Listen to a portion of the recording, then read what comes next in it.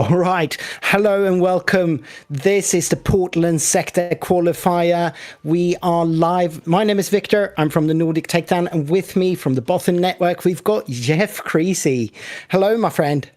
Hello. How are you doing this fine morning/evening? Well, I mean, for me, it's an evening. Obviously, we have a storm outside. It's a named storm, so It's a big one. Yeah, but I'm warm and cozy here in my room, ready to get some Star Wars action going. Yeah, I'm excited. Should be a good day. This is we've had some PQs, but this is going to be the first really big major tournament we've had since the force throw ban. So I'm really curious how the meta is going to shake down. How many people were playing what they think were the best decks at their PQs versus, that there's been some unreliability in that meta of just PQs. So I'm really excited to see what decks float to the top here today. Yeah, for sure. I mean, this is the first actual big tournament of set one, if you're not counting like the the day 2 tournament at Galactics, but it's certainly the first tournament where everyone the top players are actually attending, so it's going to be really interesting to see what the meta looks like here. Yeah, definitely. And for anyone trying to follow along on Melee, the tournament is in round 1 right now. It would not be a round 1 stream if we weren't trying to figure out camera issues. So we're working on getting that to you guys as quick as we can. They have not started yet, so you're not missing gameplay. We're trying to do some quick troubleshooting. I am starting to see a video feed a little bit now. Or we may be, so we may be getting there shortly. So just letting you guys know you're not missing gameplay right now, and we're troubleshooting the camera. But yeah, what decks are you excited about, Victor? Yeah, I don't think we're going to get too many unknowns. Obviously, you're a Bothan, so you would know if there's a Bothan deck showing up here. I do, no. You are correct. But I bet if that is the case, we should see that maybe already in the first round, because first table where we're going to watch, I think, is going to be Frank, your teammate. Yes, absolutely. And I mean, I love Frank, so apparently, and a huge shout out on that for Courtney, Frank's wife. It's her birthday today, so happy birthday, Courtney. Yeah, happy birthday. The wants to be herself. Yeah, it's going to be great to see if there is a Bothan deck, or maybe you could spoil us already. Well, I believe Frank is on Kylo's Harkentown, which has been a Bothan deck. Oh, all right. It still is, and I think it's gonna have the same question of at least some percentage of the field, which is what happens when you play a force throw deck that just doesn't get to play force throw anymore. How much worse does it make the deck? How do some of the matchups go? And I think we're going to see a little bit of that. I wouldn't be surprised. We could still see some things like Hantu Blue. Yeah. But I think there's going to be a lot more. The new player that I really expect to see that was completely absent in the force throw meta is Han 1. Yeah. Because that deck always struggled into discard. And every good deck playing force throw was just so brutal for Han 1. So I think a lot of people might be doing that, and it's also an easier way to turn on Anakin unit to be able to put villainy cards in your discard if you're on Han 1 blue. Probably the also Han 1 green has a lot of really good tools. I think green's probably going to be the main color we'll see out of it. Yeah. Like that's really what I think. That's the only major player that I'm expecting to show up. Otherwise, I think we're going to see many of the same decks. I wasn't expecting maybe Kylo Tarkintown to be such a big player, but I do think like Kylo DV, well, both of the green versions of Kylo, I think, didn't get that neutered by this. They didn't play force throw. They didn't. But for them, it's a lot about how they play into the decks that are in the meta. I feel like that's the thing. There's always going to be a lot of soft control variants out there. So the question is, which soft control variant is best into the meta? We saw a rise of Iden and Data Vault during the force throw meta because that deck specifically had these little tiny advantages that lined up so well into Hantu Blue, into blue hero, blue red hero in general of all the flavors.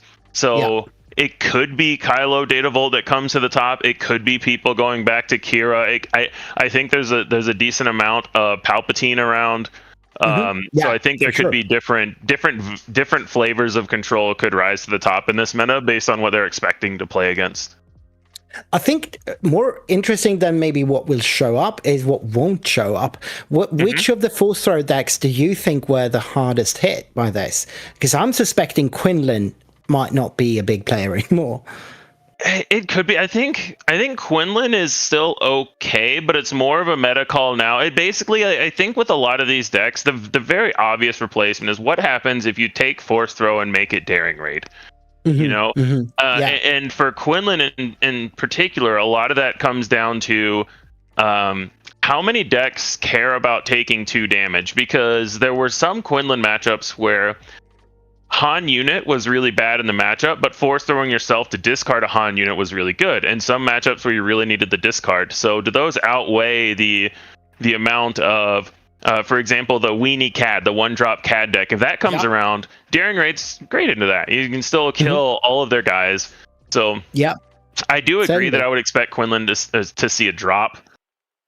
And then the other one is the Blue-Red Villain.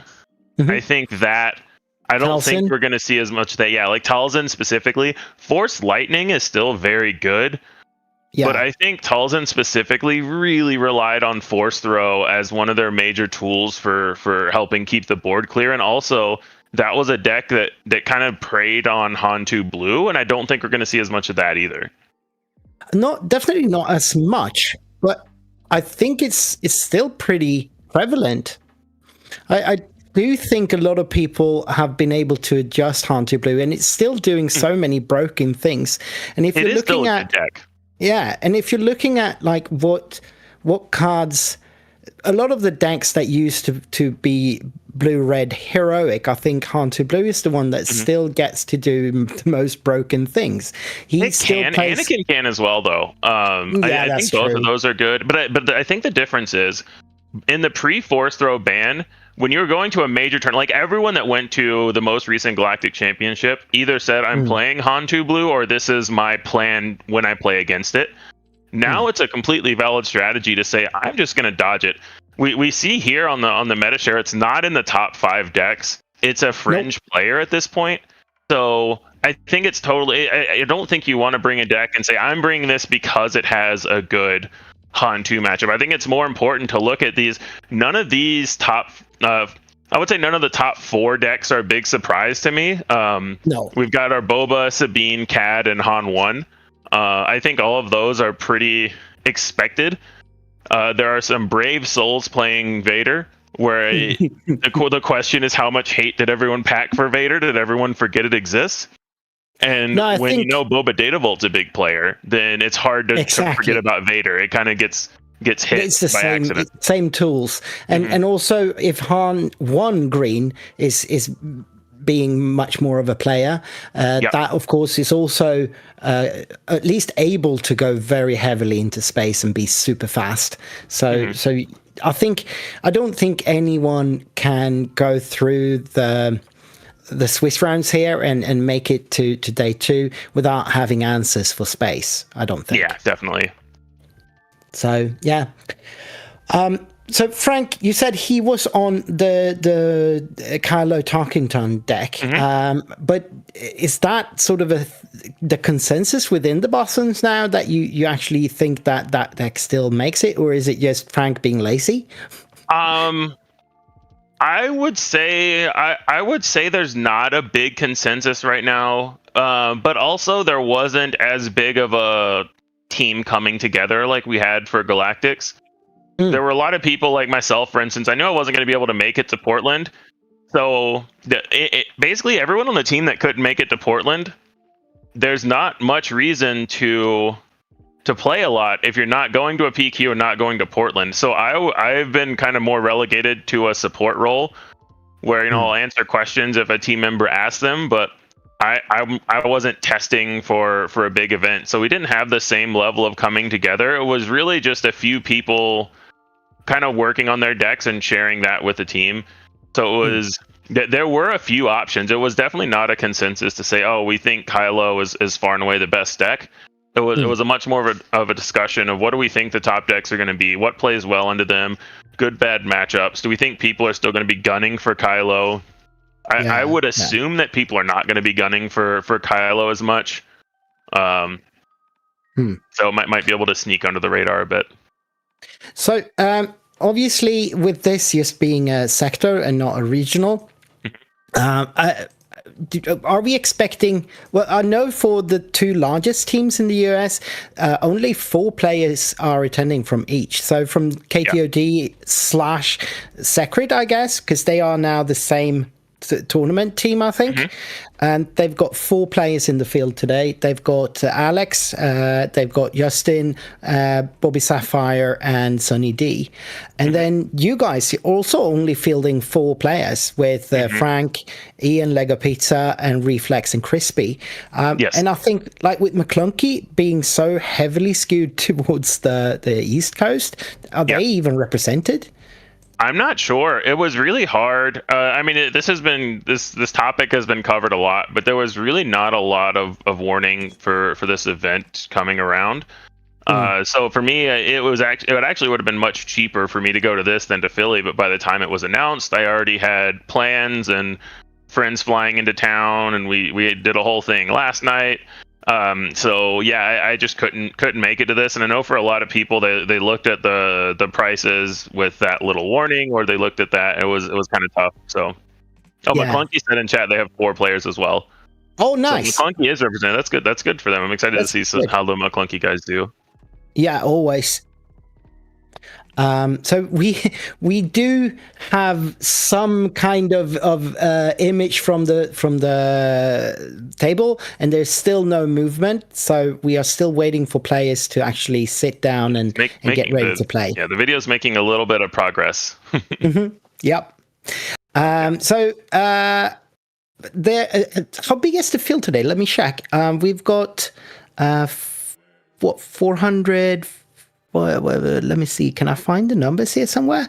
Do you know how many players there are? 478 players, according to Melee, for the tournament. That's not bad. That's a solid turnout. I'm excited by that because I know the West Coast gets a lot less love in general than the East Coast. So I'm excited that people are turning out for the West Coast events, even with a little bit less warning. All right, so we might be able to get to have a look at the price wall and also some other prices. So what you see on the screen now are the price wall cards that you can get for your tickets.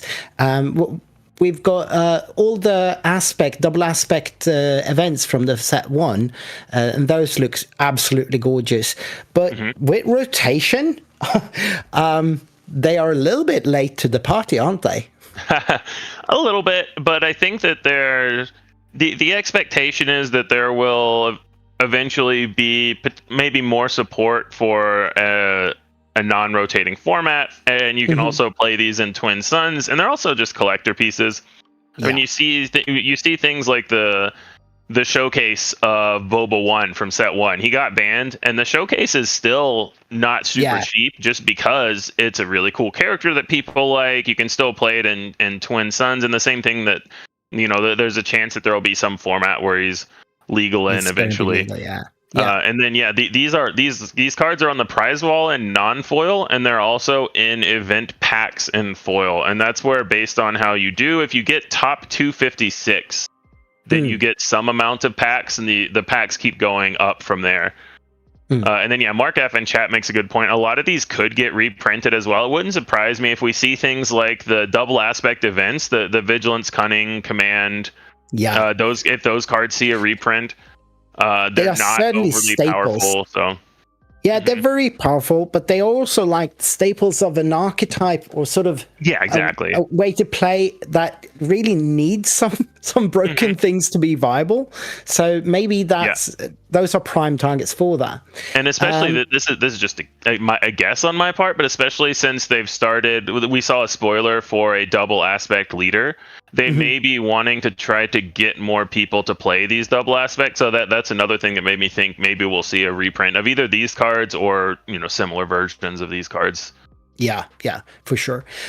So what do you expect to be like the chase card from this wall or event pack set? That's a good question. It's hard to say. I think it's going to be variable because it really, a lot of it I think is going to depend on what deck or decks kind of come to the surface later when the next set comes out. But I mean, just looking, there are some really cool ones. Like I think the Poe Dameron looks really cool. Yep. The Darth Vader and the Maul unit both look really cool. If Space Aggro is there, there's always possibilities for Victor Leader. Yep. Ahsoka Tano's been really good in some decks as well, and that is such a great art. So with that combination of the art and the actual usability of the card. I could see that one as well. Yeah, certainly. Of course, like we talked about the double aspect ones. So, and also Planetary Bombardment. That's a card that is also like a legendary. It's usually like a finisher kind of card that might stick around for one more rotation. So that could be a chase card maybe. And also beautiful art on that one. Yeah, and on the Wrecker as well. A lot of these cards are kind of meta dependent. Like Wrecker really only sees play in Sabine right now. Planetary Bombardment only currently in Boba. That we see as a big player. It does see there's Piet Red that was kind of on the rise for a bit. And I've seen people play it in CAD as well, CAD Tarkin Town. Oh, interesting. I haven't seen that, but I could see it, especially as potentially a sideboard card for certain matchups where you just need to get some extra damage in. That's really interesting. But yeah, some of these that only see in a couple of decks, like Aura Sing is actually really good in CAD. So that's another one that there are a lot of cards in here that the art is really cool, and they're currently in only one or two decks. So I'm curious how those kind of settle out, those cards. Also, the General's Blade, that art on for the event pack ones is just gorgeous, and it's such a strong card, at least until rotation with all the Jedi. There's so many possible archetypes for it. That is a card that could make it into more decks, I think. Yeah, definitely. I mean, we saw a huge surge of Jedi in Legends of the Force, obviously, and that's also an archetype that you would expect them to keep reprinting. I mean, Jedi are pretty prevalent in most facets of Star Wars, so it wouldn't surprise me if we see any given set could make General's Blade have a comeback. For sure. Now, outside, so let's talk a little bit about what the price structure is. So there's the price wall, obviously, and then there's also you have these price packs with random cards.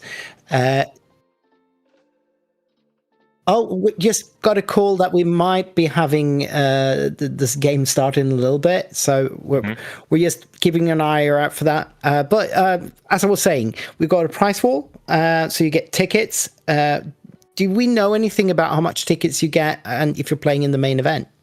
I do not see that. I don't see the tickets listed on here. But there are some really interesting things in this prizing. So for the first time, we're seeing uncut sheets. So top 64 are all going to get an uncut sheet. And anyone who hasn't seen those before, basically, like when all these cards are printed, they're printed in large sheets, and then they get cut up into their specific size. That's just how every TCG gets printed. And a lot of other games have done this before. I actually have them from multiple games where you can have it's basically a very large oversized poster that is all of the cards but not cut up in this big sheet. You can frame it and hang it up. They're collector's items that you can sell. It's a really cool thing that I'm glad Star Wars Unlimited is getting into. It's just it's a really cool collector's piece to have, and I really like that as prizing to have uncut sheets. if I understand it correctly, everyone in that makes day 2 gets one, right? Everyone that's top 64, and is what the prizing says. So top 256 get 2 event packs, and then top 64 get 3 event packs, an uncut sheet, 6 booster packs, and then the prizing goes up from there. But everyone 64 and up gets an uncut sheet. Yeah, and that is such a staple of TCG pricing. Oh, definitely. So obviously a really cool thing. Going into this event, obviously people have been talking a lot about the points, grinding points, and how to get the points to get to Galactics. So what's on the line points-wise? Winning a sector will garner you, how many points is that? 400, right? It doesn't say in the pricing here, and I can't really remember. I can't remember exactly how many points it was for winning. I thought it was 200, but I could be wrong. Oh, maybe I could be messing up with the regionals here. So maybe it's 200 for a sector. Either way, it's definitely enough where top 8 all get a guaranteed buy or a guaranteed invite to Galactics. Yeah, but then if you want to have the ticket paid, like your flight paid, like us Europeans, we really need to get in that top 32 to make it a little bit easier to get there. But for you Americans, obviously, it's a little bit easier maybe to get to Vegas. So yeah, definitely. 100 points may be enough then.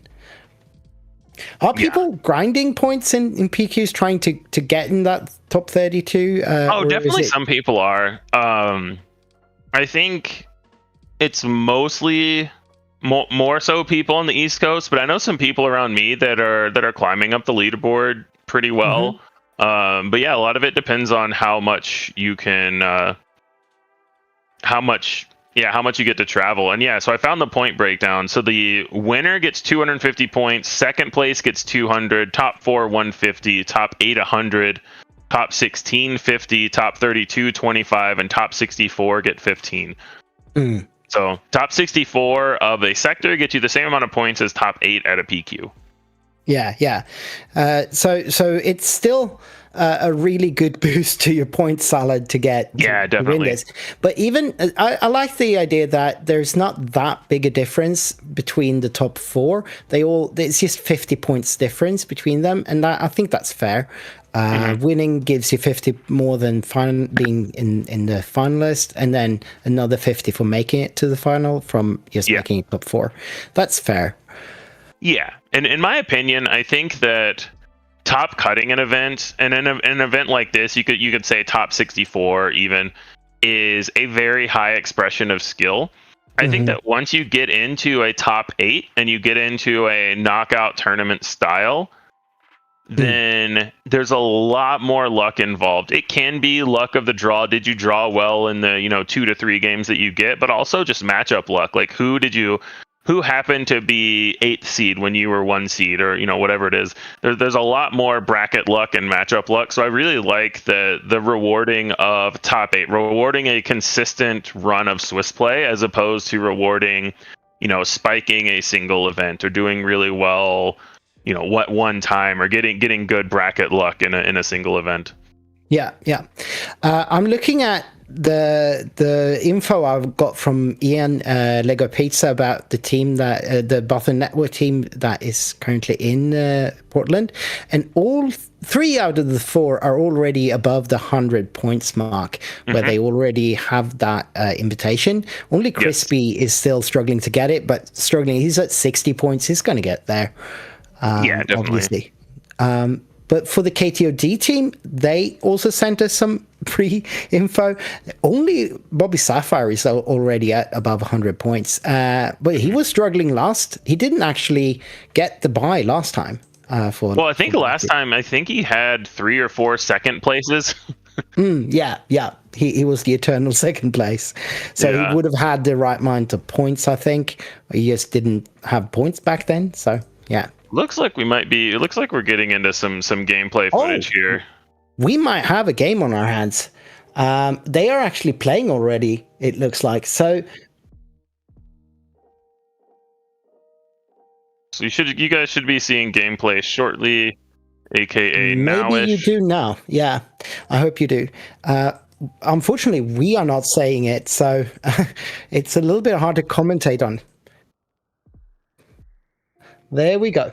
So it looks like we have Frank on the right side there, and he has a board. And then we have who is on the other side? I don't not have a name attached to that player, but We don't know the name of the opponent because we're still working on getting the melee stuff up and running as well. But we know Frank Myers is the Kylo Tarkentown on the right side of your screen up against a Han 1 green. And we see Force Lightning taking out a Falcon with a pilot. So 11 damage to 0. We're trying to catch up to this just as you are. Looks like they're on 5 resources right now.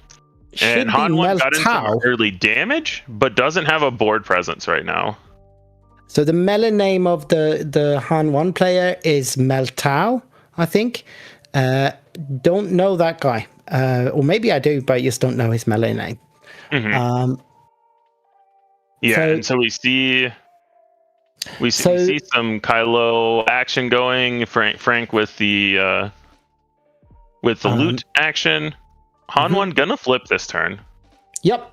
He's at 5 resources, but he just decided he activated Han there. Yeah. So there we are. I'm not sure why he put the. Okay, now it's untapped. Yeah, it looks like Frank prioritizing keeping the board clear. It makes sense, I guess. Well, it also leaves this Han open to power the dark side. So now Meltel is going to have to think about that. He doesn't have that protection anymore. He's going to have 4 resources, so we could play another unit potentially, but looks like he might be looking for a tech. Yeah, damage is still just going to Frank's base though. He's 15 damage on base there, and I mean, is he going to be able to stabilize in time here? I think this turn is going to be the key. This turn is going to be the most important turn in the game so far. Where Han is going to Meltel is going to have to attack with Han if he wants to get back up to that 7 resource mark that Han 1 loves so much. And Frank has initiative, so does he have something to kill Han here? Does he have to settle for trying to kill Tech? Is Han going to be able to get up to 7 and then utilize it? If Han gets a big board advantage this turn, it could be too much. And then also in a turn or two, we're going to have to see if this Han is potentially main decking something like Bamboozle. Does he have Confiscates in? So a lot of questions, I think, over the next couple of turns that are going to get answered. Yeah, and I mean, he didn't get to play any 7 cost on that last turn when he was at 7. He sold for attack. That signals to me that he's sort of struggling with his cards. He doesn't have the hand he wants to. Well, he started that turn with a piloted Millennium Falcon out, so he had to pay 1 resource for the Falcon, so he wasn't going to be able to play a 7-drop last turn anyway. Oh, of course, because he didn't. That was the part that we knew. Like, we came in the middle of that turn, but he had the old Falcon already out. Yeah, and he couldn't have used the Han ability because he's got 2 cards in hand still. So, of course,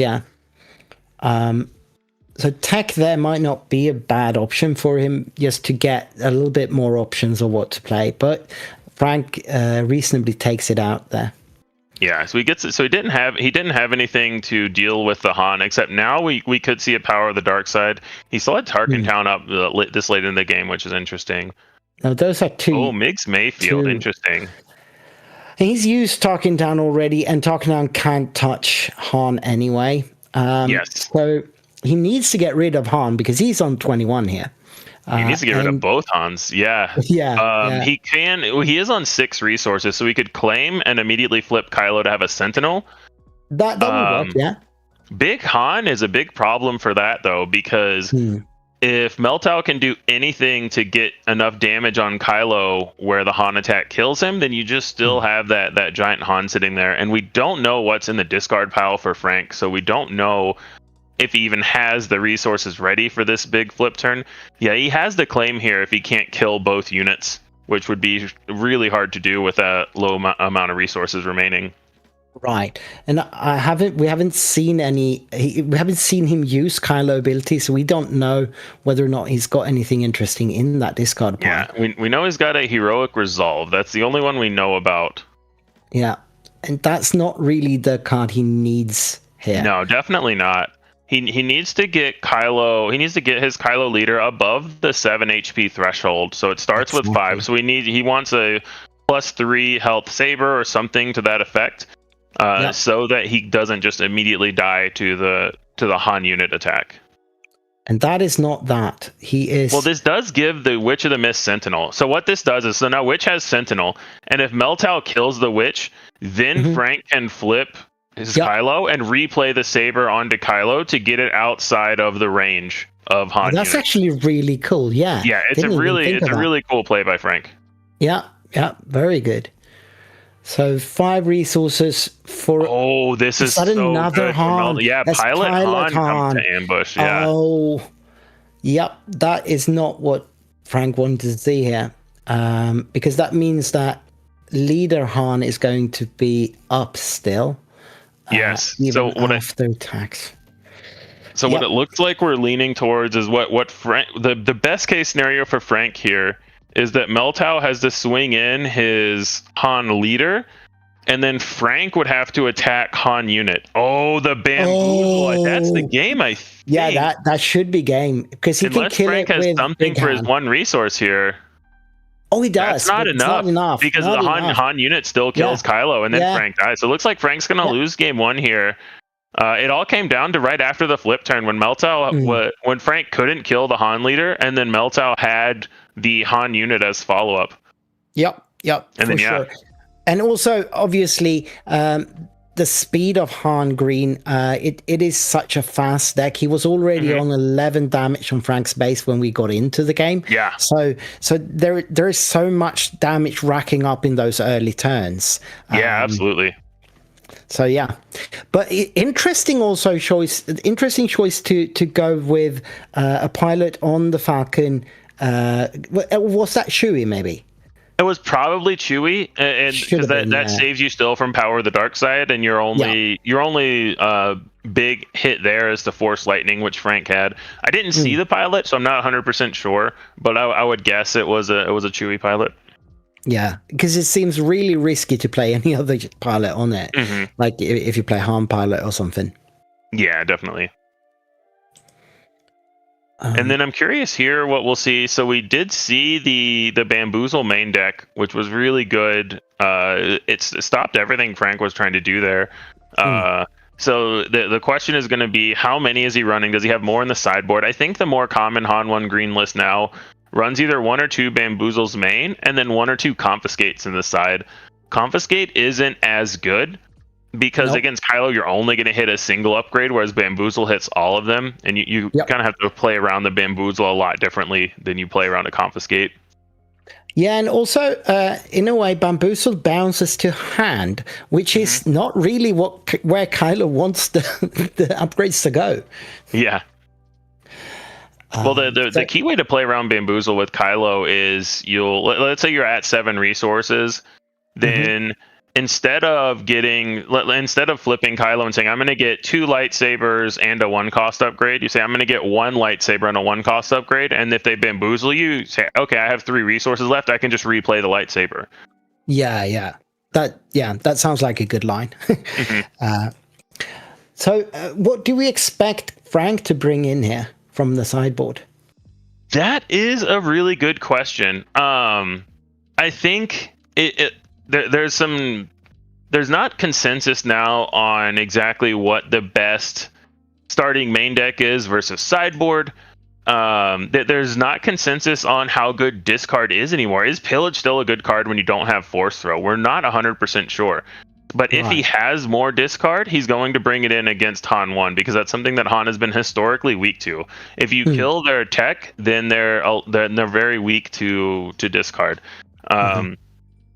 And then some more disruption potentially. If he has any confiscates, he might bring those in, since he saw both Chewie and Han pilot. So there's a lot of options that he could bring in. But We don't have the deck list in front of us. No. What is the general strategy against space decks for this version of the Kylo Red? I mean, it's still pretty similar. Kylo has a lot of tools to just kill all the units. It was mainly designed to keep Blue-Red Hero off the Force, but those tools also transition well to keeping any space deck out of space. So you still have your Migs Mayfield into Tarkin Town. So for instance, if Han 1 tries to go turn 1 Millennium Falcon and Frank just goes Mig cycle Tarkin Town, then that's a huge blowout for Han. So I think the first couple of turns are usually pretty important to see if Kylo can have a good start. And without Force throws, that is obviously a weakness to the deck, but it's easier to just play Daring Raid into Tarkin Town now against space decks. Yeah, because you lost one of the openings you were looking for with the first turn Force throw, but Daring Raid doesn't even need setup. You can just play it. Exactly. So any one drop could work now, right? Or honestly, in a lot of matchups, you could just keep a Daring Raid. Previously you were always looking for two things. In the before times when there was Force throw, you were looking for either Migs Mayfield or Witch of the Mist plus Force throw. Yeah, now, exactly. You're looking for in this matchup. Let's say your only goal is to kill a turn 1 Falcon. I'm not saying that's the correct play. Let's just say that's what's in Frank's head. If Frank says I want to kill turn 1 Falcon, then he can say, okay, I can keep any hand with Migs or any hand with just Daring Raid, and he can just pass turn 1, or he can cycle with Kylo turn 1 if he has the Daring Raid to see if Mel Tau is going to play the Falcon and let him Daring Raid kill it. Yeah. So like I said a little bit earlier, Frank has his 100 points already. He's at 140 points. So he did take down the Gen Con Masters in mobile, and he did that with the Kylo deck, right? Yes. Yeah. So that was, I believe, right after Galactics, before the Force throw ban. So that was he and Crispy were both, I believe they were both on the Rey version that used the heroic Rey unit, where when you draw her, you get to deal 2 damage to a unit in a base. It was a very high rolly version of Kylo that was really fun to play when it worked. I bet. So, I mean, he's been playing this deck more or less since Galactics, and obviously preparing and everything. So he knows the deck. Yeah. Otherwise, Frank is mostly known for playing Sabine. How big a difference do you feel that it is? Like, he's stuck with it. How many of the buttons that were on this deck have changed deck now? There was, I mean, obviously when you announce such a major shakeup to the format, where you say, hey, we're taking, we'll say 5 of the top 7 decks and removing the best card from all of them, that's a really massive meta shakeup. So there was a lot of, it wasn't so much sticking with the deck. There was a lot of, it was a multi-tiered process. It was like, okay, what do we think the best decks are now? What do we think everyone else thinks the best decks are going to be? What do we think the best decks are? And then you combine those into, okay, how do we play what we think beats what other people think the best decks are? Right. And so there's a lot of play. There's a lot of, oh, is Quinlan still good? We talked about, we expected it to see a dip in representation, but okay, is it still good? Is Kylo still good? Are all of these Force decks still good, where you just take out Force throw? Are they good enough? What rises at the top? The obvious thought was Han 1. Okay, what color is best with Han 1? Okay, going back to what beats Han 1? So there's a lot of lot of intricacies there. I would have expected Frank to revert to Sabine. She's been doing really well these last 2 weekends.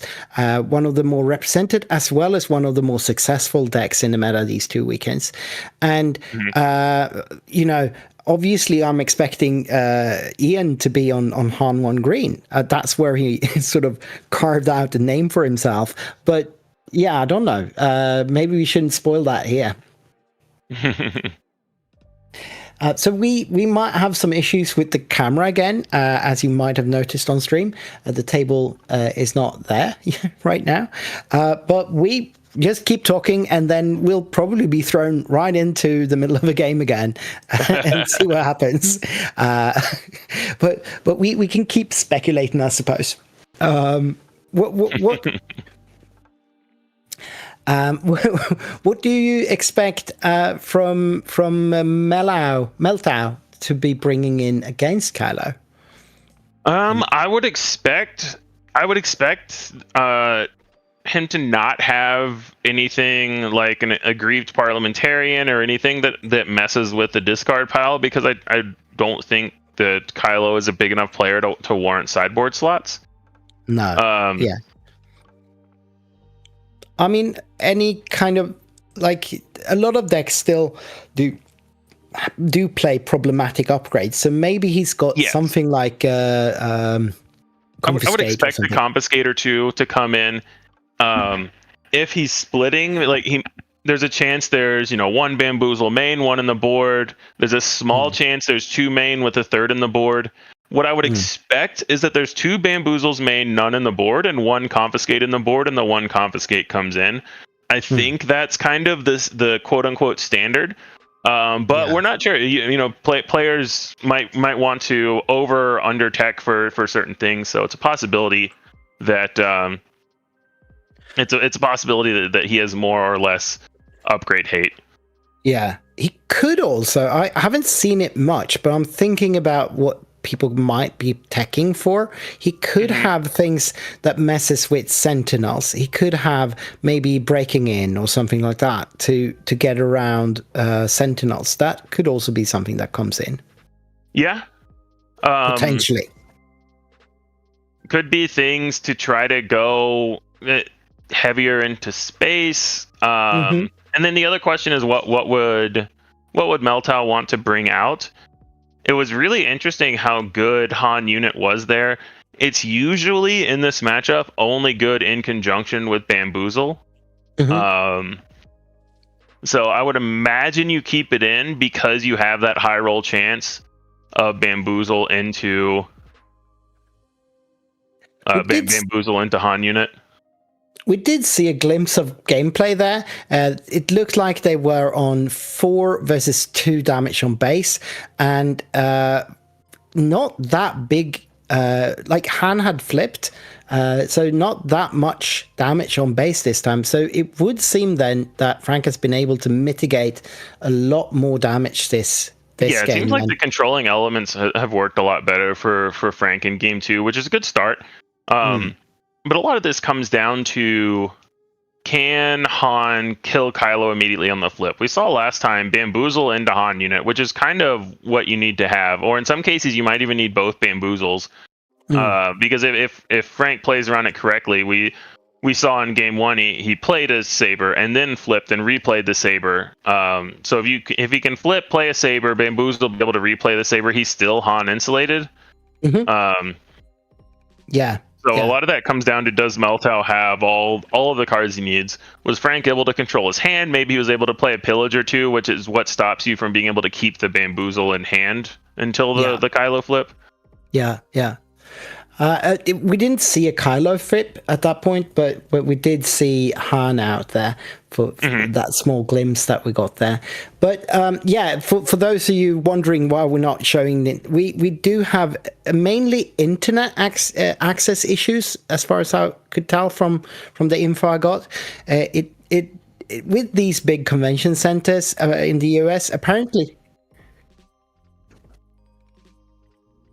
Yeah. So with these big convention centers in the US, internet access is an issue. I don't know why that is, because we don't have that problem here in Europe, but apparently it's super expensive to get onto the venue's internet. So you're kind of beholden to what kind of internet you can get, and then a lot of that can come down to how many other people are on the internet in large conventions. So it really depends on the convention and the space and the internet. So we do have a stream here again. We see they are up to, let me try and count that. Could that be 7 resources now? Could be. Right. We saw an Anakin unit that was helping to clean up the board. Yeah. So that would have been from the turn right after the the Han flip, I expect. So that would mean that we have 6 resources maybe for Frank as well, or possibly it's 7 resources now.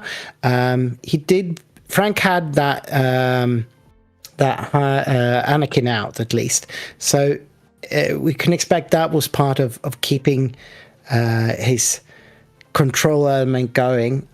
It looked like also Han leader unit was out in those clips, and it looked like we had something like 14 damage on Frank's base, maybe. It does come and go here, and it's quite choppy. So that certainly looks like internet issues to me. Yeah, so I think that the question here is going to be, I see a fallen lightsaber in Frank's graveyard, or in his discard pile. So is he going to be able to flip Kylo and have him not immediately die to some combination of Bamboozle and Han unit? Yeah. So it does look like we have 1, 2, 3, 4, 5, 6 maybe tapped resources for Meltdown, and a few open resources there. Oh, they are between rounds. Maybe he looks like he ready. Yeah, so I think so Frank should be on 7 because he played a 6-cost Anakin next turn. Or he played that last turn. Yeah. So that now we see the Anakin cleaning up the board a bit. And so now Frank has a little bit of a health buffer, but not much. He's only got 11 HP remaining. Yeah. So the question is Meltdown going to be able to force him to flip before he wants to, or to flip where he would still be vulnerable to things like Bamboozle? Now we see the board is clear. Yeah, that looked like Han went down. There's a Power of the Dark Side. So Frank played Power of the Dark Side, and then Meltdown is currently resolving U-Wing reinforcements. So he hit a U-Wing into Kelleran Beck, and now he's going to try to Kelleran Beck into a 3-drop. So yeah, I mean, this is exactly what Meltdown needs to try to refill the board. Anakin's not going to be able to take out Kelleran Beck on his own. No, and Kelleran into Falcon. So that's really good. And that's 18 really damage from Frank's base. Yeah, so I think Frank is going to have to flip here because he has to flip to stop the Kelleran next turn, and then he's going to have to kill the Falcon too. Yeah, exactly. And dealing with that Falcon is going to be absolutely key because the Falcon is going to take him to 21 this turn if he can't deal with it already this turn. Yeah, which I doubt. It doesn't look like he could, or maybe he can. He's got some open resources. But it looks like Frank is flipping his leader there. Yeah, that's what I would expect. Oh, and I see the Falcon has died as well. Oh, really? So I think that Frank spent 3 resources on a Force Lightning for the Falcon. So the problem is now he's flipping, but only has 1 resource up. So he's going to have to try to get something like, if he can get a Sith Holocron, he can trade his Kylo into the Kelleran Beck. Yep. Which is not what you want to see as Kylo, but it's better than losing the game. So exactly, yeah. No, and if you look at it like that, it makes so much sense. Yeah. No, but yeah, he could probably do that, and I think that is that does look like a Sith Holocron. So I think that's what he's doing. So it looks like his plan is going to be to try to basically sacrifice his Kylo to keep the board clear, and he's still going to have this Anakin unit out there. Yep. So he still has some answers if there's something popping up. I wonder if that was the first Falcon that was played, or if it was the second. Because if it's the second, then he's probably a little bit safer. There's nothing just coming from nowhere. But if that's the first Falcon, there can still be some nasty surprises for him there. Yeah, definitely. And we're still in the danger area for this Han 1 deck, where all of their big top decks, the Kelleran Becks, the Han units, all of those are live off the top. Yep. And seeing how Frank is on 18 damage on his base, he only has a buffer of 7 there. So there's not a lot. A Falcon will still not do it with just a surprise strike, but it'll get very close.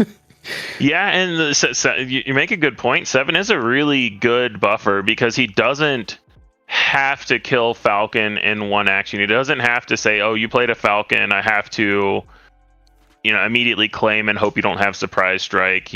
There's a little bit of buffer there where he can be in a little bit better spot right now. Yep, certainly.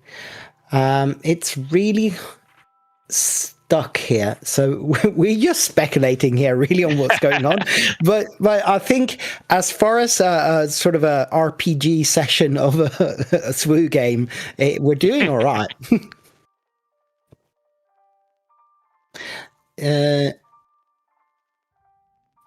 Maybe something happened there. Yeah. We could have had some more damage on Frank's base here, maybe.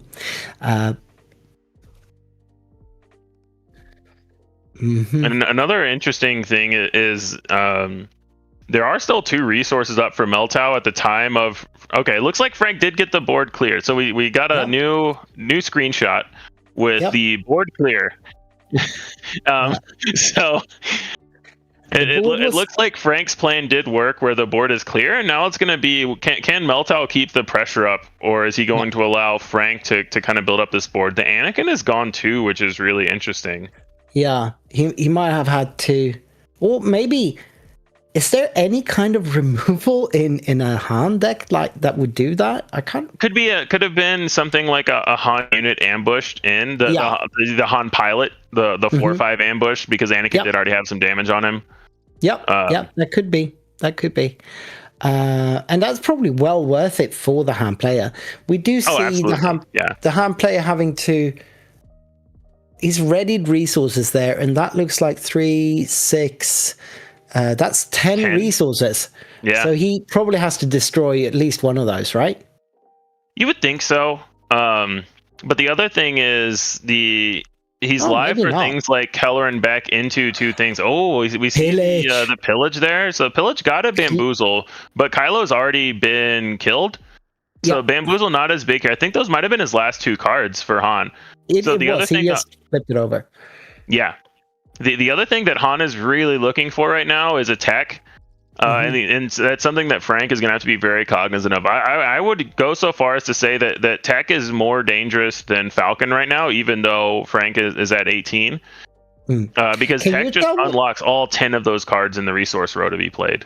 Yeah, certainly. Can you tell what's under that lightsaber there?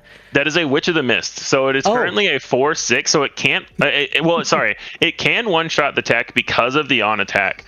So if Meltau does have a tech, he's going to have to wait. Ooh, is he going to take this to ground? Because it's not going to kill the Witch. I think you leave this in space. But he is paying. No, he's only paying 3. All right. Yeah, he's only paying 3. I like this a lot better. You make Frank have to spend a spell, which he does. He plays an event Power of the Dark Side. That's a shielded. It is, but the Fallen Lightsaber's on a Force unit, so Frank can still kill this if he wants to. Oh, he can ping it. The shield with the on attack. Or he can also go base, especially if he has something else to deal with this, or something, either a Sentinel or something to give the Witch of the Mist Sentinel here, like a. There we have the constructed saber. Yeah, Migs does it. So that's perfect. Notably here with Kylo, you can discard any card. You only draw a card if it's an upgrade, but one of the combos here with Migs is you can say, all right, I'm just going to discard this other unit from my hand with Kylo and kill your unit. He doesn't get to draw a card, but he still gets to discard on command. Exactly. Then that's exactly what he needed there. Just pinging off the shield with the on attack from the saber, and then killing it with the Kylo Migs combo. And Meltau does not have a lot of time here to figure this out. Is that a Kira? That's a Kira. So what we see, Perilous Position and Secretive Sage here in Frank's hand. Name Perilous. Obviously, he's going to have to name Perilous, right? You might name something completely different. Oh, yeah. Yeah. You could, I think maybe you could name something like a Lom Pike. It's probably unlikely that Frank has one in the row because I think he hasn't resourced in a while. But also, the Kira can get killed by the Witch anyway, so it's not that critical. Can you tell what that is? I'm guessing it's a Force unit because it looks shiny and prestige-y. Very prestige-y. It looks, or maybe it's something from Galactics. It looks like he paid 10. Oh no, because he paid 4 for the Kira, so he paid 6 for this. A 6 cost. Or a 5 that's maybe? Prestige. 1, 2, 3, 4, 5. Yeah, That's 5. he paid 5 for it. So he paid a 5 cost. It could... What's 5 cost in a Han deck? That is a good question. Because it could be there's Han Pilot and Chewie, but I don't think it's either of those with their other alternate versions. Oh, could be a Chewie. It's a Chewie. Said Chewbacca from Galactics. Chewie. Yeah, okay. It's Chewie from Galactics. That's what it is. And that's a 5/6. So it's a little bit tricky to deal with, but he can sacrifice the Saber unit into it and do 5, that would only deal 5. Yeah, I think he's going to try to Anakin kill it. Yeah, and that's what the so Anakin minus 6 to kill the Chewie. Perfect. And then here's the tech. The tech is going to immediately that is what you leave that for sure. You cannot leave that up, right? Have to take it out. It's really interesting that he played the tech from hand, so he didn't want he either has plans for the rest of his resources. Oh yeah. Because the witch has 6 health. Yeah, he does.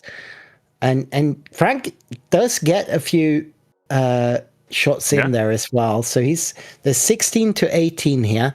So that's Frank has lethal on board for next turn. So Meltdow has to do something here.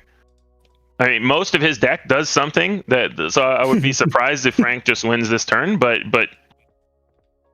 Meltdow can't just say, I'm gonna, play a Falcon in space and win next turn, or pass or whatever. He has to answer what Frank's put out here. Yep, sure does. I don't know what's counting a lot. Is this going to be a U-wing? Yeah, we see a U-wing. If a U-wing's into Kelleran, into something big, that can be a turning point. But Kelleran, when he comes in, doesn't do anything except refill the board. So he really wants something like a Han unit here.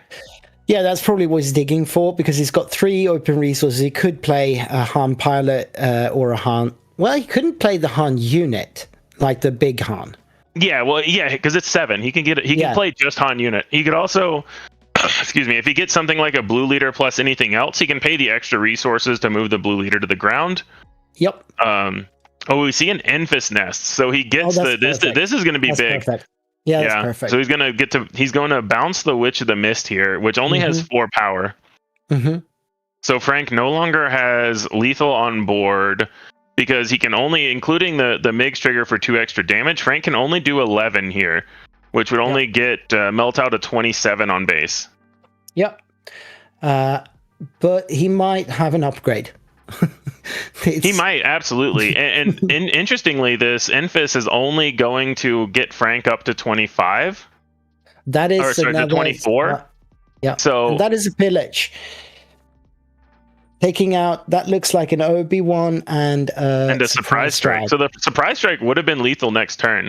So right now the question is Frank going to play around a pump? I think I like this play from Frank. You don't have the luxury of saying, I'm gonna make sure I don't die to surprise strike. I think you just say, I'm gonna kill you in 1 action next turn. You top deck the surprise strike, or we're going to game 3, is basically what Frank is saying right now. Oh, he is killing the Enfys. Okay. He is. He's taking the safe route here. Going to 20. So going to 20, double witch. Okay. We're in the same boat again, where Frank has lethal if Meltdow has nothing, but anything like a Han unit of either variety, pilot or the 7-drop unit, can kill the Anakin and also take away Frank's lethal. With the board being wider and wider, it's going to be harder and harder for him to be in a place where he can't there's a fallen saber, which I imagine Frank is still just going to play for 5. So what I would expect here is you just snap attack with Anakin first. And it looks like Meltdown is scooping it up. He doesn't have anything. So we're going to game 3 here. Interesting. And hopefully we get to see all of the game 3. Hey, 3rd time's a charm is what I've been told. So I would imagine game 3 we're going to see the whole thing. Because the first two turns in this matchup are very intricate and really interesting to see, where you get to see what does Han play on turn one. Does Han use their ability? Is that unit immediately answered? Does Kylo start with a MiGs, or does Kylo get to use Tarkentown early and keep the damage off? The first two turns in this deck, and then when you get to the 6-7 resource range, those are the two most important, most interesting times in this matchup. Yeah, for sure. And also, I guess maybe Han sometimes do go for another look at the sideboard, because depending on if they're going first or not. But he doesn't seem to do that here. Frank certainly doesn't. I couldn't expect him to have any difference in his deck for that. Yeah, not a big difference. It's smaller in this game than in some other ones. Like, as an example, when you watch very high level Magic the Gathering players, it's much more common to say, oh, I want this card when I'm going first and this other card when I'm going second. It's not as big in this game because there's not as big of a discrepancy between going first and second in this game. Because of the back and forth, you only have one action that is actually before the other player, whereas in most card games you have a whole turn of actions. So yeah, exactly. Of course, there's less difference here. Yeah. But sometimes you would see, especially a deck like Han, into some matchups might be interested in having more of a space setup when they're going second. First, and more of a ground setup if he's going second to be able to answer more. Yeah, it's something that I always think about in this game, but especially with a deck like Han 1, and it's the same way with decks like Darth Vader, where your nominal game plan is to take 2 actions on turn 1. You just assume you don't have initiative on turn 2 either way, and it doesn't matter that much. There are obviously some matchups where that's not the case, but that's kind of a general rule of thumb. Yep. Where you say, okay, I'm going to use this I'm going to use this ability, then play a guy, then maybe attack with a guy. So you do what you're going to do, I'm going to do what I'm going to do, and you're going to go first on turn 2. Right. For sure. So I could not make out those resources there.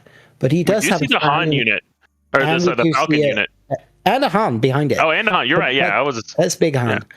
Yeah. So he did keep the big Han for a very nasty. That is really interesting to keep the big Han. I think a lot of times it also may come down to he's only playing 2 of them, and so he doesn't want to get rid of it when he's less likely to draw another one. But it's interesting to keep Han from your opening hand. That could have been. Was that the big Han he's resource there, though? It might have been. It's not surprising because it's a big ask to say this is in my opening hand and I'm going to keep it for 7 resources. Because against Kylo, you often don't even want to play it on 7. You want to save it for Bamboozle plus Kylo flip. So I would have been shocked if Meltow's decision was to say I want big Han to keep in hand for the whole game. Yeah, that's especially since he's only playing with 3 cards after that opening round. Oh, exactly. Anyway. Yeah, and one pillage and the Han's going to go away anyway. So you really usually need to prioritize things you can play in the more immediate term, and just know that if it even comes up, you're going to want one later. But a lot of cases, you don't have a good window to play Han unit. It's not very important to this matchup unless you have a very set number of things go right. That looks like Bamboozle in his hand. It is. Oh, interesting. Yeah, so we see the Chewie Pilot and the Fallen Saber here. So both guys planning to race. Yeah, it looks like. And now the question is going to be, even if Frank has a Force Lightning, it's not going to be able to kill the Falcon next turn without Frank should be help. That was a Chewie, right? Yes, so he should be at 9. No, he's at 9. He should be 9. Yeah. Oh, he is at 9. It's because he got hit by Falcon. Yeah. It's just me reading it upside down. All right. Yeah. Is there any world where Kylo can actually race here? Because to me, it seems not like against this. But sometimes you don't have a choice in the early game, because with the Chewie, his power of the dark side doesn't do anything. So wouldn't be surprised if Frank tries to keep initiative going into next turn. Yeah, he's on 15 here. That is a lot of so we damage. see the pillage here, getting rid of 2 cards. And now another interesting thing is, does Meltow even play? Well, we see 2 more 7 drops go. So there goes the Han and a U-Wing. and then Meltau resupplied. Yep. So this is going to be the Han flip turn, maybe into a 7-drop, but we've seen so many 7-drops go away. And this is where Frank needs the Force Lightning for 8 damage here. So he needs to spend all 5 resources on a Force Lightning. Or of course he's keeping the Falcon. So he needs to get rid of that Falcon now. The only tool that he has to do it is Force Lightning. He doesn't have one. I think he's digging for one again. Yeah. But that is another 6 damage, 21. Yeah. And that's it. If Meltau can just sort of dirtle away here and then flip Han into nothing, he wins. Yeah, I don't even think he needs to dirtle. I don't know what, because now Frank has to be able to kill Han on the flip and kill Falcon.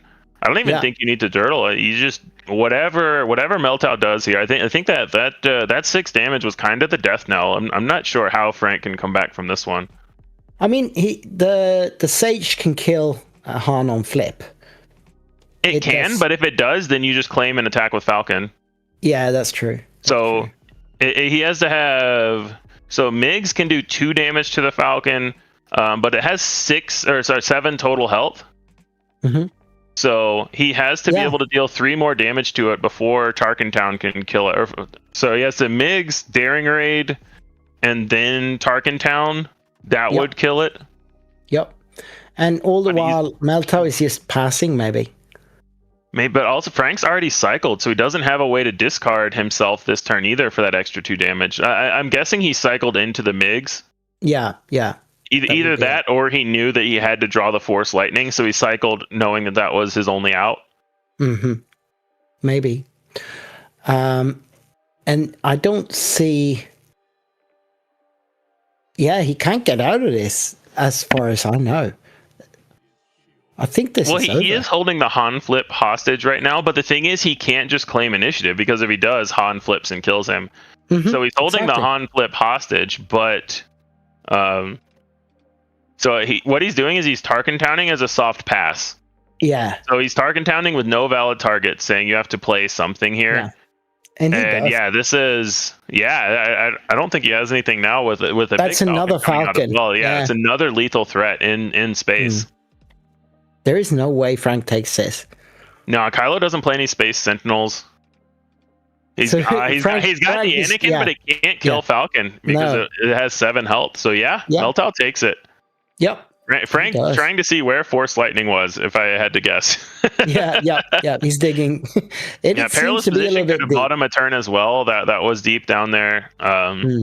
Perilous Position would have actually been really good, because it would have stopped the Falcon from attacking that turn, and then it would have let Anakin kill the Falcon plus Chewie with an extra -6/-6. So Perilous Position would have been another good one.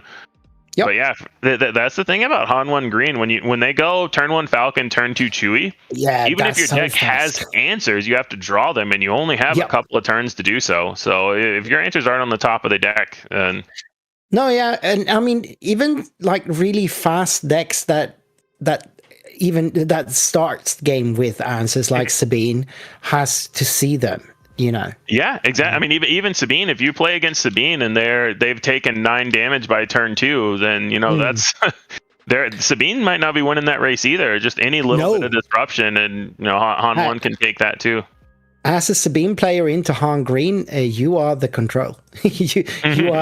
You are the control. At least most times. If they brick, obviously you might race, but. All right, so that was game 1.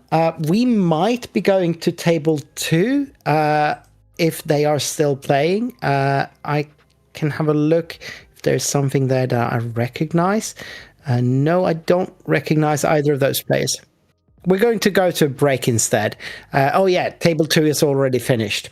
So, we are taking a short break here, and then we're coming back in just a short while. I'll be with you for another round, and I don't know, maybe I'll be joined by Late Night Gaming's platform, or maybe someone else will stick around with me here. Yeah, I think I'm done for a couple of rounds, and I'll be back in a few. So thanks for hanging out, everybody. Yep, see you in a bit.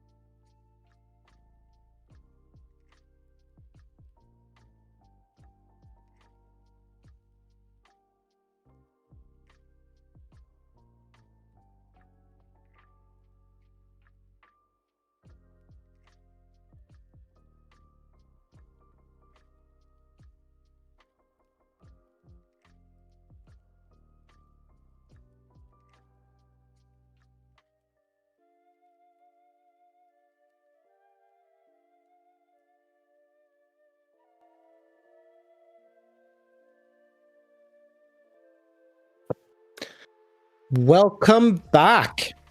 We are watching the Portland Sector Qualifier. My name is Victor from the Nordic Takedown, and with me for this round, I've got Colorado Cantina Crew's Jordan. Welcome.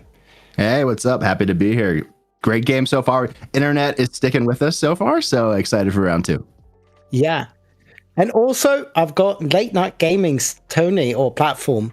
Welcome. Thank you. Excited to be here. Yeah, I love casting with you, man. We did that earlier in the spring, I think. So it's gonna be cool to recast. I have never casted with you before, Jordan, but I've seen your work before, and it's been great, man. Thanks. Yeah, I'm crashing the party because we got one of my teammates, Sharky, here. I wasn't supposed to commentate until next round, so appreciate you guys letting me hop in. Excited to talk about this. I've been working with Sharky all week on this CAD build. He's been playing this since set 2 when it released. He sides a little bit more towards the mid-range side of things, resisting that pressure to go to the weenies as we go here. So I'm excited to see how this match comes up, and it looks like we have a Han 2 variant of some kind. Gotta assume it's Han 2 blue here. Could be.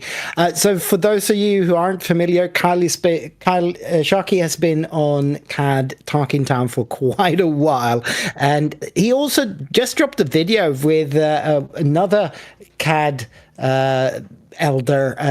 Together, he and Yoda Killer just released a video on the Hyperspace Cube channel where they talked a bit about CAD things. So that's always fun to watch. Totally, yeah. They're really diving in deep, and they're having some fun doing it. Carlos is a great friend of the team. We love the Bothan. So yeah, officially we do have Han 2 blue versus Sharky on CAD Tarkentown. We'll find out who the Han 2 player is here, but Andrew sent on Han 2 platform. What are the thoughts? What are the thoughts on the matchup here? Well, I was just saying, like, this CAD Tarkentown has been taken off and been hot, especially like smaller units being played with it. It's interesting that it's a really good counter to the deck he's playing, Han 2 blue. So, he's going to be able to swarm out and do some major damage right away and put him on a bad spot. And Han 2 is going to have to draw correctly, or he's going to be finding himself down. Yeah. So that's where I see it. Victor, take us on. Yeah, no, I think Han 2 blue, as I was saying when I was talking before this last matchup, I don't think Han 2 blue really got that much worse. It's still a really broken deck, but I think the CAD Talking Town is such a good counter here, being able to control the early board state. So yeah, it's going to be interesting to see what happens here. Yeah, I mean, the ping Tarkentown is always something that Han is going to struggle with based on Han's ability. I think Sharky does feel comfortable here. What's really going to be key as we start this game off is that first couple turn sequence. Does Sharky need to use Tarkentown on turn 1? What happens with that opening play on the Han side? There really aren't that many great options to start this game off for Han, but conversely, as you get late, man, there aren't that many good options for Sharky to deal with a Crate Dragon or a second Crate Dragon or Victor, even a third Crate Dragon. So we're going to see Sharky really try to dominate this mid game here. And I got to say, just from a preparation perspective, I play a lot of Han 2 blue. Our team does as well. Kyle Kraft has been playing it all set long. So Sharky has a ton of reps into it. I know he feels comfortable, but we have to see how it plays out here in game 1. Yeah, I mean, this must be a matchup both of them have prepared for. There's no chance that they haven't trained this. Right. I think a key play maybe they got to watch out for here is I don't think Bane wants to see Key Monday being played early.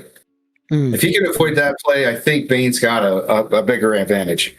Yeah, and it's interesting to see like if Kiadi or that 4 health unit gets cheated out or played straight up, because the pings really do play a big factor here. So we'll see who ends up with initiative here. Got Sharky rolling a 9 and Andrew following up with a 8. Shark is going to give Han the choice here. Just, Jordan, how do you feel about opening Grogu into the 1-drop Kyle? That's a great question. Yeah, Okay. so Sharky's actually playing a little bit of a more hardy build. He's not playing Cad Weenies. It's more traditional. Grogu is a solid opening, I think. It does slow the game down, which is in Han's favor. But I think your best option is probably Secretive Sage. That's what Han's looking for here. And the question is, do you pass? And because I know Sharky's not going to pass in response, most likely. He really does want to get a unit on the board here. So, hey, let's kick it off. Let's see what happens here. I mean, Sharky's game is got to pressure. Jordan. Sharky And just Sharky going for starts off with an Aura Sing, and I believe that is the convention exclusive Aura Sing that Sharky opened up earlier this morning. We have Han following up with the Secretive Sage. So really great start for both of these players here. Best unit though. Aura Sing is probably one of the best units in the game to start with. Mm-hmm. Yep. But Han did get the Sage, so he is a little bit insulated here from the ping. Mm-hmm. Sharky tapping 3 to drop a Boba. That's going to ping the shield off the Sage, again, leaving him a little vulnerable. Start for Sharky. Yeah, Sharky has a good tempo here. He does take to base, I assume. No, he's going into Aura Sing here. Yeah. I think that Andrew on Han is trying to bait that Tarkin Town. The question is, will Sharky go for it? He doesn't. He decides to push damage 3 to base. Following that is a red 5. Yeah, red 5 is really good here. Jordan, you said he doesn't want to go to late game. No. Yeah. So they are untapping here, and we're going into the 3rd round. Yep. 4 resources, and the question is for CAD players, do they have Forlom? The answer is usually yes. So we'll see how this turn plays out. Sharky continues to push, going 3 more to base with Aura, taking Andrew to 6 damage total. What's the card on the right space? That's a red 5. Okay, it's kind of shiny off. I can't tell. And he just got his Sentinel out there, slowing things down a little bit with a really timely turret there. And that's a good thing for Tarkin Town, right? That's a perfect Tarkin Town target. Sure is. And we have Sharky following up with Forlom here. Which will be able to do a lot of damage on that turret. The question is he ambushing? He's not ambushing. He's just putting the ping down. The ping goes to red 5 here. Interesting play here, but I think he wants to try to sequence the damage to turret a little bit more delicately. All right. So he is Tarkin Towning the red 5 in space there instead. I guess he didn't have any good answers to it. Yeah, I mean, you can't let that pick away at things, especially when you're trying to really play a ground focused attack. We go to resource 5 here, and this is where the rubber hits the road, right, platform? You bet. This is where things get interesting. Han's gonna flip. Cad needs to survive until his flip. Yep. And Cad doesn't usually have much other than not Fulham, the other guy. Slips my mind. Zuckus on 5. Is there any other good 5-drops he's playing? No, but most likely Sharky has it here because he didn't. It's Bosk. It's Bosk coming in. Bosk is very good. A lot of times when you play Forlom without the ping, you're trying to protect him for the Bosk for the Zuckus follow up. But I think Bosk is a great play as well because he needs to die with the amount of events that Sharky plays. That 2 ping or even more sometimes with CAD pings could be just incredibly brutal. Okay, there we go. Now he's got the correct damage. 3 on turret. And now Churret pushes into base, taking Sharky to 8, and Boba Fett goes in and takes out Churret for free, which is really well timed by Sharky. Yep. Boba Fett's really good right now. And he's got Forlom there to just keep swinging into the base because obviously he can't leave Bosk on the table. That's going to be too painful with all the events of he could have a Zuckus in hand to come back out next round too. Yeah, but in the middle of all that, Secretive Sage cleans up Bosk and Han deploys. Andrew still hasn't spent any resources here, so we'll see if we get like a mace coming out to take care of the Forlom or something along those lines. But could even be an Anakin. Could also be an Anakin with Han's ability.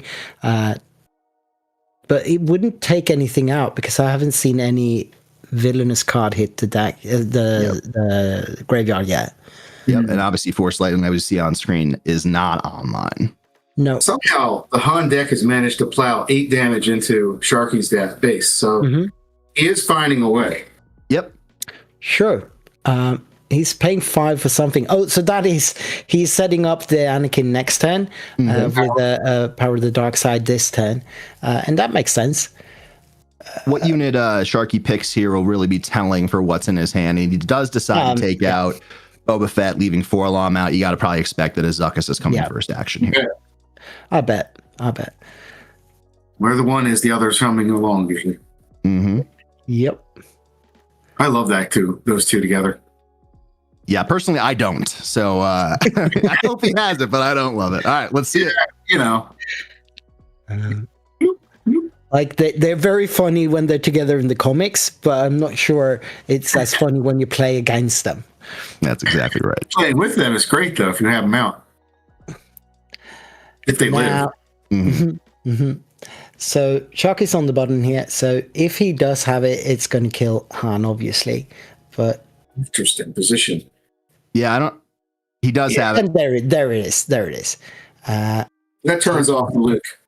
Yeah, it does, and it also makes it a priority to answer at least one of these units this turn, and that is in favor of Sharky because he does have this deploy this round as well. I'm gonna put money that he's got a pistol in his resource row already too.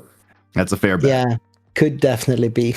But also now Anakin is online. He's Andrew's got both heroic and villainous cards in there, but he's playing a turret here. Yeah, and he doesn't.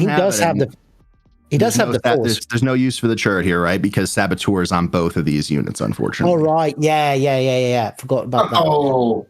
Yeah. But he does have force, so he can take a hit from Cad and only take 2 damage back. Yep. Sharky goes 5 to base, bringing Andrew to 15. So with 28 power, I think he cut him off base, guys. Yeah, he did. And that probably was a Luke in hand. But, that's interesting. He's putting entrenched on turret. He's aiming to not make the Cad flip as impactful. But both of those two bounty hunters that are on the board are going to be problematic. Because there's no really good answer that we've seen. But, of course, now he can play Luke. Well, if Sharky has a gun here, I believe it's over. Yeah, that's what I think too. I mean, he claimed, and yeah. So he's doing 7 to base there, and like sure, it's going to clean up the 4-LOM here, which is wise. Of course, that debuff Zuckuss, which is a big deal here, but he does need to have a way to deal with it. I'm sure Sharky has some other plays as well. What do you do here if you're Han? There it is. Don't have Cad. So that's what you do if you're Cad. And I think that's game. Even if he does have Han here, he can't kill Cad. And the Cad leader unit will just put him almost to a win here. Nothing special here, guys. This is classic Vayne play. Yeah, and very solid Han play as well. It's just the sequencing and the orders of all this stuff is tough. Yeah. We see a Luke come down and the fist bump go across. Sharky takes game 1. Yep. That must have gone exactly as planned for Sharky. What is Sharky putting in from his sideboard here?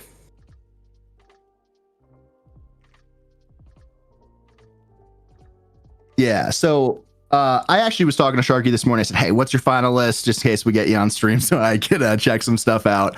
I would imagine that he is going to bring some stuff in from his sideboard to deal with the eventual end game. I think what we just saw from Sharky is kind of how he wants the game to go. But if I know Sharky like I do, I expect him to bring in some of his tools in case he gets taken into deep water late in the game. Mm-hmm. So how does Andrew go about being able to bring him to deep waters then?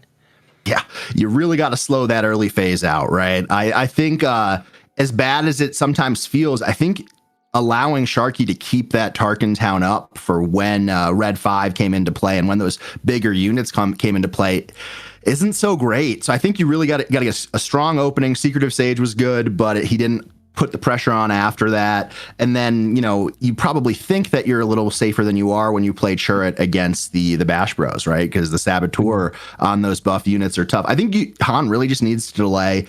Obviously, the 5 resource power wasn't the most efficient situation. It did clear the board a little bit, but you need to make sure that that middle game doesn't get out of hand, because otherwise you're going to be playing one unit at a time, one card at a time, and CAD is really, really well designed to deal with that. Straight up hard on too. All right. We did not see any heal from the Han 2 play. We don't know, but I can only assume that he's playing Itinerant Warriors in there. He should probably be playing both Yaddle and Yoda. So there is a lot of heal in this deck probably, and he didn't see any of it. Do you think that could be a factor here? Totally, right? I mean, how many times have you been in a game platform where Owen Lars has been extremely annoying in addition to the Warrior and Yaddle, right? Of course. I just think it's just a really hard match for Han 2, period, because of his ability. Yeah, it definitely puts you down a little bit. Not unwinnable, but tough. Another thing that I think about is a great start that I like sometimes is a Yaddle into a cheated out Yoan. Getting more units out on the board, getting more actions where you could kind of control that flow a little bit as we get into to game 2 here. My prediction is Sharky will probably be given the initiative and then probably pass, but we'll see how this goes. Mm-hmm. Yeah. Oh, do you think Sharky will pass? If he's passed into, he's going to play a unit usually. Yeah. I just don't know what Han 2 Blue plays to start out. It's his game to get aboard. Grogu challenge, yeah. Grogu is probably a very solid start, I think, just to be able to have something that can clean up things. But yeah, I think you have 3 options really. It's Secretive Sage, Grogu, or some combination of 2-drop plus Yaddle. Or excuse me, 2-drop plus Owen. Yeah. Owen and Yaddle is probably really good, yeah. We're getting some camera drop here, give or take. It was really, really steady for the end of round 1 into round 2 here, so expect that to clear up here in a second. Owen is such a great card, Jordan. Yeah. You get card advantage. You get to restore. They have to take an action to deal with it. There's a lot of pluses, very few minuses, right? Mm-hmm. I learned it's not a cantrip this week. It's like a cantrip, but it's not, because it doesn't do it right away. So looks like Sharky's starting with the initiative here. Yeah, and he's resourced and ready to go, whereas Andrew is still considering his resources there. Looks like some blue event. Couldn't really tell. Rivals Fall, I believe. Yeah, it could be. Trying to peer over, but Rivals Fall is way too late for this, isn't it? So that needs to be... Well, it's a great way to deal with CAD, right? Yeah, but that's a few turns away. Yeah. I think he has Yaddle in here. So if that was a Rivals Fall, I think that's what he resourced there, it looked like. Mm-hmm. No, I think it was Yaddle as well in here. Oh, so then either he's got a really good opening play that he wanted to go for rather than Yaddle, or what happened? Oh, they just passed. No, they played. No, they played Secret Sage into Crafty Smuggler, so yeah. No pings on Sharky's end. I think Secret Sage probably is better than Yaddle, so you know. Going into round 3 here. Can be so turn 1 for both players. Mm-hmm.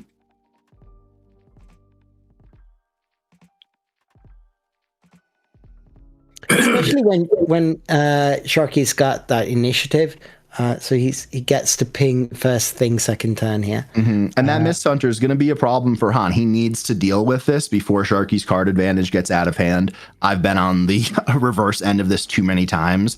And one thing, I mean, we talk about how Han 2 has really been solid this first couple weeks in the meta, but one of the tools to deal with an early Mist Hunter was Force Throw. Okay, so he cheats out Key Monday. Yeah, and that's really good because that is sort of baiting the use of the Tarkin Town here. And if it doesn't, he gets to have a 4. Well, of course, no, he can just trade the crafty into it. Yeah. So Sharky claims here going into resource 4. And the question, as I mentioned in game 1, does he have it? My guess is probably yes, with 4 Elan potentially coming down. Let's see how it goes here. But like you get a great trade. There you go. Mm-hmm. Anytime a 2-cost unit can take out a more expensive unit, it's a win. Yep. Of course, Kiadi already drew the cards, so that's... And Turret without the force now. That is prime bait for a Forloom. Forloom will take it out with the ping. We see the Zine coming from the row with that ping. Mm-hmm. All right, let's look at the hand. We got a Luke, Spell the Dragon, Ogdo, Churret, and Grogu. What's the move platform? Yeah, that's it. You got to get rid of that guy. That's not even a thought. Thank you very much. Yeah. Just securing the later parts of it. If Sharky's like 1 down, 2 to go. Yep. Mm-hmm. We see Andrew claim the initiative and Sharky swing through to base, and then a Tarkentown bringing Churret to 4 damage total. Mm-hmm. If you have a chance to take the best part of the game out of somebody's hand, you do it. Yeah. Okay. Yeah. I think the only card that Sharky probably would pick over Luke there is Crate. Yeah. But 3 damage on base is not as much as he had at this point last turn. Yep. So it is slower. We're going later. Yep. We see Andrew on the play here. He hasn't been able to use the Mist Hunter ability either. Mm-hmm. Expect that to come into play this turn. So see Churret cleaning up Bazine. Interesting. Let's think about Punky. Well, he kept that other Churret, and that can be quite interesting. Yeah, I wouldn't be surprised to see him play it right after this. 5. This is kind of stalling on his part, though, because he really can't. There is no soft passing in Han. Yep. And Sharky comes in to ambush with Bosk with the the CAD ping going to 5 damage. That does turn on Miss Hunter's card draw ability as well. Mm-hmm. Yeah. Sure does. And now anything will just kill Han outright. Mm-hmm. Well, he's going to have to play a unit. Yeah, you expect at least 1 unit to come out this turn, potentially even 2. Mm-hmm. Looks like he's not flipping the whole stack, so 2. Oh, that's Ogdo for 2 using Han ability. Well, Tarkentown has been used, so it is a little bit safer. Sharky pushes 3 to base and draws that card. Mm-hmm. And that's a little bit of a game, guys. Yep. And that's, generally that would be him going towards card advantage, but we already had a Kiadimundi, so Andrew's got some cards. Totally. Yeah, it's just trying to even it up at this point. I think Boss does have to die here. That's a good move by Andrew because pinging 2 every time that Sharky plays an event, and then even 3 with some of these events that are Underworld, it could be very, very problematic, especially going into the Resource 6 when CAD gets to flip. So really pivotal turn for both players here. I think Sharky probably is a little bit behind where he wants to be in his standard game plan. Still has a fair amount of damage on base, but needs to go a little faster. Yeah, he's on 6 damage on base. That's not too much, though. I think Andrew is feeling a lot more comfortable. He has both a heavy hitter in Ogdo, and he's got Grogu there that can probably start dealing with problems. So it's not looking too bad for Andrew either. Yeah. Next round, the Sharky can capture that hull board if he has Cabane. Sure. There's always that. We'll see what he does. He starts by pinging, and just to see where we go from there, I guess. And Boba goes down. Boba's a solid unit. It's been part of the meta for such a long time, all the way since set 1. Totally. Grogu can use his ability now to move 2 off of Ogdo if he wanted. Yeah, I wouldn't be surprised to see that happen just to kind of slow the turn down.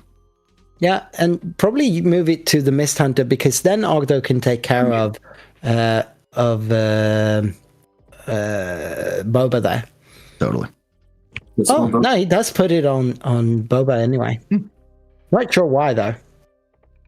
3 to base, and Miss Hunter is enabled from that Boba play, getting another card for Sharky. So we are even to technically on card advantage.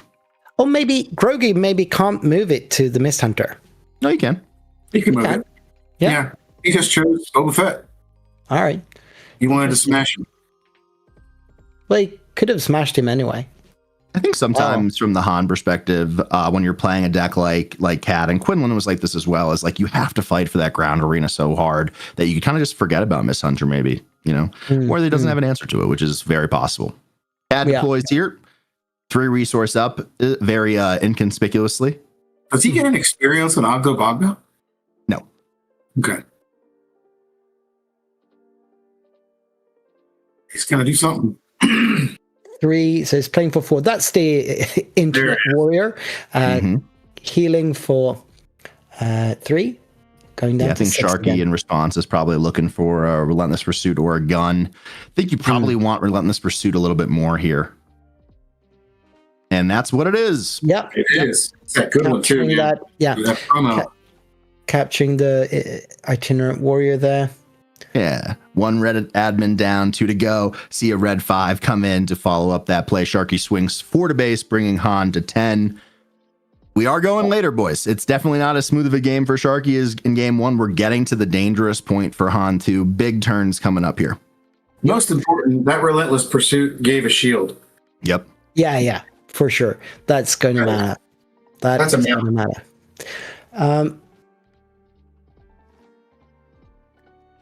So at the top of the screen, above the playfield, you can see the leader scroll. So that is the standings after turn 1, after round 1 of the tournament. Sorry, no, it's not. It is the leader scroll, as in which leaders have percentage of the meta in this tournament. He is playing. So Sharky takes 5 there. Then Greedo comes down and does a double ping. Interesting to see where it goes. It goes to Grogu. See, the pings and Grogu kind of offset a little bit at this point in the game. So probably going to be important to take Grogu out at some point. So now, is he moving it to? No.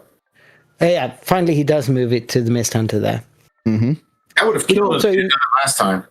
And then we see a shoot first coming down for Sharky to take out red 5, protecting the Mist Hunter, and he gets to draw a card. Really, really well sequenced from Sharky. And don't blame Andrew. Shoot first is a card that I sometimes raise my eyebrow out when Sharky mentions it, but hey, it just did work for him there. Another card that saw so much play already back in set 1, but it has fallen a little bit in use lately. I haven't seen it that much lately.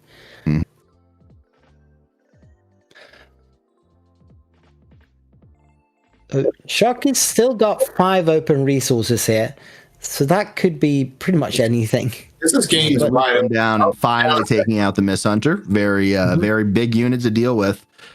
It's number 2. Yep. Yeah, that's Sharky's counter. Follows up with unrefusable offer. Again, would be another one of those cards that I would not blame you if you don't know what it does. But Sharky's looking to kill Luke here, take control of Luke, attack to base, and restore. So really, really jank. And I usually make fun of Sharky for it, but maybe he'll start making fun of me. We'll see. Great card in set 6. That is one of the... Isn't that one of the bounties, right? Yep, yes. That's the bounty. Yeah. Didn't see that much play. Yeah. So Sharky smuggles out a gun.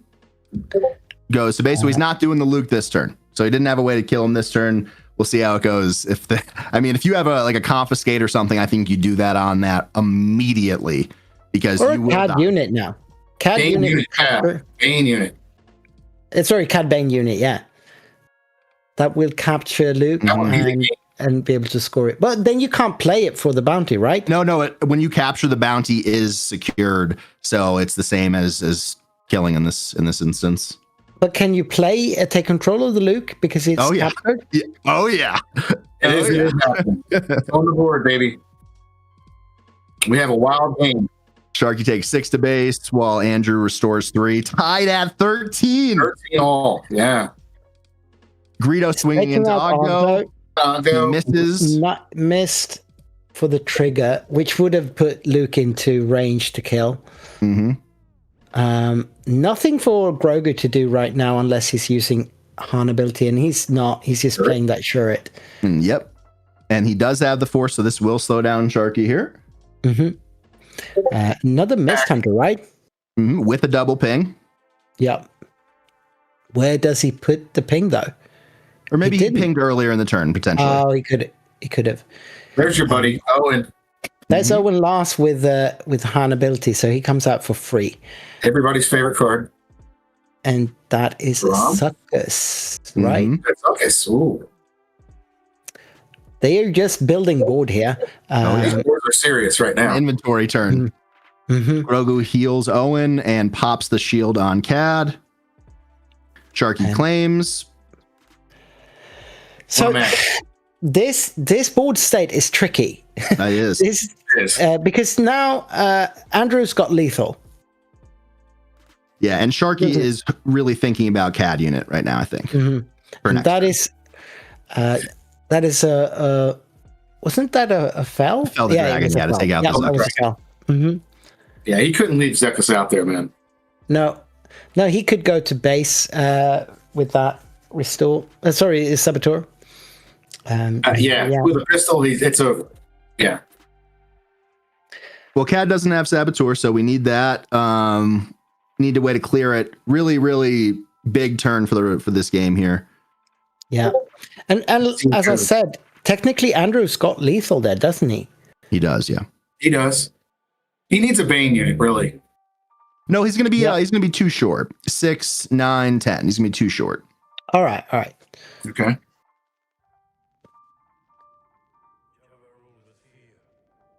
Okay, we see. Huh? What's this? I don't know. Is he? Oh, Scoopy? Fennec coming down, and he does have enough to kill Luke here. With no damage taken back.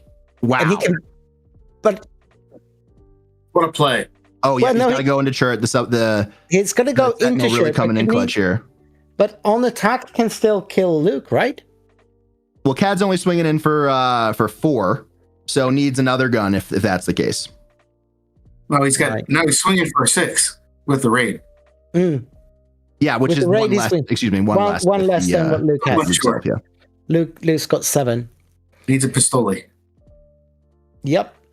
Or any other buff like a surprise strike or something. That Fennec was awesome. What a play!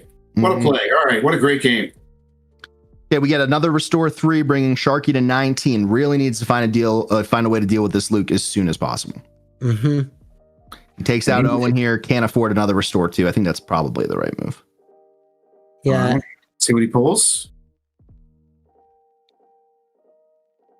But doesn't Andrew use claim here? Andrew's only got 2 resources. There's nothing he can play for 2 resources that will just take care of. Oh, no. Money. Yeah, I mean, it's tough against CAD because there's so much hijinks that could happen. It probably would be challenging. I mean, if he has 2 McClunkies, it does it. Well, yeah. So McClunky would do it. But other than that, if he just claims here, he's got it. He might be considering it. I'd take the chance. Looks like he's going to play down a Yaddle. Yaddle. Prestige. Sharky claims. So Sharky gets to claim. I think that... down. Is there villainous? No villainous. Only 3. So he gets to kill the Fennec. Yep. And then he moves damage to CAD. But still, I think... Yeah. Well, Sharky is still in a very tough spot. So he's been in a spot for these past couple turns where he's just been waiting for that CAD unit, you know? Yeah. So that's but now CAD, really, it might be CAD wouldn't save him here. Yeah, CAD is too late here because of that Anakin. Right. It's I think we're going to game 3. Yeah. Well, I bet. I don't know. Anakin's not going to kill. Okay, so he has the gun that kills Luke. He gets to ready Luke. So the way Unrefusable Offer works is that when you claim the bounty, you get to take control of your opponent's unit, ready it, and then it dies at the end of the turn. So right here, Sharky can attack with Luke on next action and restore 3. So he's not going to be quite at lethal. And that's huge. Right, because Yaddle only swings for 2. Fell the dragon, very big. That might do and it. That does it. All right. Yeah. Fist bump, and we're going to game 3. Game 3. Very well played by Andrew there. Yeah. He did manage to slow things down enough to get to that late game, and also we didn't see any of the big players other than one Suckers from Sharky. He didn't have any other major cards to come out there. No CAD unit, no Forloom. A lot of important pieces that were missing. I thought the boss play was very huge.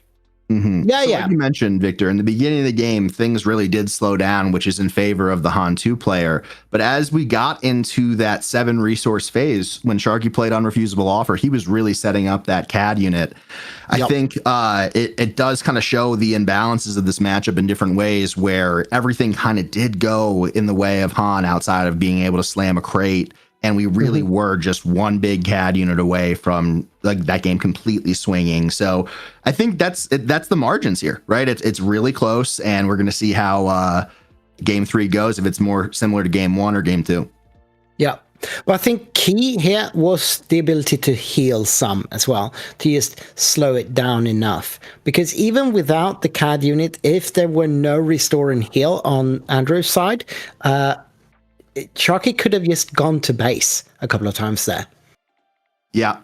And I think sometimes when you get into that middle phase of the game as CAD and you're behind against a deck that can go so big, those choices between base and trade can be very challenging. So we'll see how this goes. Another thing, turn 1 play wise, we've really started off on great foots both games. Secretive Sage for Han in both games have been huge. CAD had Crafty Smuggler and Aura, so both very strong openings. We'll see if Han can repeat that Secretive Sage open, because I do believe that's the strongest one. That was not a good hand. I saw his cards.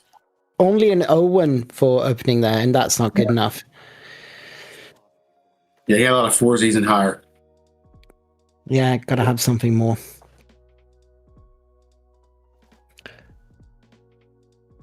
See how this how they shift their strategies this game. Both of them took a mulligan there, right? Mm-hmm. Neither of them like what they saw. Mm-hmm.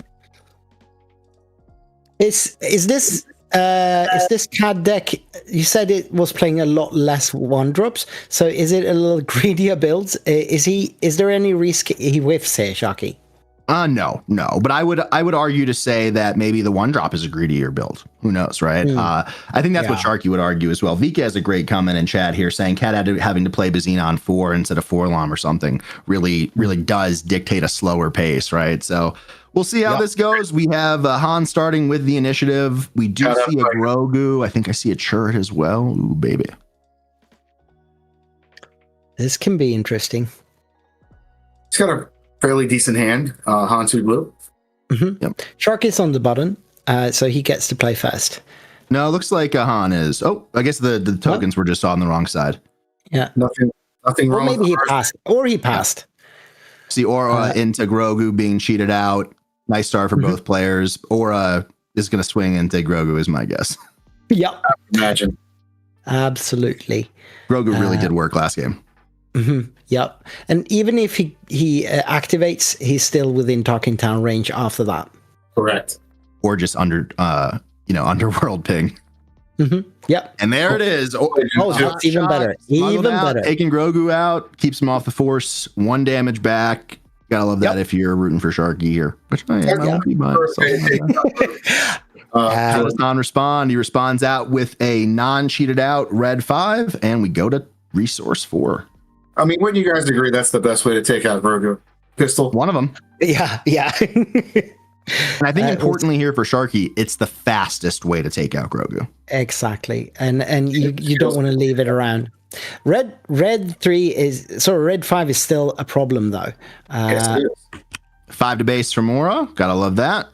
Mm-hmm. A lot of damage. Follows up with 3, pinging Aura to 3 total damage. That's why we're so good. That 1/4 stat line with Raid and Hidden, very powerful. Sharky goes to 3. The best unit you can play for the yellow villain. And that's it does look like Andrew passed there, probably fearing the Forlom, rightfully so. But this is a Talking Town, right? Well, let's see what happens. He's got to spend his resources here. He's definitely not going to spend his resources here. So I do see an Ogdo Bogdo in hand. If you cheat that out, it's basically just like, hey, dude, you're Tarkin Towning me. He plays a Marin instead. Marin. Mm-hmm. That's not a bad play. Health. Okay, so Tarkin Town goes to the 5 red 5 there. Yeah, Sharky Tarkin Towns, and then Andrew claims. Debate there whether Sharky should have claimed to kill Marin. I'm not sure why. I'll ask him later on, but we'll see if Marin takes the free kill. Mm-hmm. Gives him a way to control space a little bit too. Yeah.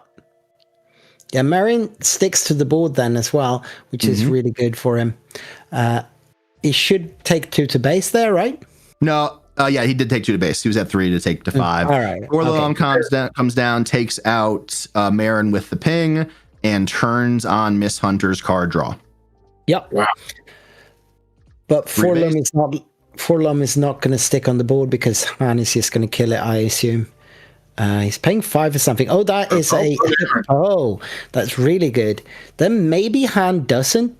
It'd be really risky to do that. If you don't kill Forlom here. Oh, McClunky Forlom is coming back, and 3 is going to Poe. Yep. Now he probably won't want to claim. Yeah. Han might just want to claim here. And he does just that. Yep. Going to resource 6 here. Poe on the board, Han on the board, Miss Hunter, a serialized Miss Hunter. I might Just add, one swing with Han is 8. You know what I mean? Yeah. Mm-hmm. Sharky needs to deal with this Poe. And conversely, card. Andrew needs to deal with this Miss Hunter because Sharky's hand's getting bigger and bigger each turn. Mm-hmm. Yeah. Yeah, that Miss Hunter is giving him card advantage, and Han 2 is not used to play into card advantage. Mm-hmm. Poe just takes his 6 to base, no card discard. Yeah. That's very interesting. Mm-hmm. Yeah, but what would you discard even? Like, Forlom comes down, pings Han on the way out. Also turning on Miss Hunter again. He might have Luke right now. And he does. Yep, he does, taking care of Miss Hunter finally. I just assume that Han 2 has Luke at this point. Fair Always assume it. Especially with no discard coming from the Poe. Cat flips. And Cad cannot take out that Luke now. So I don't know. I strike. Is that 2 open resources on He does have 2 open Sharky? resources, yeah. All right. Surprise strike would get rid of it. Surprise strike will work. Sharky claims. He doesn't have that one.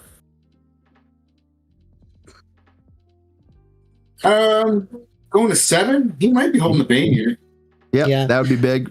With the Bane, he could take out Luke, of course. And that could be very important.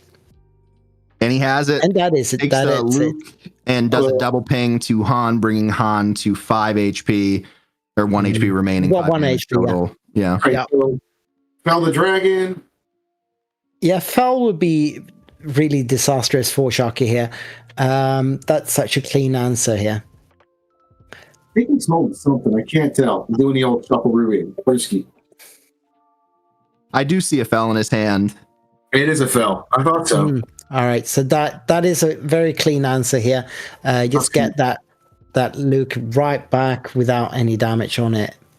It's like Tuscan Raiders shooting basketball on that card. Mm-hmm. There it is. Yeah, Oh, that is not what's a turret happening. instead. He does cheat it out, so he does have enough resources to play it. The fell is in here in this matchup for this CAD unit, but you have to get into the cycle of taking the fells out, right? So Sharky is, understanding that fell exists and probably is expecting it at some level. The question is, could he follow it up with another CAD next turn? slow played that, man. Andrew. Mm-hmm. Yeah, Andrew is sequencing real well here. Sharky claims. Going to 8 resources actually, and that is the crate. Yep. That is the magic number, isn't it, Victor? Yeah, it is. It is. And with Luke already on the board, that would be absolutely devastating. Also, Han is ahead on damage here by quite some margin. Another CAD comes down. He does the ping first, I believe. He should. Definitely ping first. So he's basically saying Han dies or I capture Churret and Luke. Take your pick. Yep. Andrew's response here will be very telling with his plans for the turn overall. Yeah, if he's got a crate in hand, Han is not dying. I can't believe he drew another Cad Bane. That's great. Yeah, it is making this very interesting because Andrew, if he's got a crate in hand, he doesn't want to kill Han, sorry. But then he loses his whole board for one crate. Is that worth it? Well, whether it's worth it or not, chat could let us know, and the players can too. But I think I just love these decision points in these games because you're making your opponent make a challenging decision, right? And he does make a decision there to keep Han alive, clears the board. So that means he either has another fell or a crate, is my guess. And it looks like it's going to be a crate. Great. Yep. This is going to be so interesting to see if that was indeed worth it.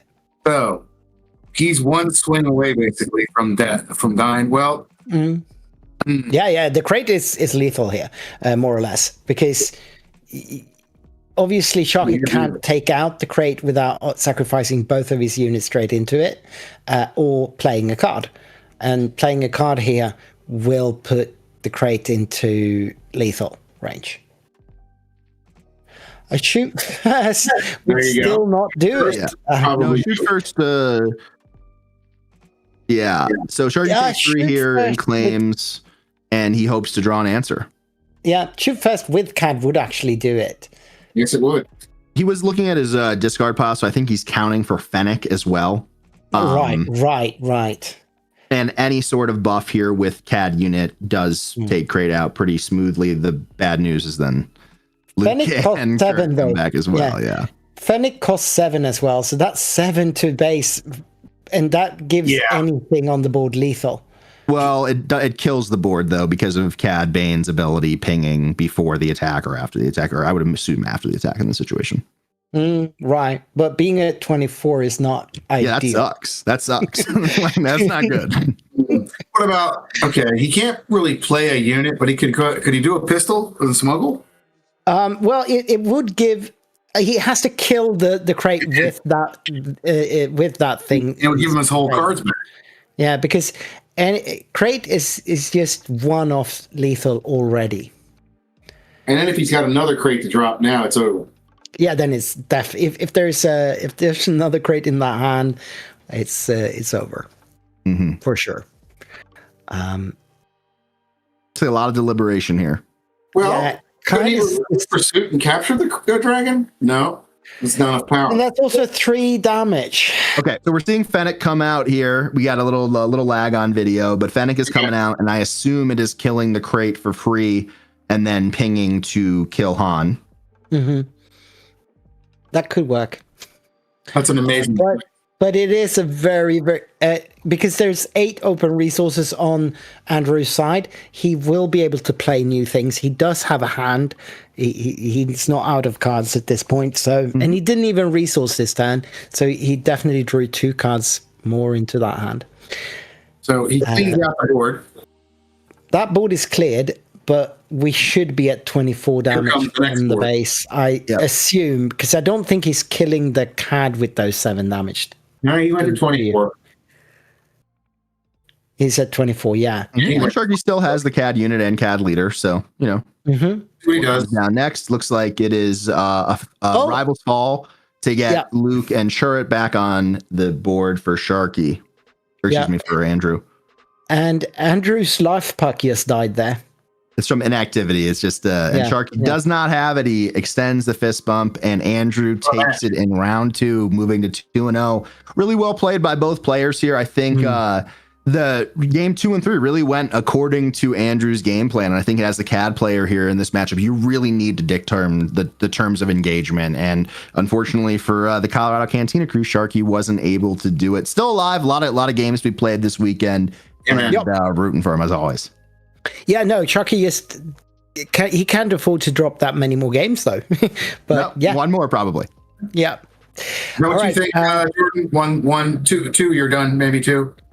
I think 2 you should be great. 1 obviously would be ideal, but 2 in most situations, it depends on, I think, when you're losing. Obviously taking a loss in round 2 isn't great, but I think that's the nature of this Han 2 blue matchup with CAD. I think within our team, within our Discord, within our podcast on Colorado Cantina Crew on YouTube, we've been talking about this all season long.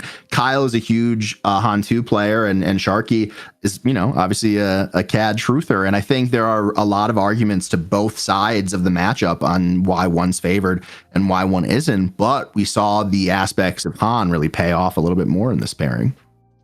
So on screen right now, you can see the meta share in this tournament. We just got a pie chart here. And Han Solo, Worth the Risk, is the most played deck in this tournament with 11% of the meta. Yeah. Boba Fett, Any Methods Necessary at 8%, and Cad Bane at 8%.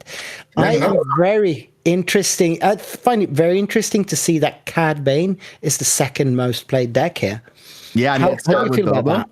And honestly, there's one that stands out to me over all this that I'm really excited to see, and that's Thrawn coming in at 4.3%. We don't have the aspect split yet, so I'm wondering how much that is Data Vault and how much that is just a standard yellow. But I've been working on the Data Vault deck a lot. I actually have a deck tech video coming out with Mickey D from the Bothan Network next week, and I just think the deck is super fun. It's a super, especially the Data Vault deck. It's a very interesting take on control overall. So really interesting to see that kind of spike up. And I think what we see is that's more popular than Gar, more popular than Kira, more popular than Iden. I do wonder though how that is splitting between green and yellow, like I mentioned. Yeah, for sure. Because I'll check that out. We do have access. There's so many different ways to do that deck. Yeah. You know what's notable, guys, is the amount of Kylo Ren that at least that's kind of dropped down now. Kylo's at 2.4%. For sure. And as far as I can tell, we don't have any meaningful amount of Night Sister. What's her name again? Talson. I can't see any Talson here. So she's just gone. After winning Galactics, just nothing for her here. Sabine is down at 6.3%. A little bit surprising to me. I thought she'd be one of those decks that a lot of people would return to here. And you know what? I'm a long-time Sabine player. I probably have my most success with Sabine in this game. And when the ban happened, I sat down. I was like, oh man, I'm going to get to play Sabine again. This is going to be great. And then as I started building decks, I was like, I don't know if this is going to be great. And another thing that's interesting is that, Sabine does struggle a little bit into Boba, as well as the normal things that you expect, the turrets of the world and stuff along those lines. But Stolen Hauler coming back into the meta with Han Green was scaring me a little bit. But, Sabine is always a great answer early in the meta and always a great answer overall, right? She probably has, is it fair to say she's the best leader since this game has come out? It's most consistent, at least, right? You rarely see her completely removed from the meta. Exactly. Definitely the most consistent. I don't know if she's ever been the best, really, but always there, always doing well. I want to thank you guys for having me on. I got to run and take my daughter to work. Thanks. All right. See you.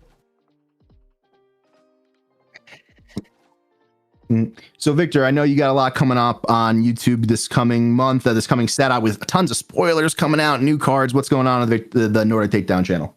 So we actually got our first spoiler for this set. So we're dropping a spoiler the 8th this coming week. And so that's going to be so much fun for us. And apart from that, we have the Swedish PQ coming up in a couple of weeks, which is our next big stream that we're going to do. Always the podcast, obviously, every week. We've been going for 83 episodes this far and going to episode 84 this week. So yeah, still going strong. We're always keeping busy, we're such a happy bunch of guys, always having fun. And two quick notes. One is it's busy, but also looks very cozy. You're always on the couch chilling. I'm not as relaxed as you. I got to work on that. And then the second part is I'm an early riser here in the mountain time zone. So I love those early morning streams. Like this morning, I was watching the OPE stream from the UK sealed PQ. And I really appreciate it from across the pond. So a lot coming up here on the late night channel. Got a lot of rounds to go. We'll be back for round 3 after a short break. I'm Jordan from the Colorado Cantina Crew, joined by Victor here on Late Night Gaming. Stick with us. And I'll see you all tomorrow. Bye-bye.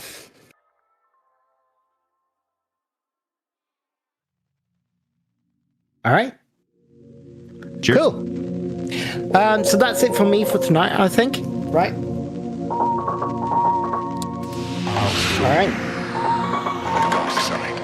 I'm thinking about though. Thank you guys. Yeah, well, so much fun.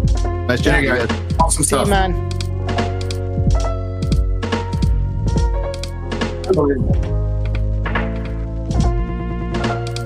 Yeah. Yeah. We got Frank for the first round. That was awesome. Exactly. Round one, right?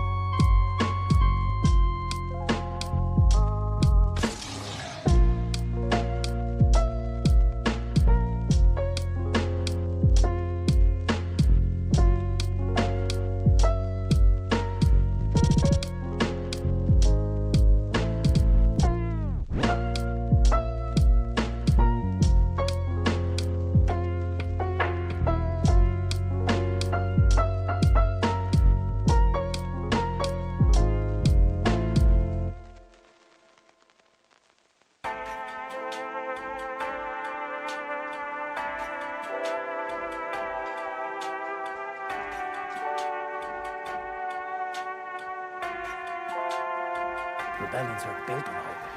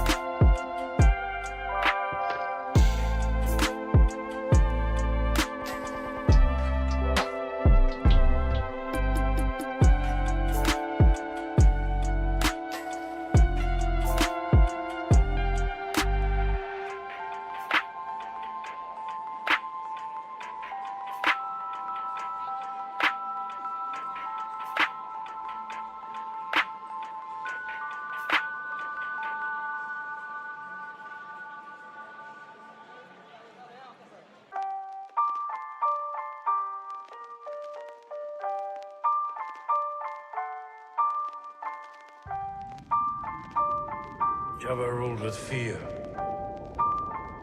I intend to rule with respect.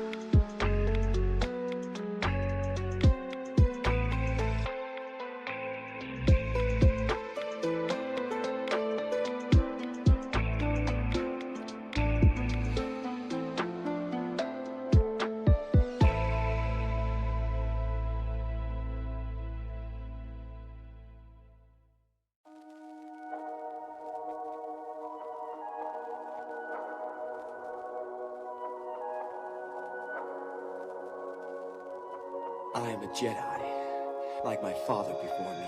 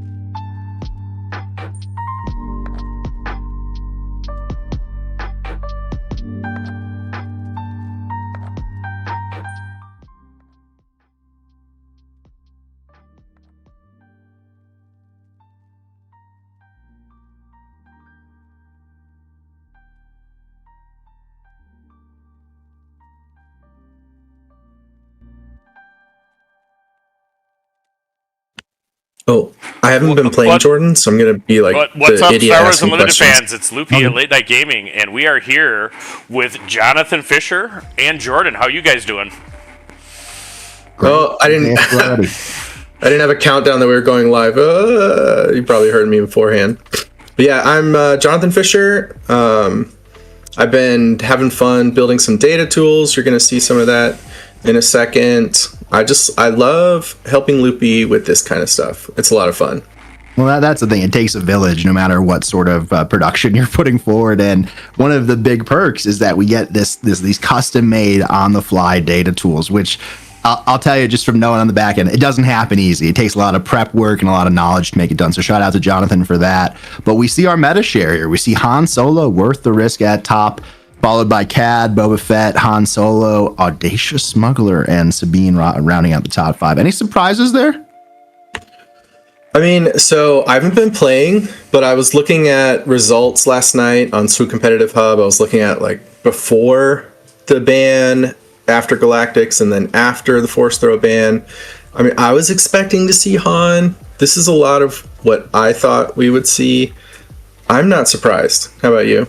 Yeah, I mean, it's pretty standard, and the question is, like, does the timing of these sort of events lead to that sort of standard distribution? Because there's just not time to be, like, overly creative. If I see one thing, if we scroll down a little bit further, is that just Grand Admiral Thrawn is being in the 6th spot here, only 9 total players less in the entire field. Obviously, we have Thrawn being split, like we mentioned before the break, but really overall balance. But I am surprised. I've been talking about it all season long on our YouTube channel, the Colorado Cantina Crew, but I am really surprised that Boba Fett is still hanging on. But it's a strong deck. Some might say it's a linear deck, but a strong deck nonetheless, and it's really well represented. How will it be represented as we get later into the day, and especially as we compare day 1 to day 2? That's the real question here. Yeah, so this tool is really cool. So let me just why don't you kind of explain how it works, Jonathan? And then we may make this available for everybody in the chat if that's possible at some point today. But explain kind of how the meta analysis tool works. Yeah, so Melee, they have APIs available tournament organizers can add people to the event so that we can download CSVs of deck lists and standings.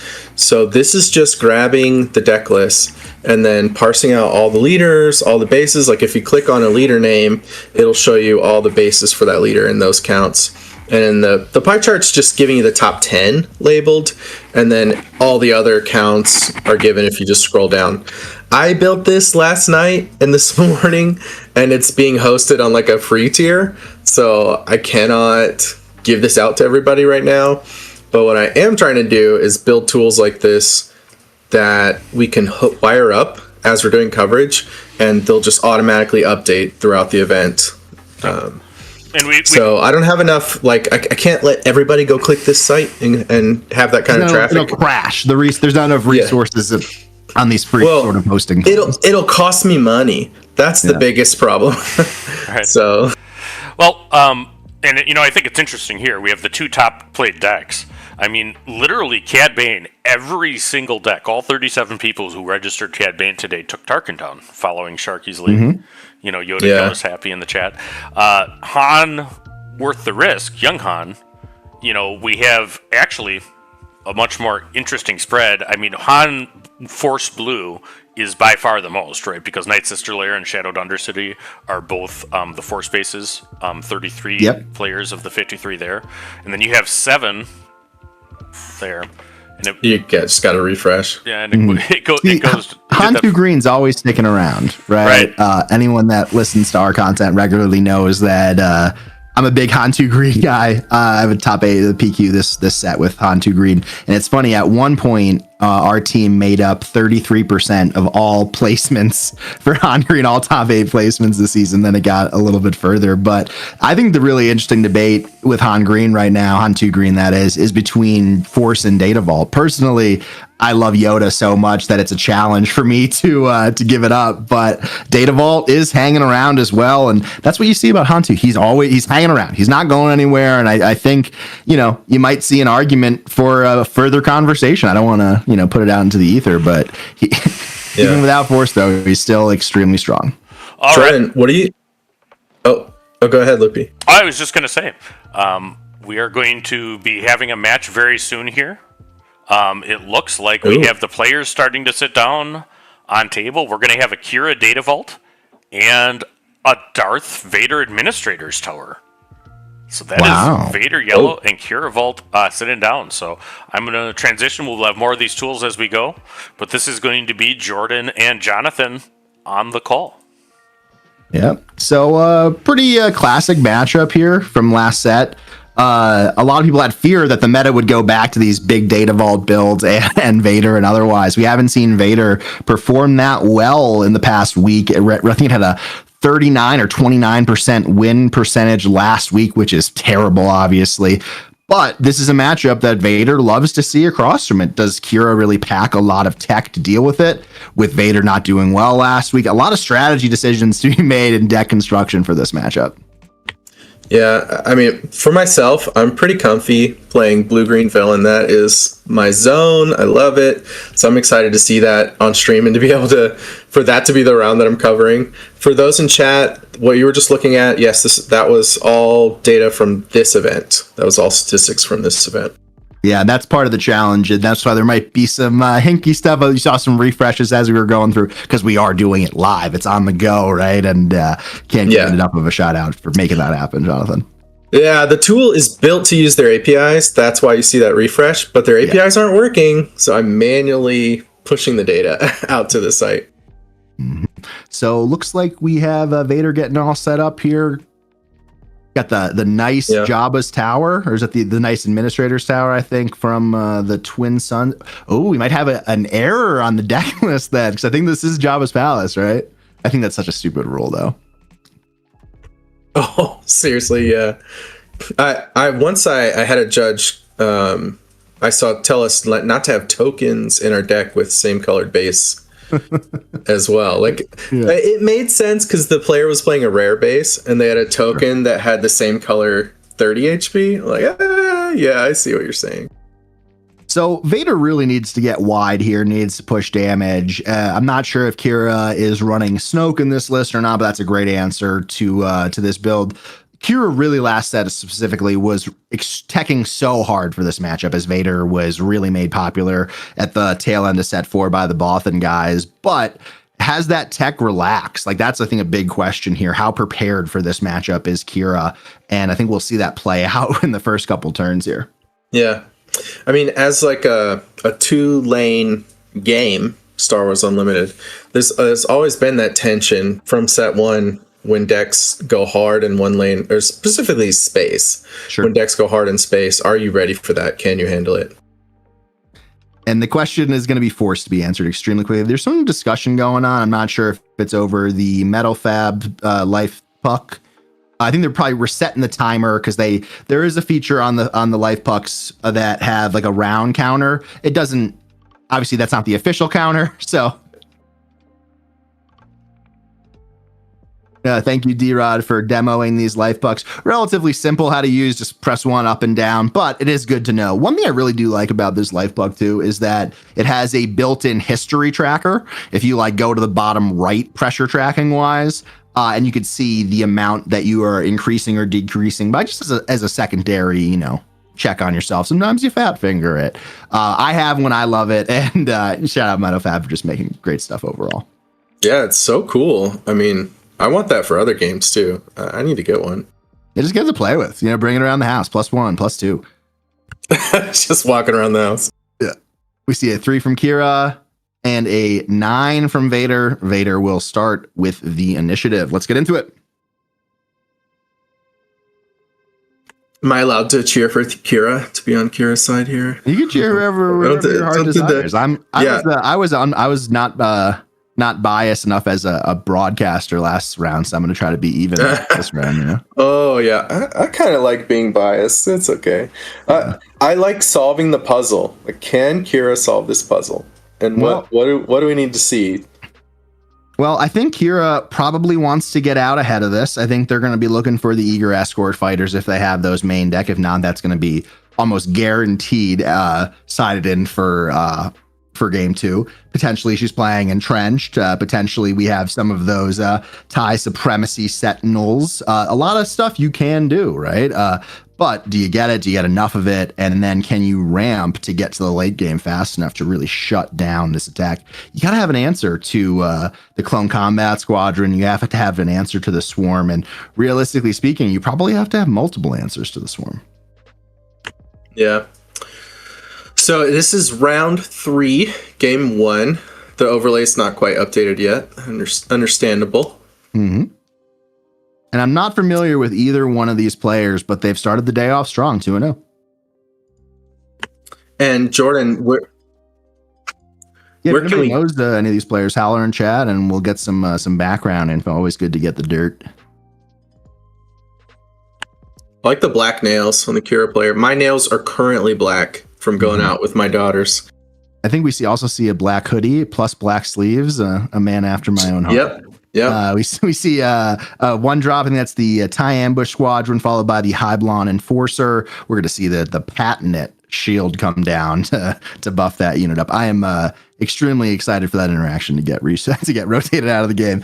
We see going to Resource 3, another Hyblon drawn by Kira. Probably don't play that, we might guess, but let's see how this turn develops. Yeah, I mean, it's not a lot of pressure in the ground arena. The Vader player has that extra HP. I think we'd rather have played a ship. Probably, but you do want to make sure that you have an OB target if you draw into it, so I could see the perspective. Yeah. Vader swings in for 2. We do see Kira holding on to a perilous position. Feels kind of bad to do it here. So we're going to see 3 to base by the Hyblon, and it's back on Vader. Vader 1 action to create the token, getting the swarm going. So the debate. I don't know what else is in their hand. It's the super laser tech versus the perilous position, I think, is what the debate is currently for Chase here. I probably go super laser tech and just try to, keep it going. The other conversation here is that, Vader hasn't spent any resources. They're always going to be able to out-action a deck like Kira. You can take out the ambush squadron with Perilous Position and turn off the token gen, but funnily enough, they could play another unit that then turns on the token gen. So I don't know if there's a great decision to be made here. They do follow up with the laser right. tech, though. I think one thing you need to think about with the laser tech is you're going to have to invest in Kira killing the laser tech probably if you really need the ramp. So you need to plan out your future turns. Can I afford to do that? Should I just kill something with Perilous? But now he's got a Phantom to kill. And good thing he didn't use the Perilous here because that is the perfect answer. You cannot let a Lurking Tie get out of hand. Let's see if he opens up with that. That would be my guess. For sure. And Jordan, where can they get the life pucks? Someone asked in chat. Metalfabtokens.com. And it's actually a pretty affordable price, only $30. Like, good bargain.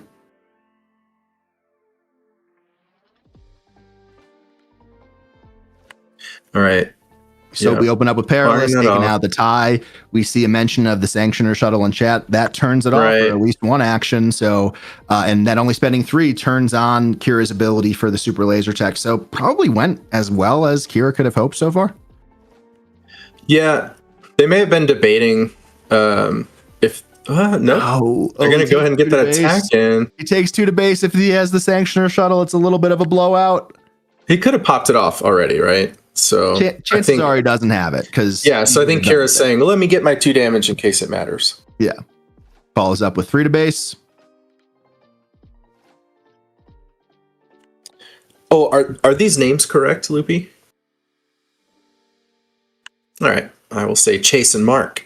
Yeah. I am expecting to see this Kira ability here. I don't know why you wouldn't. Yeah, for sure. Victor Leader comes down.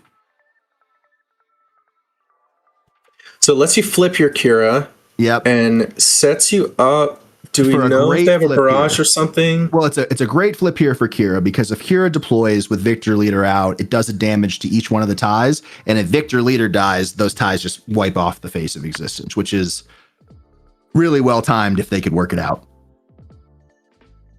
And the First Order. Thank you.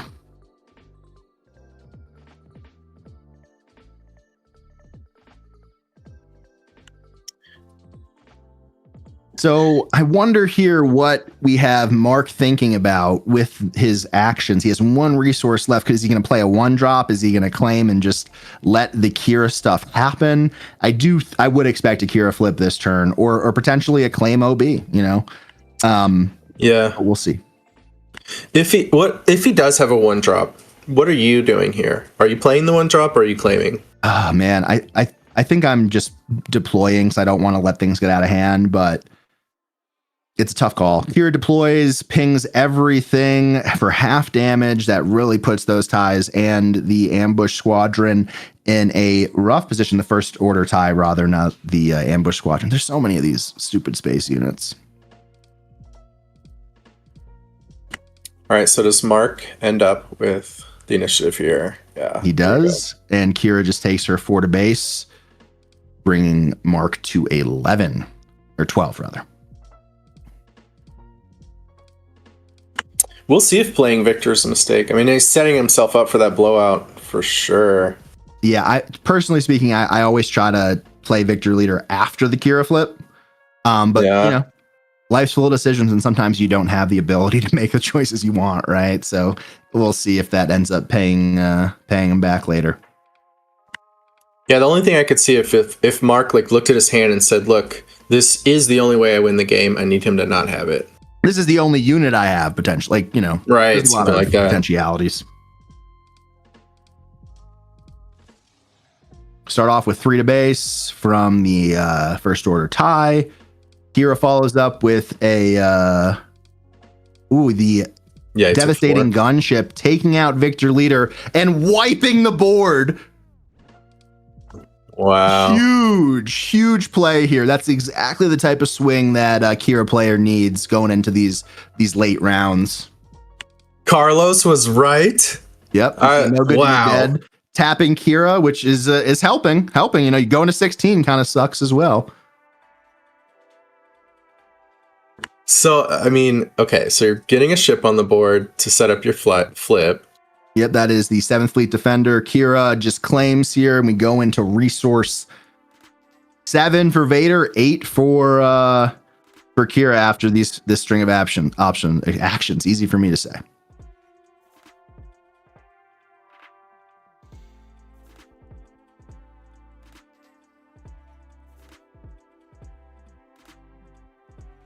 Mm-hmm. I wonder if he did save a barrage here, or if he's just trying to get something really big and honking on the board, like a big honking spaceship or a Snoke unit come in here. Is pretty clutch. Again, would wipe the board entirely. Really, really strong start from Chase on Kira. Yeah, I mean the gunship is just perfect. It plays the board and gets exactly the kill that you want. Mm-hmm. Looks like we have some deliberation, or we just have an untapped from Chase. We have an untapped. Okay, resource deliberation. Yep. Okay. So resource before you're ready. That's what you should be doing.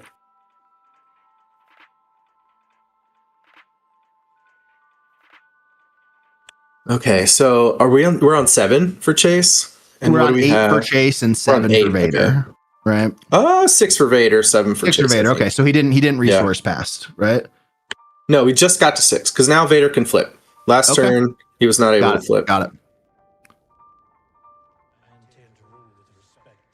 So what are we deliberating over? Have we seen Chase's hand at all?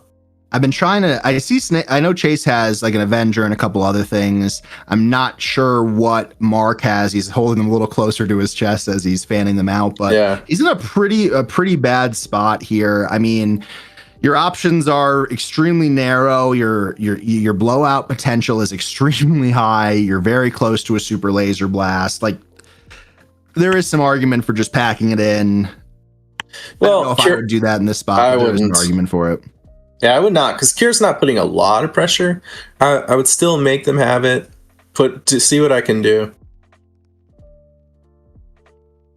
It's not much damage on that big chunky base, though. Mm-hmm. 3 more, taken to 14 out of a total 33.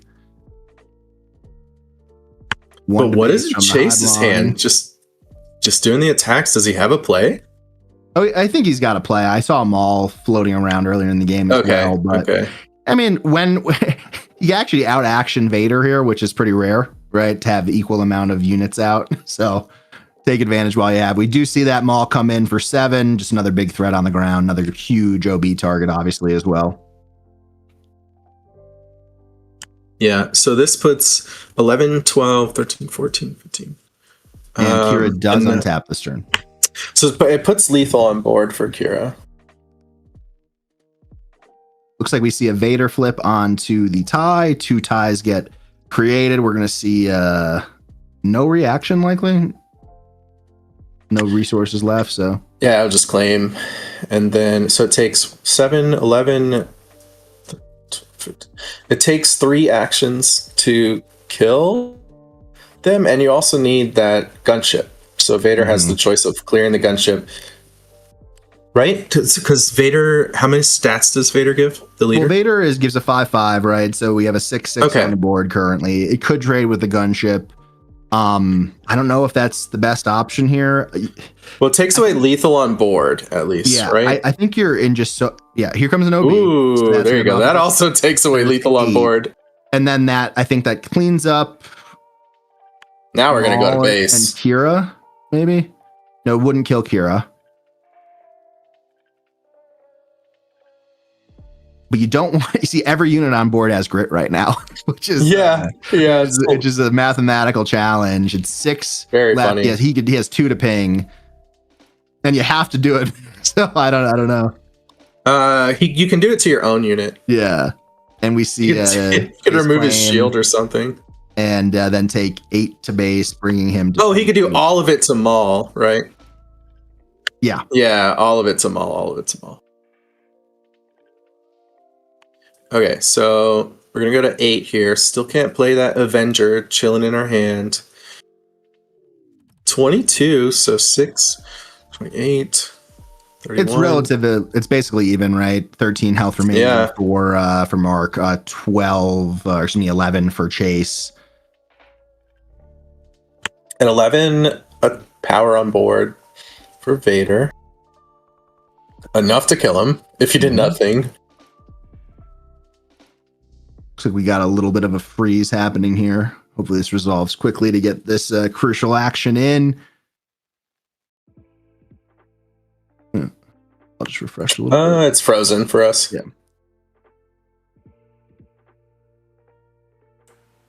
Loopy's going to pop on since his signal is clear and ours is frozen. I'm going to join the other link. Yep. So the Kira player Chase Sundrup is deciding again, what to do with initiative. Going into Vader, 22 damage on Kira's base, 17 damage on Mark Warren piloting Vader Yellow. I think the Kira is looking for a barrage or a Snoke, but must not have it because of the amount of time thinking. Will attack 4 to base, taking Vader to 21, 9 left to go. And looks like we got our signal back. Thank you, Loopy. We see a Death Squadron skirmisher comes in. Love that card. Exhausting that Kira, I believe, right? Oh, got it. Got a Kira to attack while we were catching back up. Underplayed card, especially when you're going to have a space unit out. Exhaust is a powerful mechanic. So he still has lethal, right? Like the Vader player has, if Kira can't interact with his units, he can kill him. We have 6, 9, 10, 11, 12. Yeah. This is 33. Yep. That Vader hit takes Kira to 30, or excuse me, 28.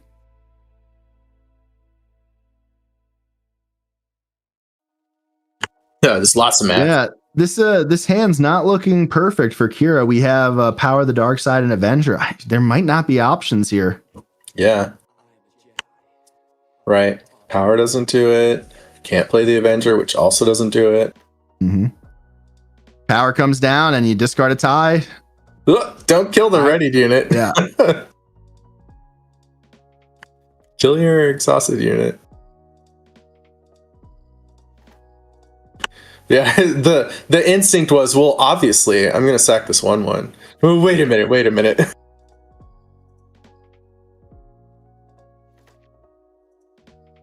29 for Kira.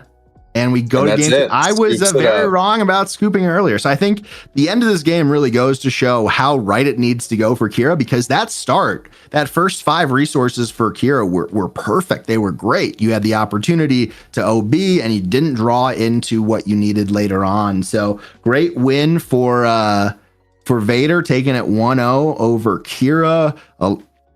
The beginning of the game couldn't have gone that much better for Kira. The middle and end game really, really slowed down here. So, wow, great play from both players, but Vader ends up on top. I think the Vader player baited the Kira player by playing the Victor tie in that one in the game. Maybe. I don't think so. Definitely not. I think that's a really generous interpretation of what we saw. Yeah. But at the end of the day, it doesn't matter, right? Because he came out and he got the win. And now we're going to see if Kira has some tech in the sideboard to be able to deal with this. It looks like Kira is bringing in a handful more cards than Mark on the Vader side. So we'll see how this goes. We didn't see any of the eager escort fighters, so I would imagine that's coming in from the side. And yeah, and then Yoda Killer in chat saying, I think Vader learned a very important lesson here. He's not going to do that again, I don't think. And the best part about a lesson that you don't have to pay the price of is that, you learn and you still win the game, right? So we'll see how that goes for game 2 here. I do wonder if he just had no play and he was just like, man, I'm just going to do it. It's very possible. After that, yeah.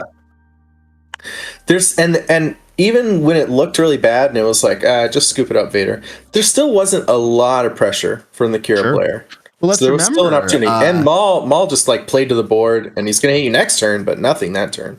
the exhaust that Mark was able to apply here really took off at least 11 damage from the board, potentially more. No good to me dead on the Kira, so that's 8 damage there, plus the exhaust of the gunship, right? Like these amount of damage really matter in these sorts of tight games. So we'll see if you get that well-timed exhaust again, or will some OB come in general. I'm always rooting for game 3. My favorite team is game 3, so that's what I'm hoping for. I'm hoping Kira takes this one to bring it to as much action as we could possibly provide for you guys here on the Late Night Channel. So what's the move here for Vader? What are you bringing in, John? Ooh, I don't know. I'd ask Carlos. I would phone a friend. Yeah, I think what you're bringing in, if it's not already in full scale, are the Lurking Ties. Obviously very good versus this sort of soft control meta. Outside I saw him set 2 cards on the table. Okay. We saw could one Lurking could just Tie. be those, yeah. I don't know. It looked like you brought in 2 cards. And I think what we really want to start seeing for Vader here is the double 1-drop on turn 1. I think having the first order tie as the only 1-drop is never really what you want to see as a Vader player, but it's exactly what you want to see from Kira's perspective. So we're getting these life pucks reset, and we're going into the shuffle stage. What are we going to call this? Is it like the presenting deck stage? Deck presentation, sure. Mm-hmm. Did we see mulligans last game? I don't remember. Yeah, let's see this time, because if he didn't have double 1-drop and didn't mulligan, that's interesting. He may have liked the rest of his curve. Shipping it back.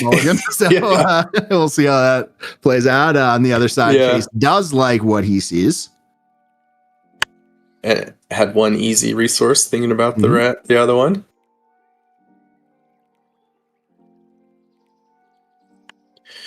Yeah, I mean, Kira only got to 8 resources. They weren't able to play their Avenger, and even if they did, it's not that good here. It takes forever to do much. It's really Snoke, if it's in the deck, that is super impactful in terms of late game plays. Obviously Devastator too, but that's like a really late game play.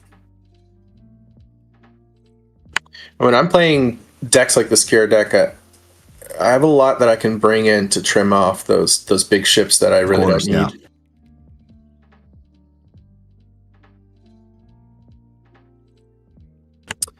All right, so Kira with the initiative. We need resources from Mark.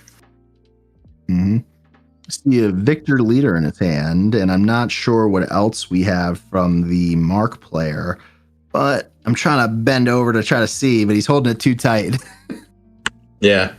Here we go. Well, this is a mulligan, so. Yep, we got Pershing to start for Kira, followed by a tie LN, Kira claims, and then the first order tie. Really the turn that Mark's looking for here to start. Both mulligan first game, okay. Mm-hmm. Good to know. See Pershing probably start. Yeah. Super Laser Tech coming in, and then Victor's coming down again, so did not learn the lesson. We see the Pershing ability ramp with Super Laser Tech, and we might have a first action Kira flip here.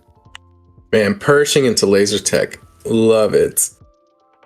That is my favorite. So we see the ability being used, putting a shield onto Pershing, probably assuming that Vader's going to take his 3 damage here, or 4 damage from the first order tie plus the buff.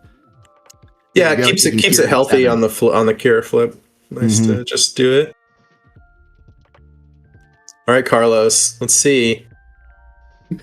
See if he gets burned. Yeah, so you didn't learn the lesson in game 1, and you skated by. Maybe it would have been better to get hit by it again, right? Maybe he's just a better Vader player than Carlos is. I mean, that's possible. I'm just kidding. I don't know, Mark, but Carlos is a very skilled player, obviously. You got to see this Kira flip first action, right? I mean, let's do it. Yeah. I don't know what else you would be waiting for. I would be slamming this with authority. So, if we did have Barrage, is there anything in the Vader deck on 4 resources to stop it from happening?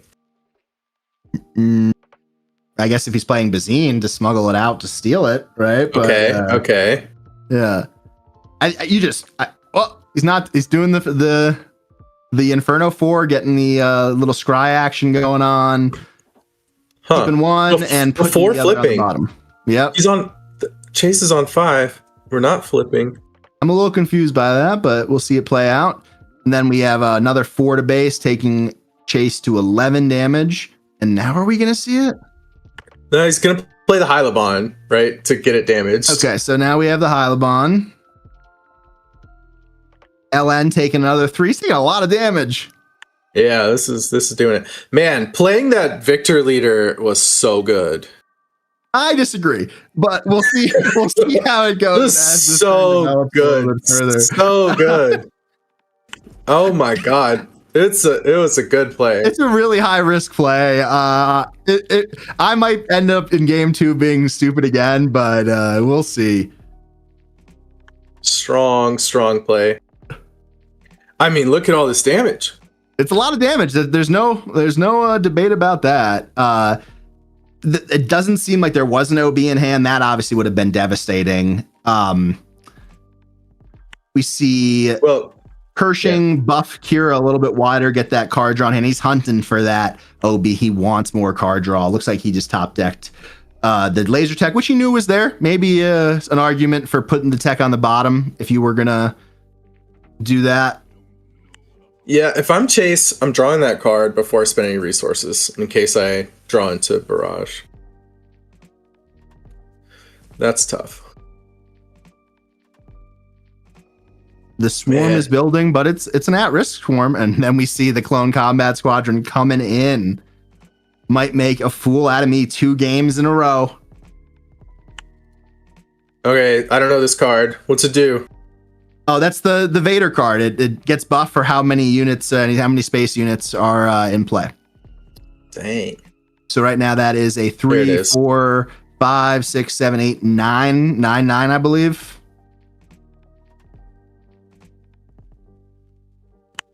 So we can just run into the Victor, right? Yeah. And that's going to kill 3 ships if you just run your guy. So we see Vigilance come down, killing Victor Leader, healing 5, cleaning up all of the one health units. Crap. And now this Clone Combat Squadron is only a 4-4 because we had 1 additional TIE fighter lurking in the wings. Oh, Carlos might be right. It kills you to say it, doesn't it? Yeah. You never want Carlos to be right. I'm okay with Jeff being right. So how the tides have turned here, will it be enough? I mean, 13 damage isn't that much. A lot more to uphill climb to go. We see the second Victor leader coming down, double buffing everything on the board, including we have this Clone Combat Squadron. Victor leader is there, but one of the ties is now gone after the Inferno 4 comes in, and we're going to the scrying phase of the Inferno 4 dying. Not sure what Chase is doing yet. Okay, so 3, 4, 5. 1 on top, 1 on bottom. So now we're a little bit in the same spot where there's not that much pressure. Surprise strike coming in for 4, 5, 8 damage to base, bringing Kira 21. So similar spot. It looks bad, looks rough, but there's not a lot of pressure, so Kira still needs to find interaction. And the Vader flip is not coming until next turn. Raphael, if you subscribe to Carlos's theory, that's correct. But I saw Mark do a lot of damage. Yeah. I don't know. Even if I end up being wrong, I still think I was right. So that's the good thing about it sometimes. All right, we go to the next round. Still no OB in hand. It looks like, man, he's hunting for it. He needs it. I like being results oriented when it supports my desired process conclusion. when it doesn't support the results, and then right? Exactly. Let's be realistic. We start off here with Kier with a big untap. It is the OB. He gets it. Huge. Wipes the board completely. Yeah, that does it. I think that's going to take us to game 3, but Let's see. I'm not saying it this time. I was wrong last time. Yeah, you could be wrong this time. I'll do it for you. A clone combat coming in, and man, so Kira's gonna do 4, 5, 7 damage to base here. I am not wrestling Jeff Creasy or Carlos. Okay, I wrestled in high school. I know how to wrestle. I'm not wrestling either of those two guys.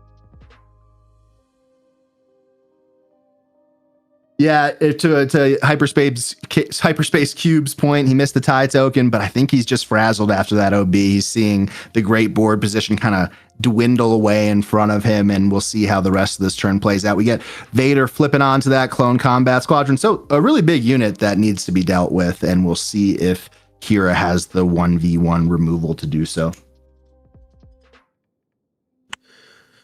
Okay, 5, 6, 7. It's only 28. We're at 12. We've got 3, 4, 5, 6, 7 on the other side. Here comes the blast, taking and the nice there blast, we go. By the way, from Vegas. Yeah, beautiful blast coming in, wiping the board. I do believe I saw Mark draw a card there from the High Blonde Bounty, and we see him follow up with a tie LN and a cartel spacer, and we go to the next round. Okay, but it's still 12-21. You need more, Kira. Yeah, but we're in the deep end now, right? We're getting closer to Devastator range, and that is the type of unit that kind of just shuts this game down. We're one away.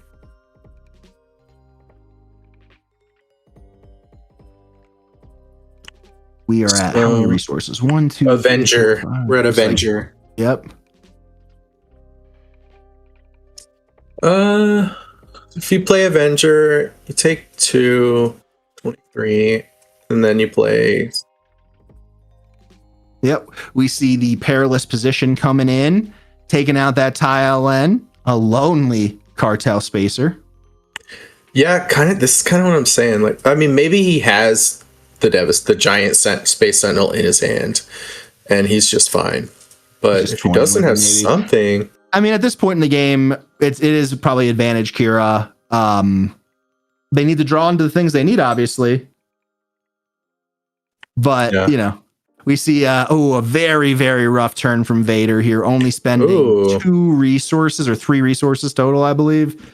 So let's see if he could recover from that. And his ship doesn't trigger Vader. It was a transport.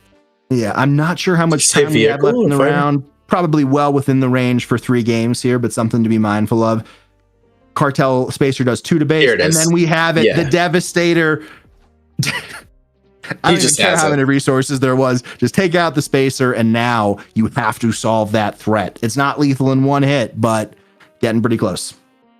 Yeah, I don't think he solves that, and he only plays in space. Another claim come through, I think, is likely what's going to happen here. I mean, I don't know I don't even know what exists. Maybe Waylay? None of your standard bounce. You're not in a position to play Victor Leader. Okay. All right. So Relic's saying he didn't produce a token. You have to attack with a fighter to produce a token, right? No, it's just any space unit. It's not a token. Non-token space unit. Okay, yeah. Okay. We see Vader attempt to rebuild the board here with Victor Leader and the Sanctioner shuttle paling in comparison to this massive Devastator on the other end. Going to be hard to answer this. I mean, to Tomb saying why play here, I probably think about my deck and say, okay, I really don't have an answer to this. Let's just go on. But maybe he does. Maybe there's something in his deck that we don't know about. The Avenger, I could understand playing through Devastator, not so much. Yeah, change of heart, right? Kyle Kraft, change of heart. Not going to work for this turn, though, because Devastator swings 10 into base, bringing Vader to 22. Yeah. Claim, change of heart. Ooh, Path to Exile. He could get like a plains or an island. And we see another big unit coming out here, I believe. Oh, maybe not. All right, we claimed. What if he does have change of heart? He could. We can't put 8 on the board, right? Oh, unless we have Avenger. Here comes a Vader. That's not another galactic card. Beautiful Vader. putting a shield onto the Sanctioner shuttle and then breaking Vader's shields.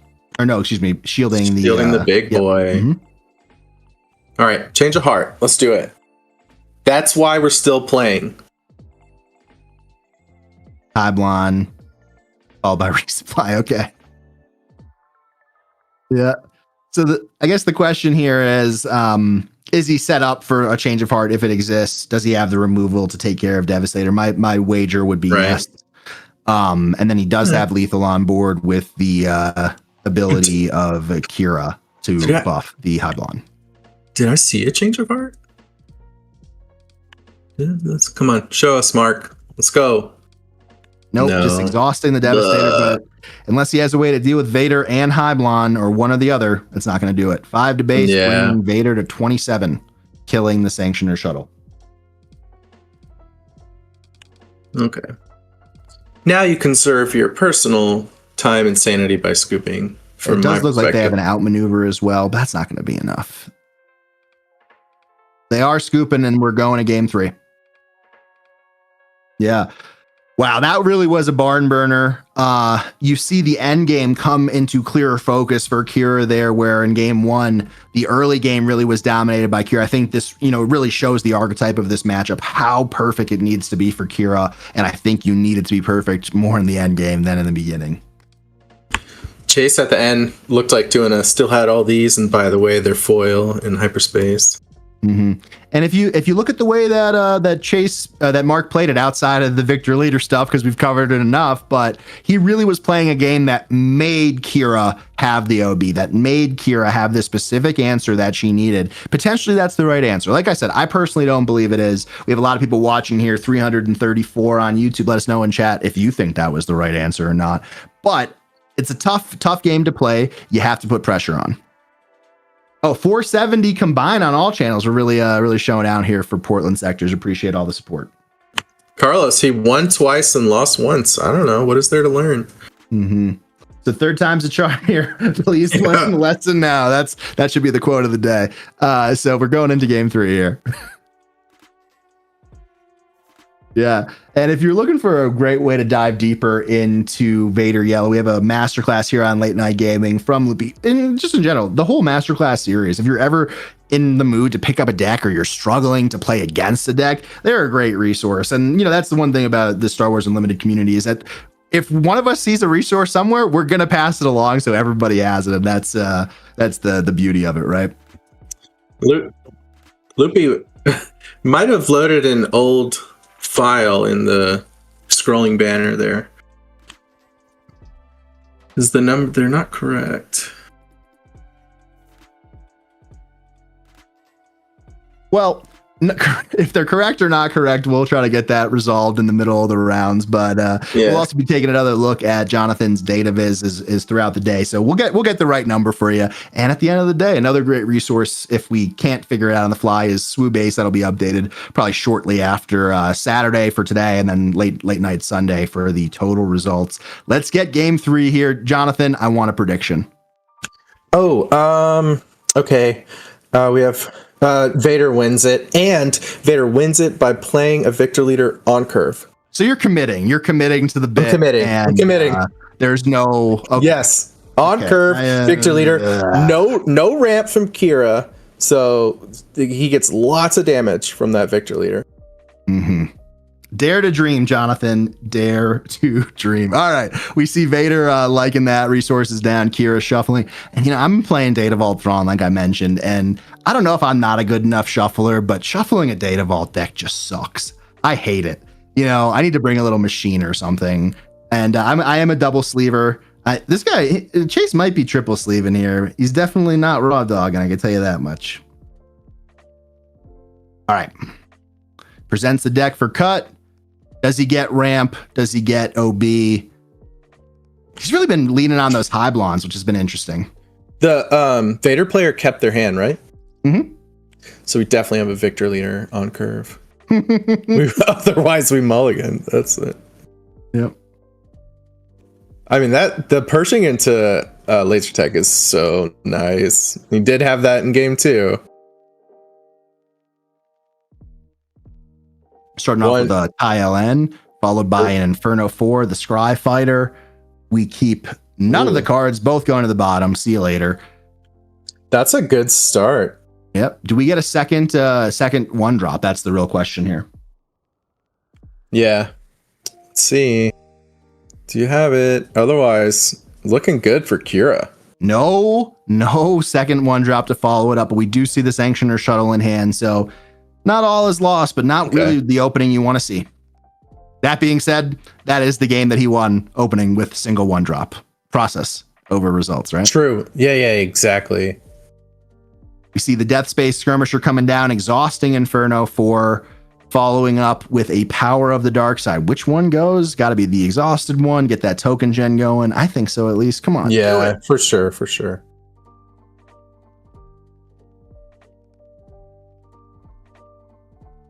He takes the exhausted one.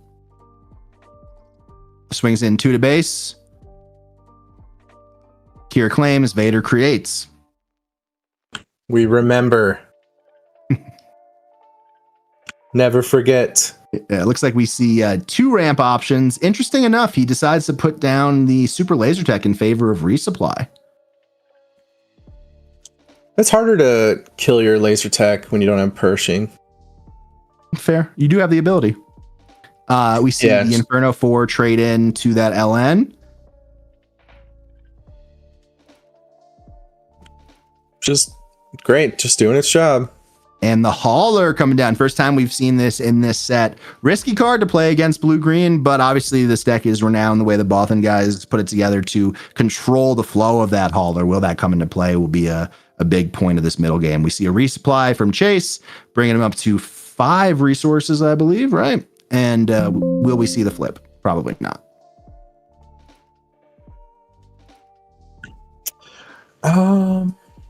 Maybe start hitting for 4. See Kira going up to 3 damage. Thinking about the flip. I don't think they have a one resource play here. Yeah, I mean the other option, unless he has a Hylabon, the Inferno just to get some scry going. I don't think that's worth it. He does have a Hylabon in his hand, so doing that. I think you play the Hylabon and maybe go ahead and flip. He's considering the flip. Okay. Why didn't we play the Hylabon then? Don't we have one? Yeah, I don't know. I'm a little confused as well. Maybe he wants the action economy to be able to get an attack in. I'm a little puzzled by that as well. Oh, well, okay. Sometimes I'll make a play like that because I need a card to resource, and I don't think that Hylabon's going to win me the game. That's a fair perspective. Here we go into the 5 resource turn for Vader, 6 for Kira. Man, clearing another unit. Oh, okay, that's a good start. Down on the Hauler. That's going to wipe the board. And now Kira kind of has to start over. Get the Scry Fighter going, and I believe that's an OB on top with no target, unfortunately. I see the Kira wins in chat. I don't know. 2 people saying Kira wins. It's I put myself out on a limb in game 1, and I was very wrong. Clearly, as you get later into the game, it favors Kira, but you got to get some units on the board. Yeah, there's no pressure. We need to see what their play is. Maybe they saw the card in hand that I'm not aware of. We're still doing the scry. Yeah. And he decides to keep both. So he's just going to eat 6 damage here from the Hauler, is my guess. Unless we have some way to remove it. We're on 6. Vigilance can't do it because of the pump.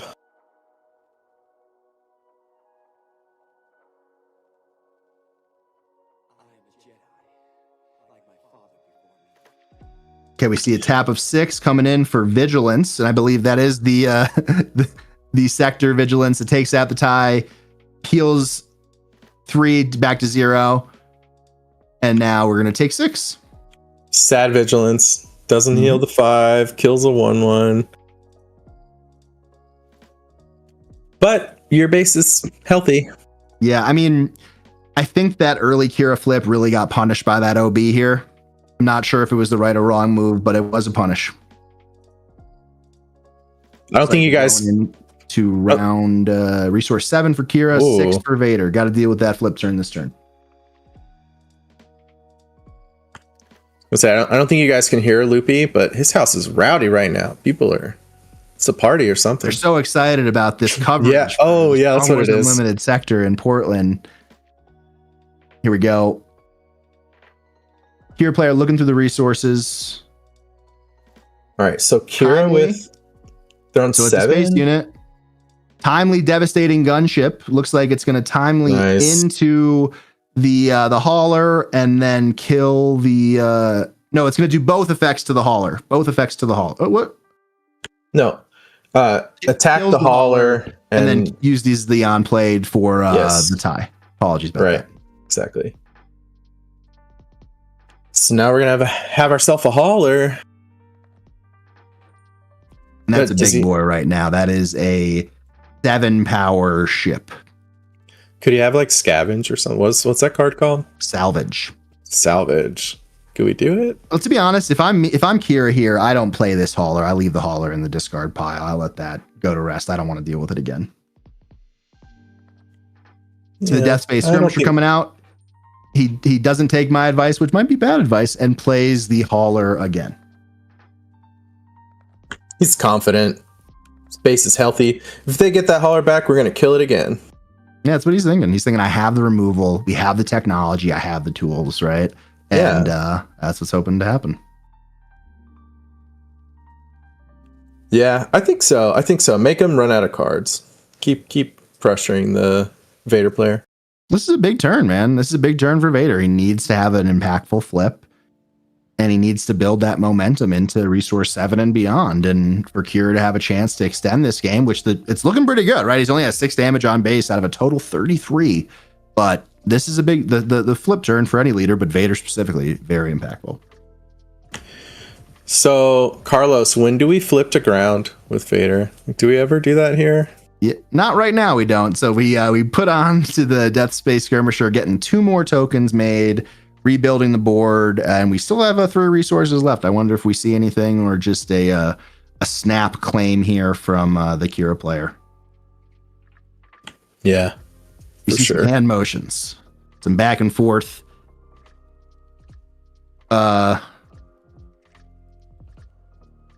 So maybe the judge is just checking to make sure the hauler was played properly.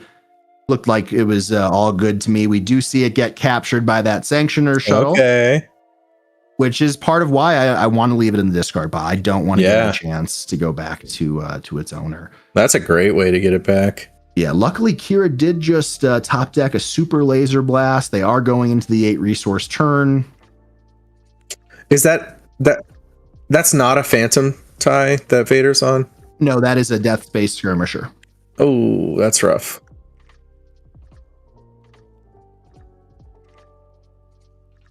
Yeah. But he gets a hauler back, right? Well, if the Sanctuary Shuttle dies. So yes. Yeah, this will be. So maybe there's an argument for trying to take out the shuttle first. So then it goes back into play, unreadied, and then you blast. Yeah, you take a little damage, but then the shuttle goes away, and you have the option to play it again if you really want to. Mm-hmm. And one thing we know about Data Vault in general is that your base health is a resource, right? You have to decide when and where to use it. And this wasn't the choice. So he's OBing here, which is a massive OB, 6, 7, 8, 9 damage. Going to be able to clear Vader. Yep. Decides not to clear the shuttle. He takes out Vader and one of the tie tokens, leaving that lonely Sanctioner shuttle there. Yeah. Yeah. Another huge threat here, this giant devastating gunship.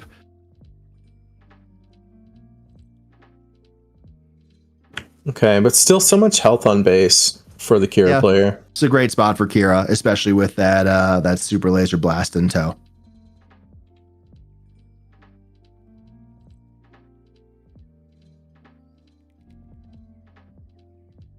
A lot of thought here as we go into probably one of the most pivotal turns of the game. That No Good to Be Dead coming in clutch again in this matchup, this time exhausting Devastating Gunship off that buff from Overwhelming Barrage.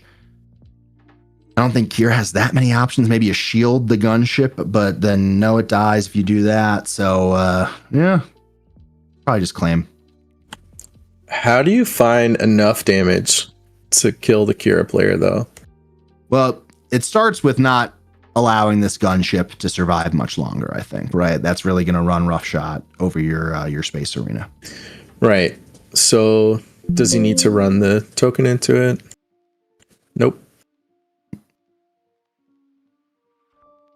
See Vader rebuilding the board here. I'm not sure what that token is. That's the No Good to Be Dead token. So the gunship will not ready this following turn. And then Vader claims. How is that possible?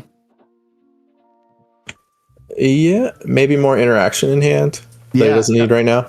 I'm just surprised to see Kira not claim there because they only took one action that turn. You are right.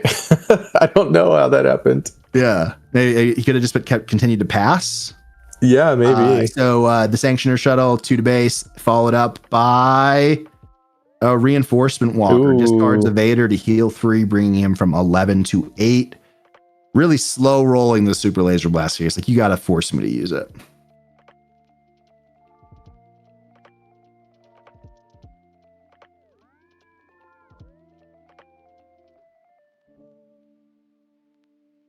Trading that LN into the gunship. I'll take that trade if I'm Vader.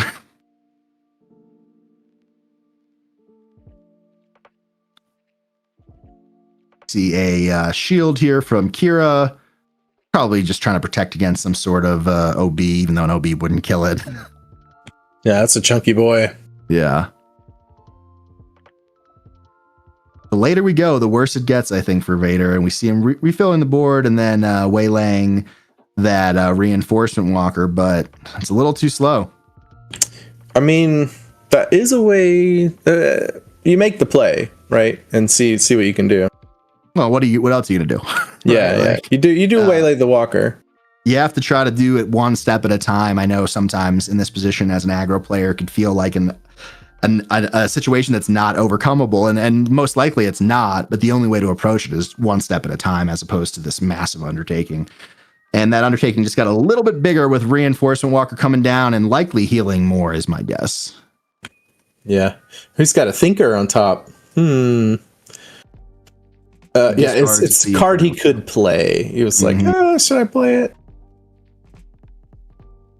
See him take 2 from that Sanctioner Shuttle, and then repeat it last turn. We get the shield going on to the Reinforcement Walker. And the life counters are life pucks from Metal Fab. Question in the chat. Hopefully no one had that on their drinking game for the stream today because a lot of mentioned it already. More damage to base from the Vader player, bringing Kira to 16 damage overall. Follows up look with at all this clone combat squadron, followed by a Victor leader. I think I smell a blast. I think now is the time, right? You don't want to wait any longer. Yeah, it's time. And this is the most demoralizing time too. Vader's like, oh man, I finally turned the corner. I got this great board. He must not have a blast, otherwise he would have used it already. But alas.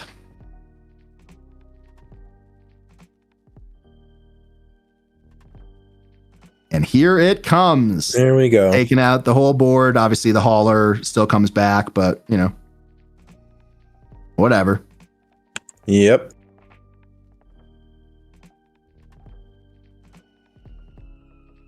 Not looking good for Vader. What's he got? Can he do it again? Just do the same thing he just did. Flood the board. ILN. First step. Okay. Let's position on the hauler. Oh, no, only one unit. Repeat of game 2, only spending 1 resource.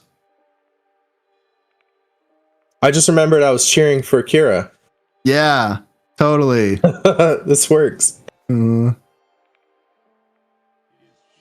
All right, so now can Kira start playing some big units after this 2 to base from the hauler? That's the question here. We're going to get an answer right away. It's a Vigilance taking out the hauler, healing 6, and now will he let it rest? I hope he does.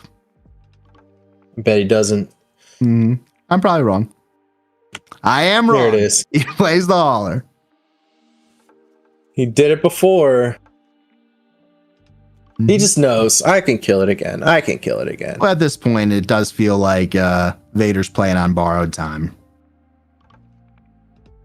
Did we attack? Did we attack this turn? I don't think so. Agent Callus coming in.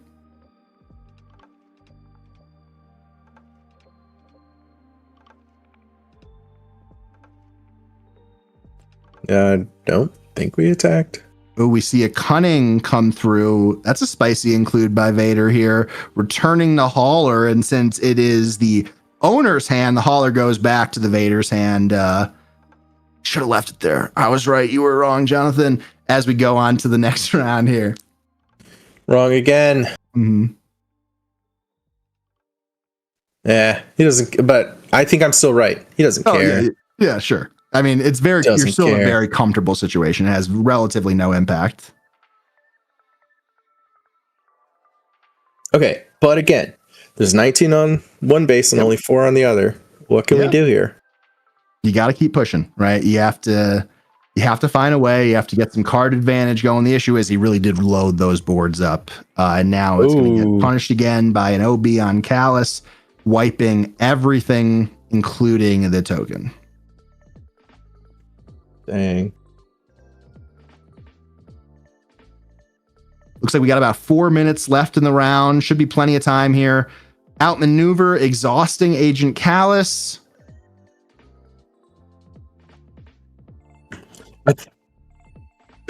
I think that's the type of card that's been sitting in Vader's hand. Yeah, and now we have the set 1 Spark of Rebellion Vader coming out to fill the board up. And like we said, there's probably enough time to finish it, but Kira has to do a lot of damage to base here. And luckily, she's filling the board up. Maybe Avenger or Devastator coming in next round to seal the deal. If not, we could be getting close to time. Need to put some more damage in space for Vader. Yeah, DZ in chat is talking about Snoke. I'm not sure if Chase is running Snoke. We haven't seen it being played yet. See some fast play from Mark throwing down another hauler, and it looks like Kira just claims, and we're on to the next. Cunning is a random discard, the Slayer of Gluten. Looks like we see a top deck of an Avenger, and that might seal things here for Kira. They even have the initiative here. Oh, and there's a Dev. Oh, it's a Devastator. Yeah. That really seals it up. Yeah, that's a good point, Yoda Killer. Where are the lurkers? We took away the table for a moment. Oh, we might have lost it. I thought Loopy was like, "Yep, this is over." No, we're just getting some internet issues. Probably as the round end and more people get on their phones.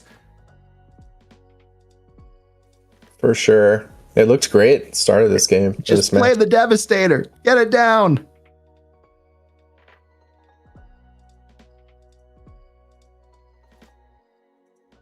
Looks like we're getting the signal back here. A little blurry, but we got movement, which is what we need. Yeah, I mean, with 2 minutes on the clock, play your Devastator. Let's go. Yeah, I mean, you got to push.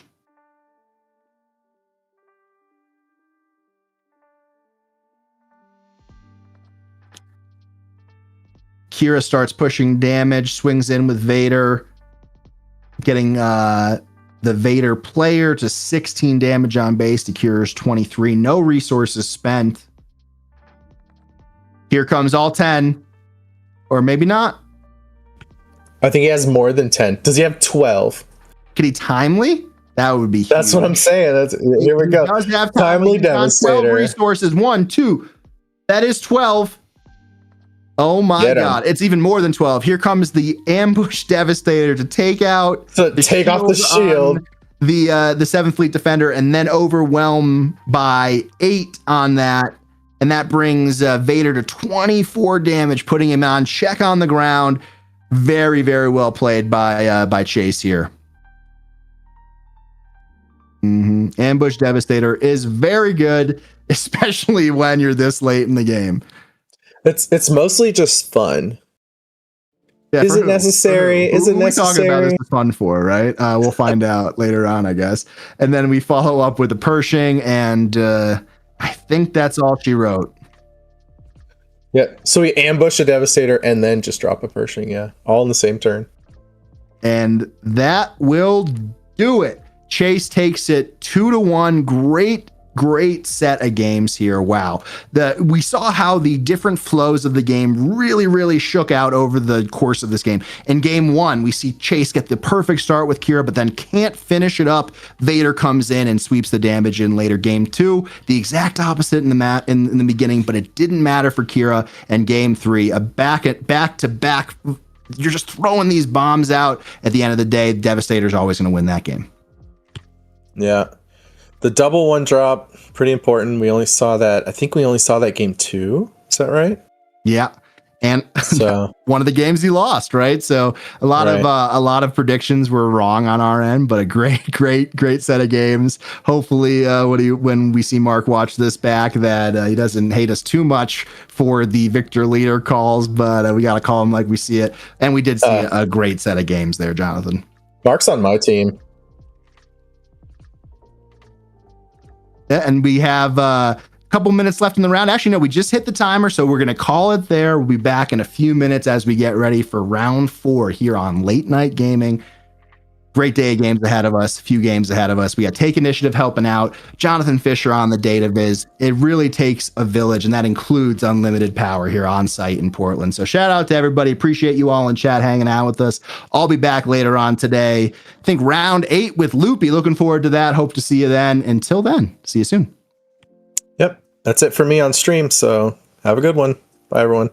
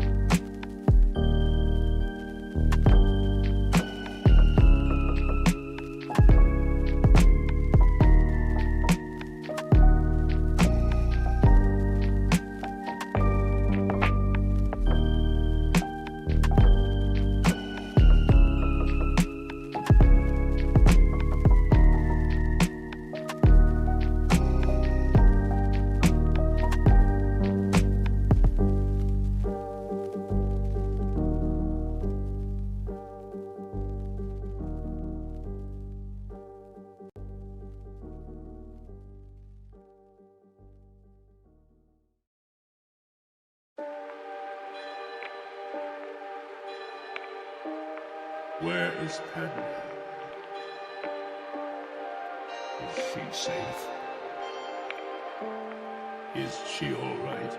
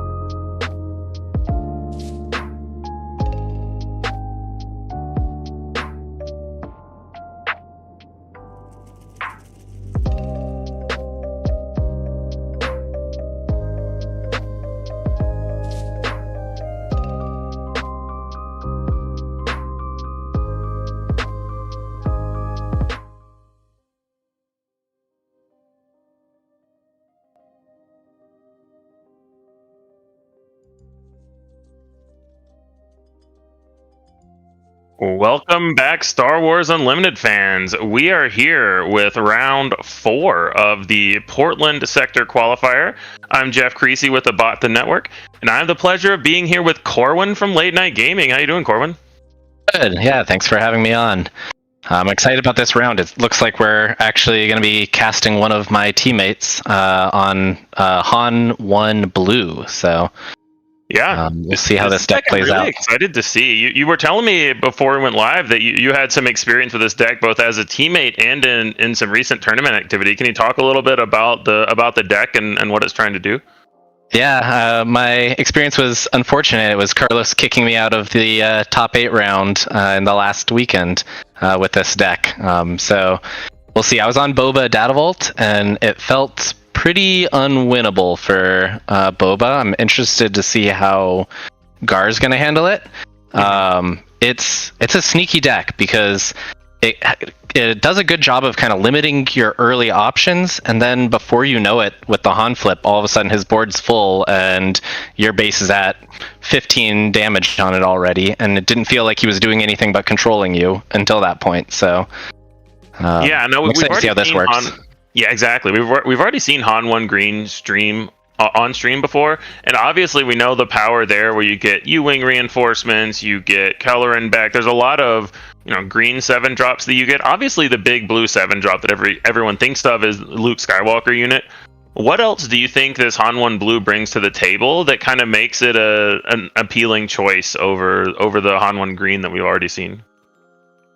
I think it's maybe just a little bit more balanced in controlling the ground than Han 1 Green. Han 1 Green's really trying to, at least against a lot of decks, trying to get that early lead in space and then transition to ground with Keller and Beck. But this has a much more balanced and like a faster kind of push on that ground aspect. So we'll see how it goes. Like I said, my games against it with Boba, they felt almost impossible, and the game was kind of over before I even got to see Luke Skywalker's. So yeah, we'll see if he's got anything else spicy. I know if he's playing it, one of the things that really trips people up is he has Power of the Dark Side in the deck. Yeah. I love that in Blue Hero, and especially in Han 1, where you can discard it easily with the Han ability if you don't need it, and then also you have it if you do need it. And exactly. It looks like they've already gotten in the game here. Yeah, we've got a Secretive Sage, and I may struggle a bit on some of these units. It's a Venestra. That's another really sneaky card in this deck. Yeah, with the Force coming in ready. That's how he finished me off multiple games with that extra damage. And we see a Director Krennic on the Gar, so that is going to attack for 3 and be a shielded unit. What are you expecting out of this Gar ECL deck? I know we think of Gar, it's kind of this kind of wonky, mostly aggro deck. Yeah. What do you think we're going to see out of it? I was pretty big on this Gar deck earlier, and after testing it a bunch before my PQ last week, I kind of shifted off. It really feels like you're pushing aggro in kind of a light-handed manner early, and you're really just trying to go for that big blowout play with Vader on the ECL. That's a really big play, though. So yeah. That's huge. The turret you get upgraded and then get to deal 7 damage to a unit. So kill the turret. And Lompike just as a whole is really interesting in this deck because he can just give anything upgrades if he wants to. Well, that's yeah, cool. This is going to be interesting to see because I was going to say it looks like they're just going to like flat out race each other and not worry about the units until I saw turret come down. And that's one of those things you were asking, like, what does Han Blue have over Han Green? And the turret is a big aspect of why you play that Force Blue base instead. Yeah, I mean, the ability to go turn 1 Secretive Sage into turn 2 turret is kind of wild. Yeah. Yeah, it was something that at Galactics I saw a lot in the Han 2 blues, but it's not as good dropping that early in Han 2 blue since you have to deal 2 of that damage, and it really matters with turret. That's where like this Han 1 ability kind of favors some of these plays. Yeah, and you can segue that into also getting your villain card in the discard, so your Anakin is just automatically online. Yeah, it's really, really cool. We see shielding the Falcon here. So yeah, I was wondering. Chris is all aboard the all aboard the race game plan.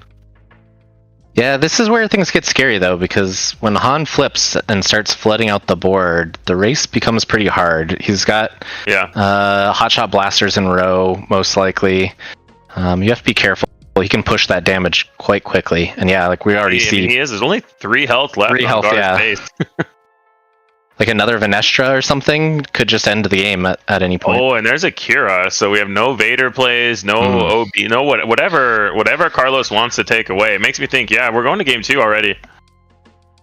Yeah, that's kind of what I was saying with this deck. It just ends way faster than you're expecting, and the Kira is incredibly annoying. That on my PQ last weekend, I drew Overwhelming Barrage only 4 times the whole day across all of my games, and 2 of them were against Carlos, and he Kira'd both of them. Oh no, yeah, Kira is so good. I really like it in these kinds of decks. It's the same way that it used to be in the pre-Force Throw banning in the Quinlan days, or even back in Mono Han days, where you just Kira is so brutal when you're a tempo deck saying, I'm going to get this incremental advantage, and you have one answer, and I'm going to be able to say that you can't play that answer. But yeah.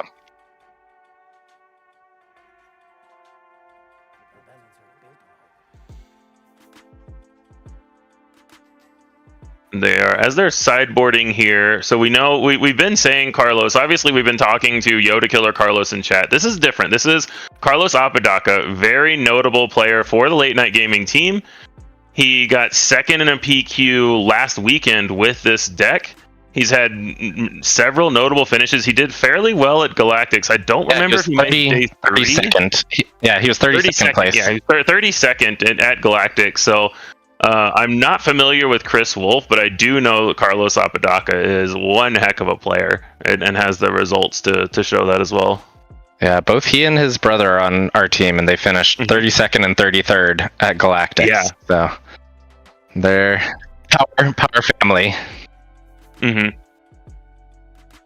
So what do you think? What do you think, Carlos? I mean, game one went to Carlos's plan. What do you think Chris can sideboard in to try to stem the bleeding, or does he just need to change his? I think he needs to change the game plan. The wrong idea. Okay. Yeah, I think in this matchup you can't hold off for a big Vader push. You need to use your ECL early to deal with some of those ground units. I mean, I think like he did a good job with that Lompike craving power, but it's just too little, too late at that point. You really have to play this like it is an aggro deck, and that's why this Han Blue is so scary. It is aggro, and then it also has Luke Skywalker and powerful endgame tools. So, I wonder, do you think that might have just been Chris being unfamiliar with Carlos's deck, or with the Han 1 Blue kind of archetype? It might be, but also like it's hard to control it when he opens with the 2/2 shielded. So that's true. Like, as Gar, you're not just trying to trade off shields there. Like you feel like you can win that race if he's hitting for 2 and you're hitting for 3 every time. But like I said, the Venestras coming out early, Hotshot Blasters in row. We didn't see a lot of those, but Falcon coming in ready. There's just a lot of tools to push that extra damage a little bit faster than Gar can. Yeah, definitely. And for me, whenever I'm watching any Star Wars Unlimited or playing, and I see both players just racing, my thought always goes to one of these players is wrong. You know? Yeah, my big deck is Sabine, so I think that's nice. An area that I have kind of taken to heart and improved in over time. Is even as Sabine, I feel like I don't actually race from the beginning very frequently. It's absolutely a lot of as early as trades. Yeah, as early as set 2, I think once Sabine got Poe and Wrecker, it became a much more nuanced game plan of, you know, I'm not just the aggro deck in every single matchup. There are times where I need to control the board, times where I need to make sure my leader sticks, times where I can't use my hero ability. It's pretty much every aggro deck in this game has something that they can't just race against and have to know when to control the board. I think that's a great thing about this game compared to a lot of others is in other games I've played, there are just kind of those quote unquote brain dead aggro decks. And I know a lot of people early on got that with Sabine and say like Sabine is just no thought involved, hit base, but good players, you won't see that. Yeah, definitely agree. So we've started here. We've got the Krennic start again into Inferno 4 and the Secret of Sage. And we already see a difference here with Krennic and Secret of Sage trading shields. Yoda comes down as well. A Sage on the other side. Mm-hmm. So it looks like Chris has kind of, and this is, I think this is also a good thing and a sign of a good player. You know, you get about 30 seconds to analyze what went wrong in a game 1. And it seems like Chris is kind of changing his approach a bit and saying, oh, you know, I can't race this deck. I really do need to kind of control the board a bit. And I'm curious how far he's going to... Yeah, it looks like he's going to keep even trading those. Yeah. I think it's scary to do this with the Yoda on board, though, because like that's just really shutting down any race ability. And now he's just taking all this damage and... Okay, yeah. And I think trade into the Yoda. I do think Chris played it smart there, where you know he knows the Restore 2 is on board, so he's going to take his unit trades first, and now he can he can attack base with the Inferno 4 later after the Yoda's already attacked, if he wants the 2 damage over initiative. Definitely. Yeah, so he gets that in. Itinerant Warriors are also, an annoying card in this deck that stops you from being able to outrace it. Yeah, it's another interesting nuance with Han 1 Blue versus Han 2 Blue, where an Itinerant Warrior that's a 4/2 shielded, you could play something like a Perilous Position and still deal with it, but Han 1 doesn't give you that option. So you just always have to deal with the full 4 health. I'm interested why he didn't use the Force to heal that too. I would guess because he's just not worried about his health total, and it looks like he went back down to 0. So I think he got the Yoda swung with the attack Yoda. in. Yeah, because because Carlos had the initiative still, so we knew that he could just attack with Yoda first action. Gotcha. Yeah, that makes sense. I was just curious if there was anything in his hand that he wanted to use the Force for this turn before attacking, but. Yeah, because we obviously, I assume we're not playing something like a Kiadi Mundi out of aspect, which is where your head usually goes with what are you using the Force for. Maybe he just wanted he could have. He drew a turret and could slam it and have the Force up. Yeah. And I think this is, both leaders could be flipping. Gar already did. Yeah. So this game's already gone later. Oh, that was the Eager Escort Fighter coming to clear the Falcon. That's huge. Yeah. That card's been a real overperformer ever since it came onto the scene, I think. And its biggest use case is killing Falcons, but whether it's in this deck, in Kira against Vader, or in Vader against other space decks, Eager Escort Fighter has been really good. It is. I always underrated it. Yeah, when I saw it, I was like, I don't want this necessarily. It's basically just open fire. For space, a more limited open fire, but it actually works really well. Yeah, but it is space open fire that kills Lurking Tie, which regular open fire doesn't. Yeah, it kills Lurking Tie, it kills Victor leaders very easily. As a Sabine player, it kills my Masterpiece. Yeah, with Victor leader out, it kills the stolen AT Holler that was stolen from me as a Vader player. It's a lot more versatile than it looks at first glance. Oh, Carlos did drop the turret there. Yeah. So I think that goes back to why he didn't heal with the 3. He probably had turret in hand. He might have had to keep his options open, and he knew that the Force is going to be more relevant than the 2 damage if he needed to just drop a turret on short notice. Yep. Oh, this is looking very tough again for Gar. This is just what I felt with this deck last weekend as well. It's just sneaky that it can clear your stuff and still race faster than a lot of other decks. It just feels very strangling. Like you get this very incremental advantage, but it blows up and gets out of hand so fast. I think Gar is just a deck that the biggest tool that it has is something like ECLing an Evader and killing 2 units. But by the time you're doing that, you're already too far behind. He's got the turret and the Han and the Itinerant Warrior. That was a lot of... There's a lot of problems that he's got to deal with really quick. And we're in range now of Luke's or Enfys Nest was kind of the nightmare of my last week after playing against this deck. Enfys Nest just made the game impossible to close out. Yeah, and we do see a unit get E-sealed in. It's a Vader, I'm pretty sure. But it is a Vader, so I'm guessing he attacked into the turret and killed the Itinerant Warrior and shielded it, gave it a second shield and killed it. Maybe he's going to kill the Han leader, I'm not sure. We're going to have to wait to see where that goes. Yeah, I've completely frozen, but I think that is what is happening. Yeah,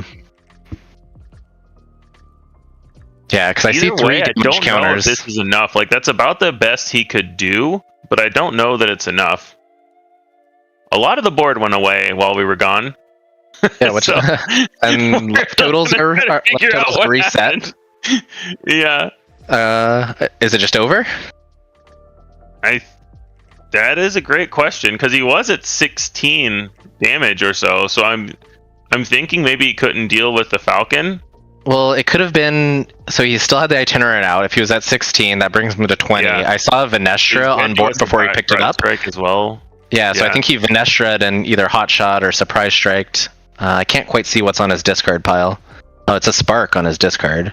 So that wouldn't have closed it, but... Yeah, it looks like we have a very quick, very clean 2-0 for Carlos Apodaca here.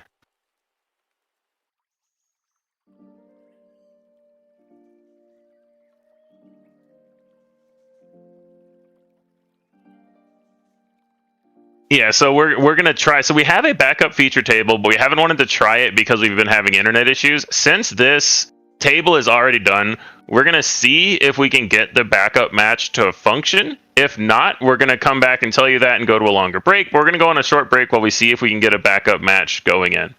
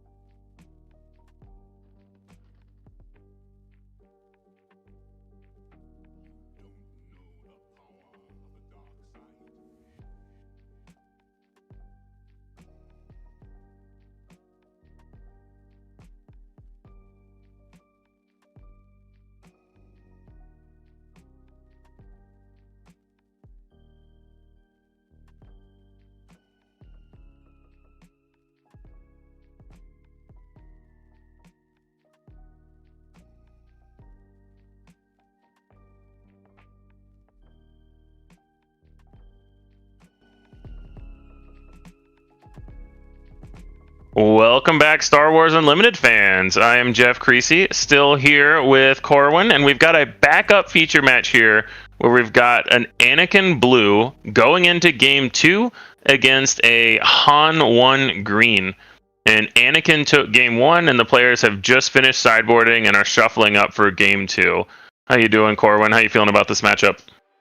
This one I'm not quite sure how this is expected to go.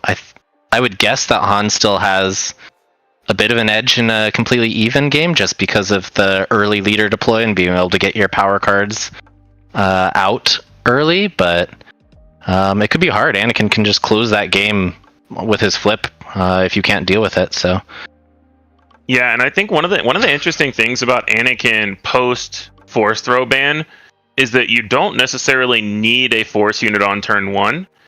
The main thing you might want to get the Force for are things like your Itinerant Warrior, your Turrets, your Kiatis, but you can't play any of those on turn 2 anyway. So that kind of frees them up to potentially play a spaceship on turn 1 or a spaceship on turn 2 and let him trade in space a little bit more. And then you can obviously trade really well with the ground units that Han wants to put out. So it's really, I kind of like Anakin in this matchup. But I don't know, obviously, the exact build of this Anakin or what the standard Anakins are. I haven't actually seen that much Anakin this, at least recently. Yeah. I think it's been kind of fallen out of favor with all of the Han 2 decks coming. If you want a red-blue hero, Han 2's been the go-to. But yeah, I'm definitely Anakin obviously does. Yeah, he does things that Han doesn't do though with that powerful leader turn. I've seen games close out. So okay, and the Han 1 Green in question is Justin from KTOD. We just had that confirmed. So Justin is down a game going into Game 2. And then going back to speaking of Anakin, I have no qualms in saying the best Anakin player in the world is on my team. Defay, Alex from France, is so good on Anakin, and I think he's won 4 PQs this set with Anakin. So the guy is just cracked on this deck. You've got the insight on it. Yeah. If anyone in the chat knows anything about Levi Ponce, the name sounds familiar. We're not 100% sure where from or if we're going crazy, but that was the first thought. So the name sounds familiar, but I'm not sure from where. And then obviously Justin from KTOD, a lot of people familiar with the game are going to be familiar with him. So excited to see him on stream as well. Yeah, talking about former Sabine players. There's Justin for you, but everyone's kind of switched off. Yeah, it is interesting to see that he's on the Han 1 Green here. I wonder if he's on a more aggressive list, just because that is like you were saying, he is known for Sabine and for aggressive decks. It's not that that's the only thing he can play. Obviously, he's a very skilled player and can play a lot of things. That's just his comfort zone and what he's known for, what he's known to be one of the best at. Yeah, so with this matchup, you were talking earlier about potentially trading in space. Do you think they have answers to any of the Han space openers, like the powerful opening up with a hauler or opening up with Falcon that you can then Han pilot on top of, or Chewbacca? They definitely have answers to hauler. Even any 3-power space unit, even just a red 5 on turn 2 can trade into the hauler. The question is, turn 2 is too late, right? Exactly. So that's the question. Yeah. Do you have the answer for the pilot? Is the question. Answers for the spaceships, I think, are pretty easy. The answers for the pilot might end up needing to be something like a confiscate. But yeah, that's well, we don't see the strongest start from Han. We don't see the Falcon to potentially get piloted. L3 is still fine. It's nice to get a shielded unit out. You expect you're going to be able to get an attack in with this unit. You can still potentially put a blaster on him to attack for 4. So not a bad start by any means, but we're outside on of the other side. GG. On the other side, though, the Yaddle is quite powerful for Anakin, being able to trade up into a much bigger unit and heal some of that damage from the Anakin ability. So yeah, I would imagine Justin really wants a blaster here.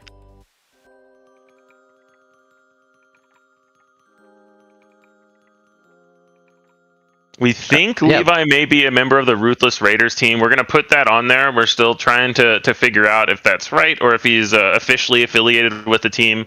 But we think so we're going to put that in. We see the L3, so no blaster for Justin, but we do see still the shield going into the Yaddle, which I like. It prevents it threatens a trade next turn and prevents an easy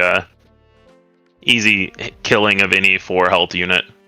And the hauler coming down he must have just drawn it a little late, I would think. And it could be possible if he wants to go to if he wants to play a 5-drop this turn, he could also have just been conserving cards in hand and intentionally going with the L3, so he didn't have to keep using his hand as a resource. Okay, there goes the Yaddle. That's good. Although Maris is also a very powerful card for Anakin. The 5 health, being able to do the 2 damage on discard as well as the Anakin ability is incredibly powerful trading ability on ground.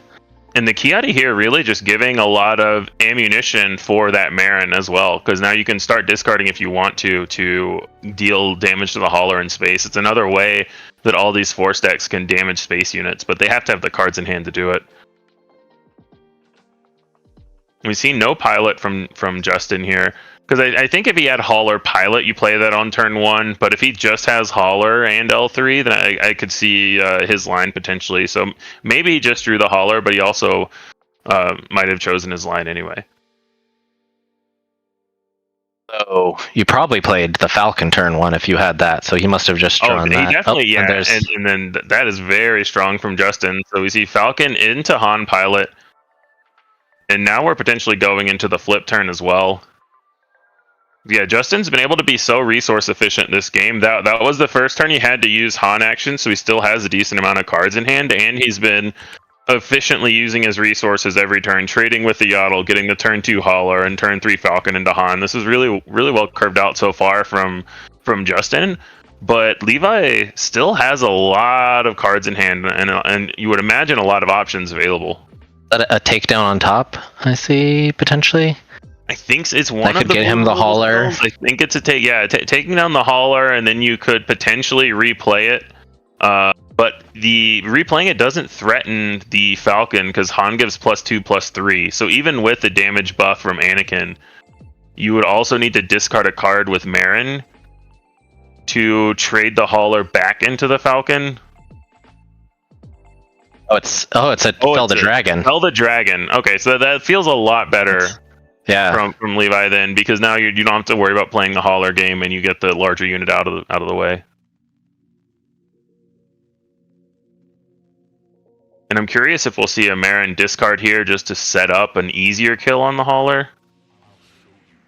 Oh, and I feel like this is always the interesting place in playing against an Anakin, where you have to decide like how much you're trading, how much you're making sure you have an answer for the Anakin flip, because if you start pushing this damage but can't close out, and Anakin flips with a large buff, you really start dying quickly.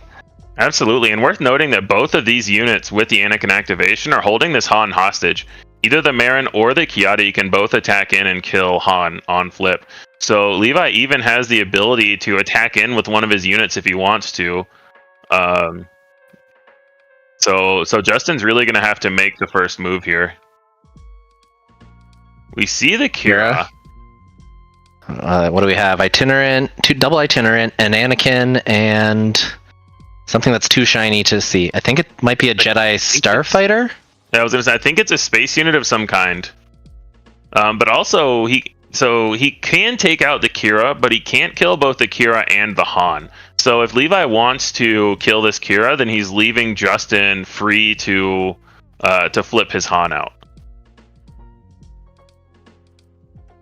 And it looks like he's just putting the 4 on Kira. So he wants to keep this Han held hostage, because it is the most likely next move for Justin. So it makes sense to... I like this attack a lot by Levi. Even though you usually want to just kill the Kira. It's good. At this point, though, I sometimes feel like Han already spent those resources, so it's not as important to hold him hostage on That's this true. turn. You just preserve one of the units that can hold him hostage before next turn. But if Justin doesn't want to flip Han, you can still either attack in with Marin to Kira or attack Marin to base and discard a card to kill Kira. So you can still kill the Kira this turn pretty easily if Justin doesn't want to flip his Han or does something else. Yeah, this is one of the key turns. Both of these decks, their flip turn is kind of where the game can be won or lost. So okay, looks like neither of them. Claim. Yeah.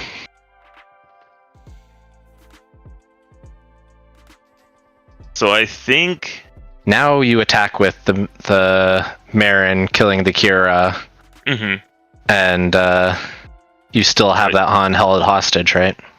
Yeah, you could do both. And it looks like okay, so he's attacking Marin to base and discarding to kill the Kira. He looks like he's discarding a space unit though. So either he has another answer for the Starfight or for the Hauler, or he's just not worried about it. I do see double Itinerant Warrior in hand. Yep. And I'm assuming the Kira called. Well, actually, I don't know. It might have called the Itinerant because there's two of them, but the other card is an Anakin.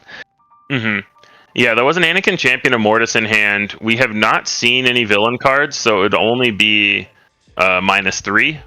But that plus a Marin discard could still kill the Hauler. And yeah, helpfully showing us that this Anakin is +3 attack. I was just about to say I really appreciate Levi putting counters on his Anakin.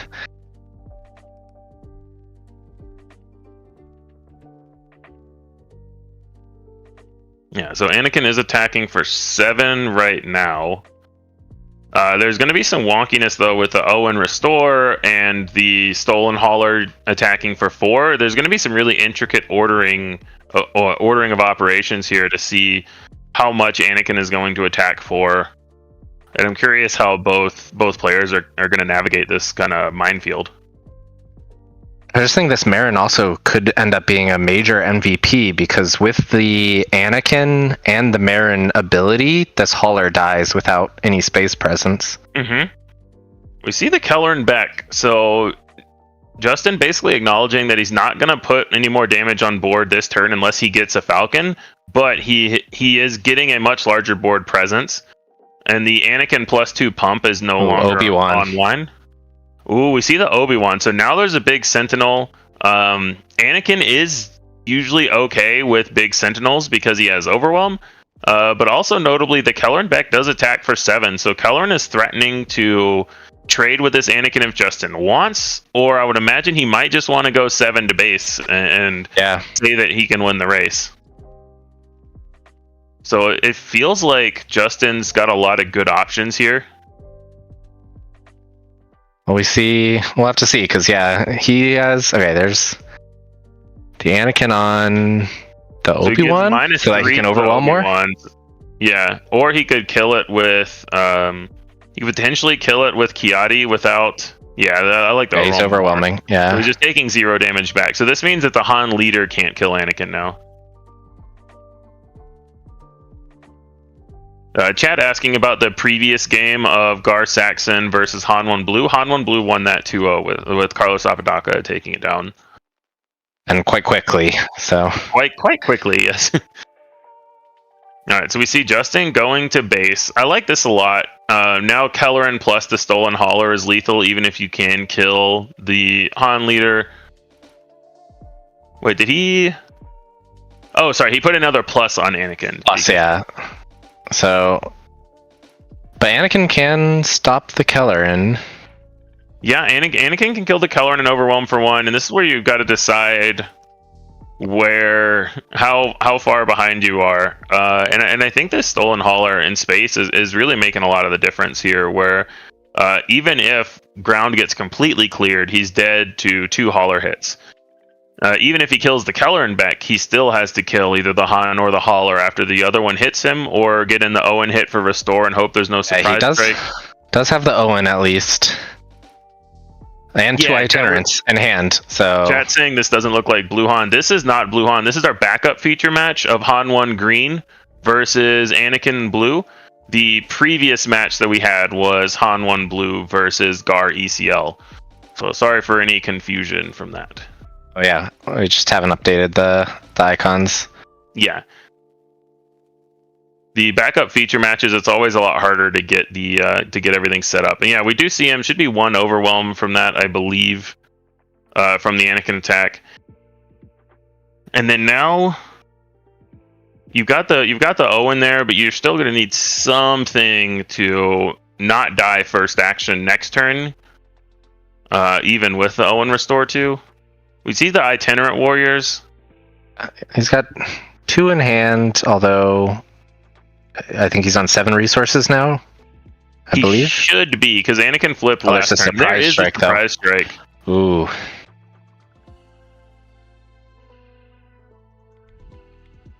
So now he needs to itinerant warrior or Luke or kill the hauler, which he goes for killing the hauler.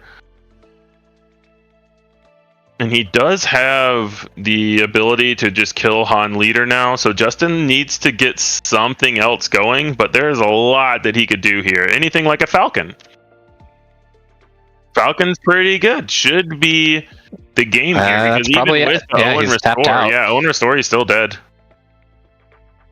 So there's an interesting question there of, if he didn't have the Falcon, do you play the hauler? I think you leave it in your opponent's deck, right?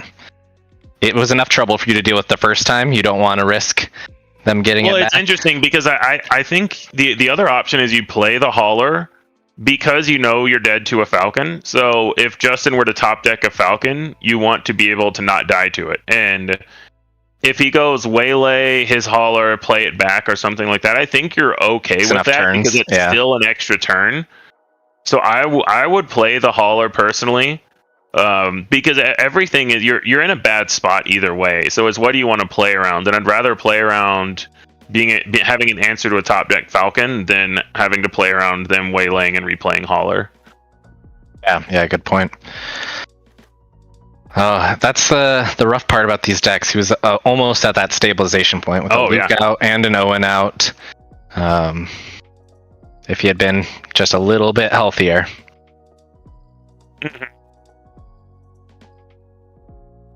Yeah, I feel like I see that a lot with some of the Force decks and with things like Anakin specifically, where there's a lot of snowballing, but at the same time really fine margins where either you almost control the game or you're 1 or 2 damage short, or they're 1 or 2 damage short. So it's really interesting.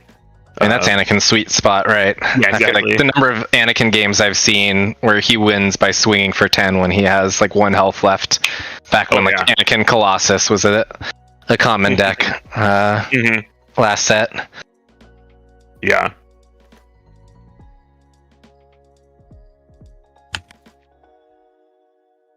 But this is nice that we got to see the 2 quick games with the Gar Han 1 Blue, and now 2 games from this, since we get a game 3. Yeah. Lucky for everyone watching the stream, we get all the extra Star Wars content we can. Yeah, and since I knew Stevie was in chat for this, I made sure to tell the guys to have the camera be on higher quality for this one specifically. So you're welcome, guys. That's all thanks to me. And for anyone new to the English language, that was a joke.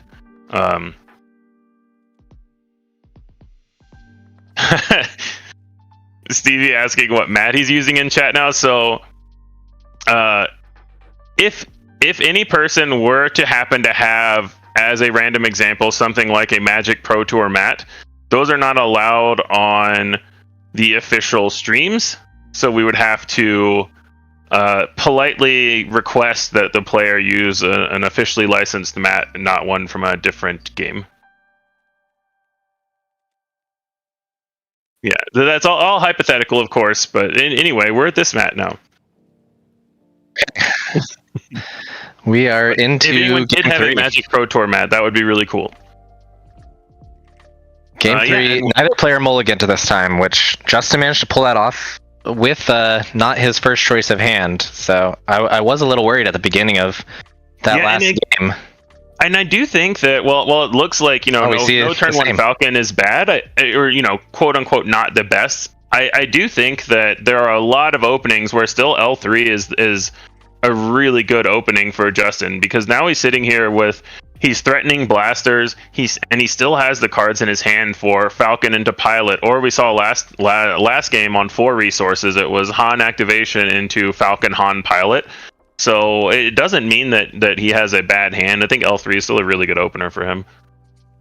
Why did the Anakin just tap up to 4 though? So a lot of Anakins, there are he's just using the ability to pass? Exactly. You can use the ability to just take 2 damage on your base. He wants to see if one of 2 things. One, he wants to see if Justin is going to Han activate to potentially play Akira. The other thing is he wants to just get damage on his base so his Anakin flip does slightly more. And it looks like he doesn't have a 3-drop to play. Yeah. So it is. I couldn't tell what the last card was. It was Fel, Kiadi, Open Fire, and some Jedi. Might have been a Luke. I think it was a Luke. And you name the Kiadi here, right? With that hand? I would imagine so, when he has the Force as well. Because you're not worried about Fel right now. And then, so we're not 100% sure what Kira named. But no turn 2 play, except for dealing 2 damage to your own base, is pretty good for Han 1. Yeah. And just having the information that there is a Fel in hand is really important for that pilot plan. Yeah, exactly. So maybe he's not going to, Han activate into Han Pilot. Yeah, and it looks like Chad is probably correct that he was trying to pass there so that he could get an open fire on a valuable target, hoping that there was a Falcon or something. But it is one of the it's something that high level Anakin players need to learn, is that there are times to deal 2 damage to your base, just activate Anakin for no reason, or well, I shouldn't say for no reason, activate Anakin with no attack value, and understanding when those times are is what elevates players to the highest level of Anakin play. I'm not saying that the activation there was right or wrong. I'm just saying in general with Anakin, it's a skill to know and to use a non-zero amount of the time.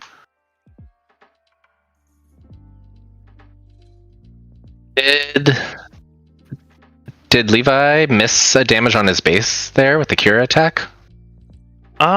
He was at 4, so I think he should be at 7. Yeah. Unless that is a Yaddle. I'm not sure what force unit that is. No, that's Adi Gallia. That's what I thought it was. Adi Gallia, but if it was Yaddle, then it would have had Restore, obviously. I think one of the taps didn't register, or he miscounted something. Because I'm pretty sure he should be at 7 now. Chat saying there was an open fire in hand, and that was what got named, which would make sense. And Justin just clearing the board here. But even with the open fire, I don't know that I would name it that. I think I would still name the Kiadi, because the open fire wasn't going to clear anything there. Like, the Kira still lives, it takes off the shield. Point. Yeah. And it's an interesting decision point for sure. And then now, if there was a Fel the Dragon, it's live. There is an open fire there. So we do see the Fel a little bit bad to use that many resources to take 1 damage off of Blue Leader. Yeah, it does feel bad. That time he took 3, but and you're leaving a wide open Han flip turn is quite scary. Yeah. With no resources spent, so we could see a 7 drop. He's looking in his resources, which could mean maybe he wants a big Falcon. Could have been checking for blasters. Oof. This is a tough situation. The last game was looking really good for Anakin at the start, I feel like, and Justin still pulled it off. So I'm interested to see what Anakin can do here.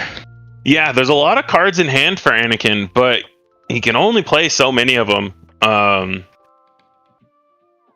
And he should be going to 6 now, correct? So we've got the Anakin flip this turn, but is it kind of too little too late? He needs to take 2 more damage before Anakin kills the Enfys Nest.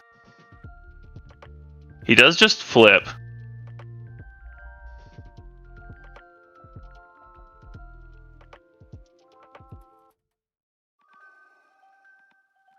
Okay, we think the timer is pretty accurate with about 8.5 minutes left in the round. That should be more than enough time for this game to come to a natural conclusion. I wouldn't think we need 8.5 minutes still at this point, but... Yeah, but both players have been playing fairly quickly. Ooh, we see an entrenched in hand. Entrenching your own Anakin in this situation is a really interesting line that can try to work on clearing the board. It can, but is it going to be fast enough? That's the downside of running this lower health base as Anakin as well. Yeah. Like we talked about in the last game, he was so close to turning the corner. If he had even 1 more health, he might have been able to stabilize with the Luke on board and the Owen on board. Yeah, it's hard to say because he also, with 2 more health on his base, he wouldn't have had cards from Kiadi because he wouldn't have had the Force. It's an interesting thought experiment for sure. The 2 health feels like an easy trade to make, but it definitely comes into play. Okay, so he did the damage that now lets Anakin kill the Enfys.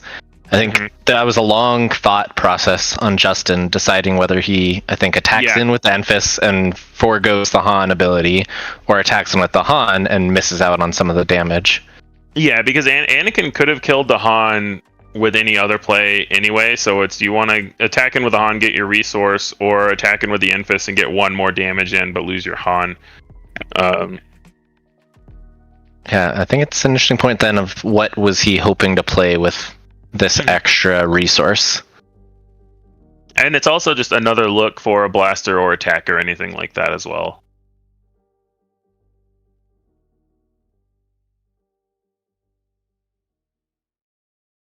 Yeah, now we're going to see a Kiadi, or a Kelleran, potentially.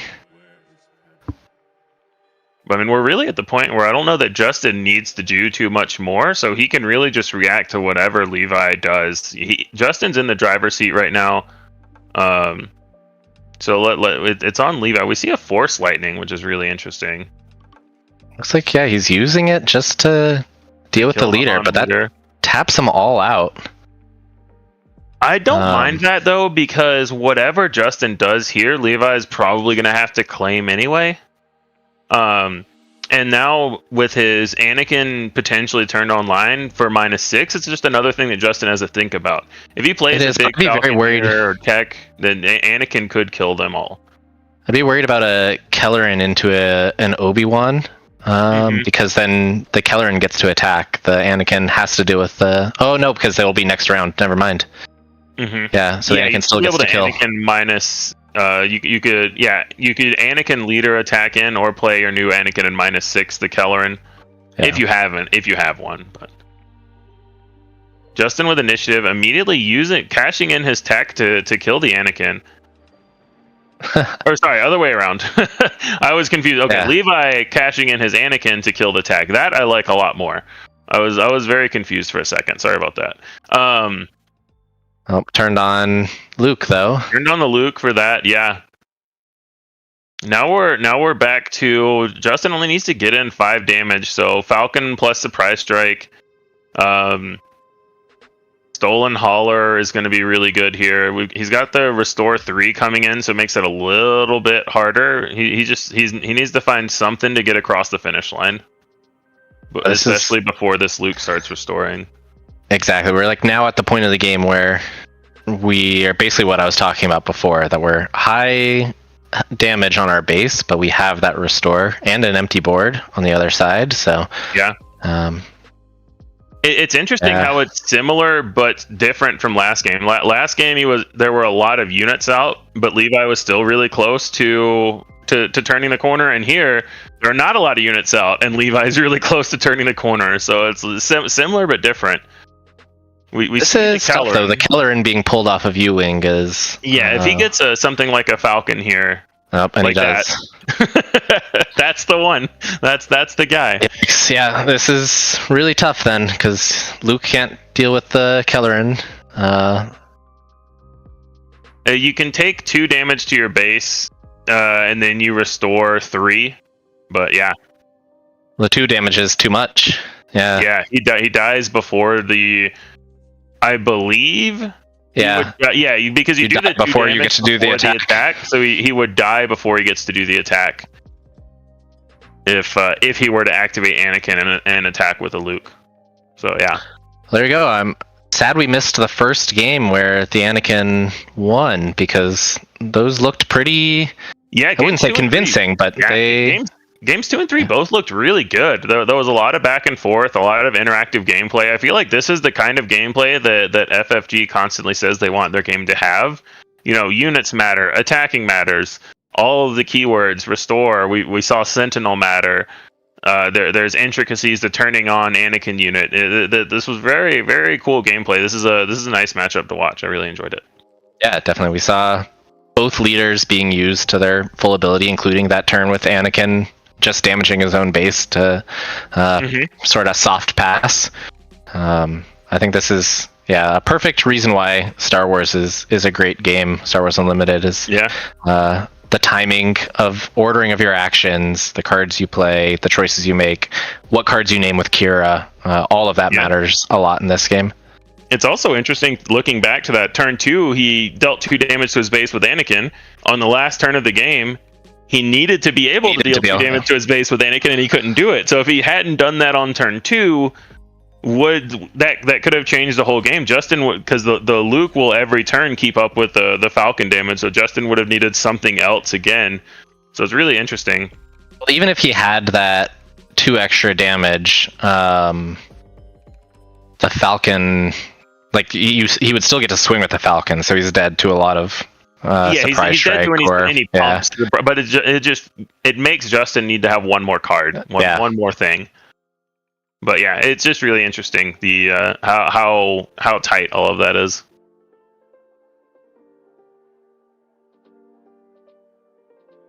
Okay, so now we've got some meta breakdown stats that we're looking at. So we see the number 1 deck is Han 2. I haven't been able to watch any of the games, or I watched the last round, but not the first couple rounds. So I don't know if we saw any Han 2s on stream, but we have seen Han 2 on stream. I believe it was Blue Force. Okay. And yeah, we see here Han 1 is an interesting spread. We see green non-force, blue force. I believe Shattered Undercity is blue force. Yep. Night Sister Lair is also blue force. Command Sister. So there's a lot of green 30 and blue force. And a data vault. Yeah. 2 data vaults. There's a mono yellow Han. I think Navarro City is also a yellow 30. Maz Kanata's Castle is another green 30. So there's a lot of interesting 30 HP bases with the Han 1, and a smattering of blue and green with a couple of yellows thrown in.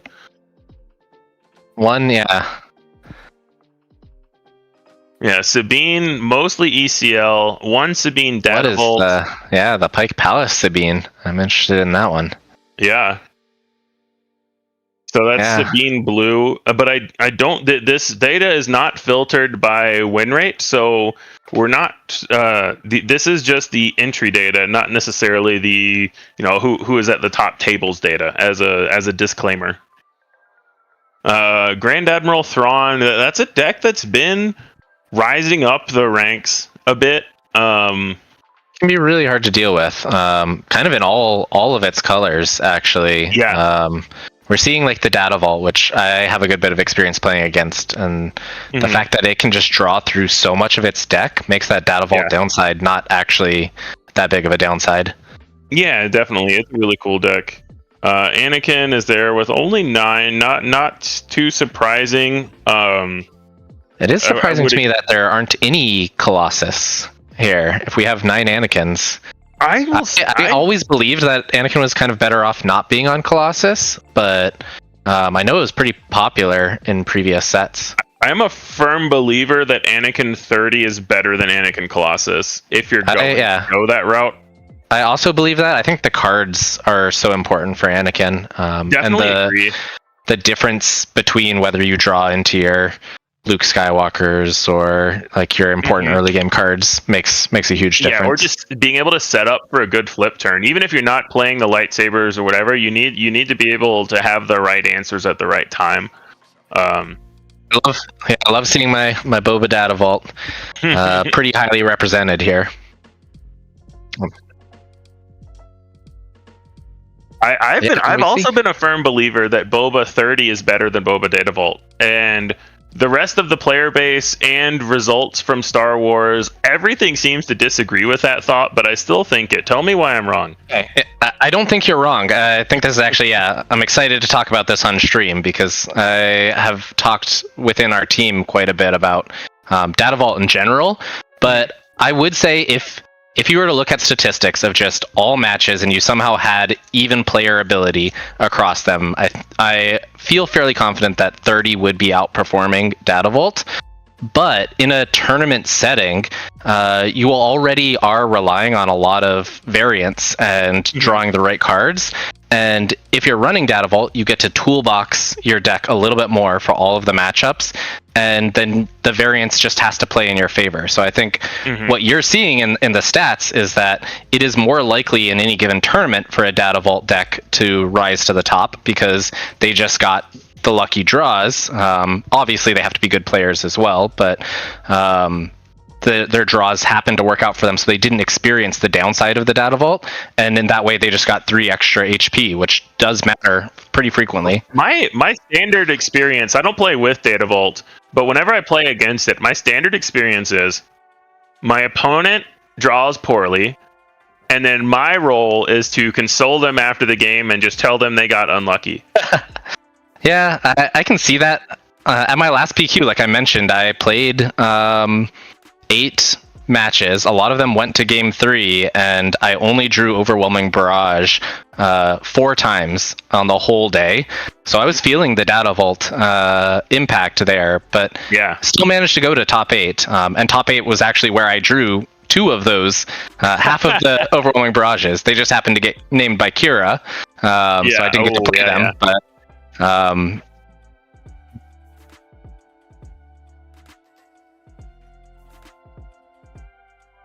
yeah, so there are multiple Boba Data Vault videos. I believe Woo just released one, Woo from KTOD and from I Am Woo on YouTube. And then there is a late night gaming video coming out soon on that as well. Woo's video is about Data Vault kind of in general, and I think it's actually a great video for everyone to watch in that case, and he makes another really important point of how Data Vault sort of just gets better as more sets are around, because in a Data Vault deck, you want a type of deck that has a lot of overlap in your important cards, and so you don't really care if you draw card A or card B if they do the same job. And I think that's why Ray Data Vault is actually a better deck than Ray 30 a lot of times, because you don't really care which of your small high health units you're pulling. You just want some of them that you can buff out. Yeah, and it's usually similar with blue-green villain as well, because a lot of times it's like, okay, I need to draw Fell or Takedown or Rival's Fall or Super Laser Blast or one of these 83 blue removal spells. Exactly. Okay. So we are about to go to a break until we get here for round 5. Coming up next round, we're going to have an excellent commentating duo that I'm excited to listen to with Tower Number 9 and John Tata. As for closing out this round, I'm Jeff Creasy from the Bothan Network, here with Corwin from Late Night Gaming. So thanks for hanging out, guys.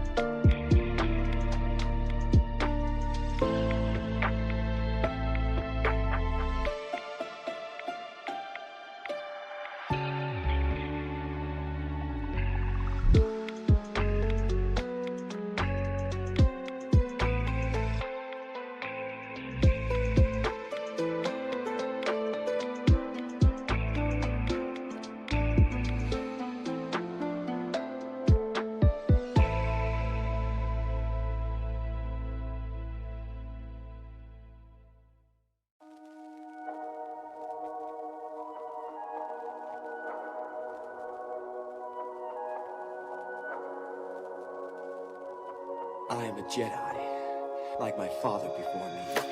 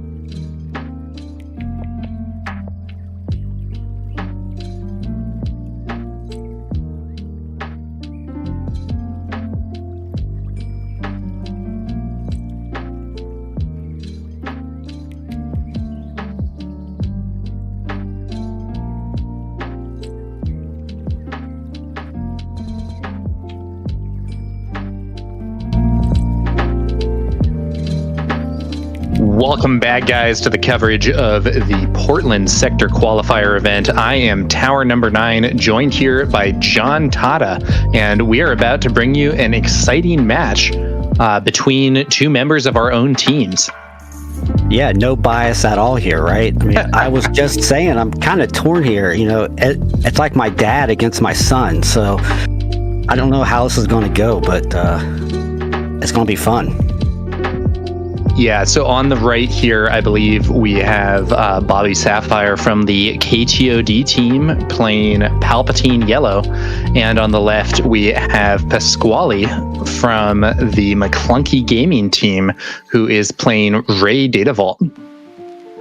Yeah, this matchup is going to be pretty exciting. In my experience, I've played quite a bit of Ray Datavault, obviously. This matchup can be pretty tight, but the Palp Yellow is actually pretty tough for Ray Datavault, mainly because of the change of hearts. Ray only has so many threats, like, you know, the Lukes and the home ones.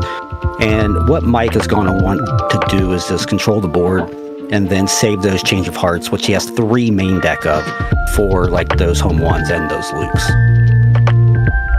Yeah, I think we're headed for a very long match, to be honest with you, Tata. Many things could happen, but both of these are very grindy decks. Yeah, they certainly can be. You know, I don't think we will be needing the backup stream match this round, but you know, maybe these players can prove us wrong. Yeah, it's true. We will have to see just how that goes. Looks like we just saw the do our best to have no bias here, right, Tower? Yeah. Yeah. Or just equal bias. It should be it should be not the world's most impartial commentary, but I think it's going to be a fun time. Yeah, so these players are rolling. Let's see. I think Pasquale won the roll here, so it's like he's going to be starting us off.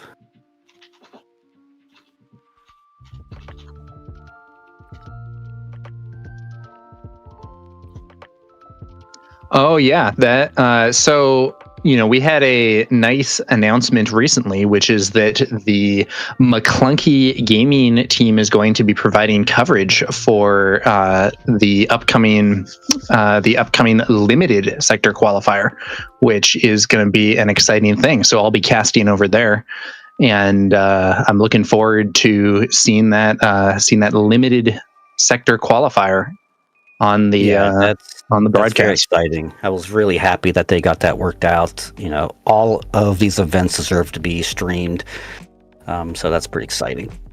Yeah, and big shout out to FFG for helping make that happen. You know, I think it's going to be a very hype moment for the game, especially because this is kind of the first season where we've been seeing those limited events. But today we're playing Constructed here, and it looks like the players are about to start resourcing. Yeah, let's see. Now, there's some predictions that the Ray is going to run the Palp out of cards. That certainly is a possibility. You know, I have seen that happen. But, you know, you have to keep in mind that Mike does have the 3 main deck change of hearts. He has Traitorous. He has lots of ways to take control of this game. So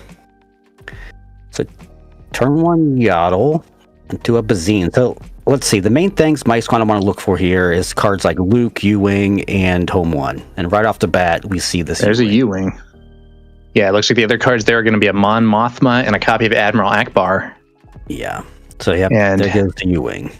Good prediction there on the higher value card being removed. Yeah. You just want to try to strip all of their ways to win the game. You know, because this Ray deck, as big as it can pump their little weenies, it's never going to do 30 damage to Palp with these random like 1/4s.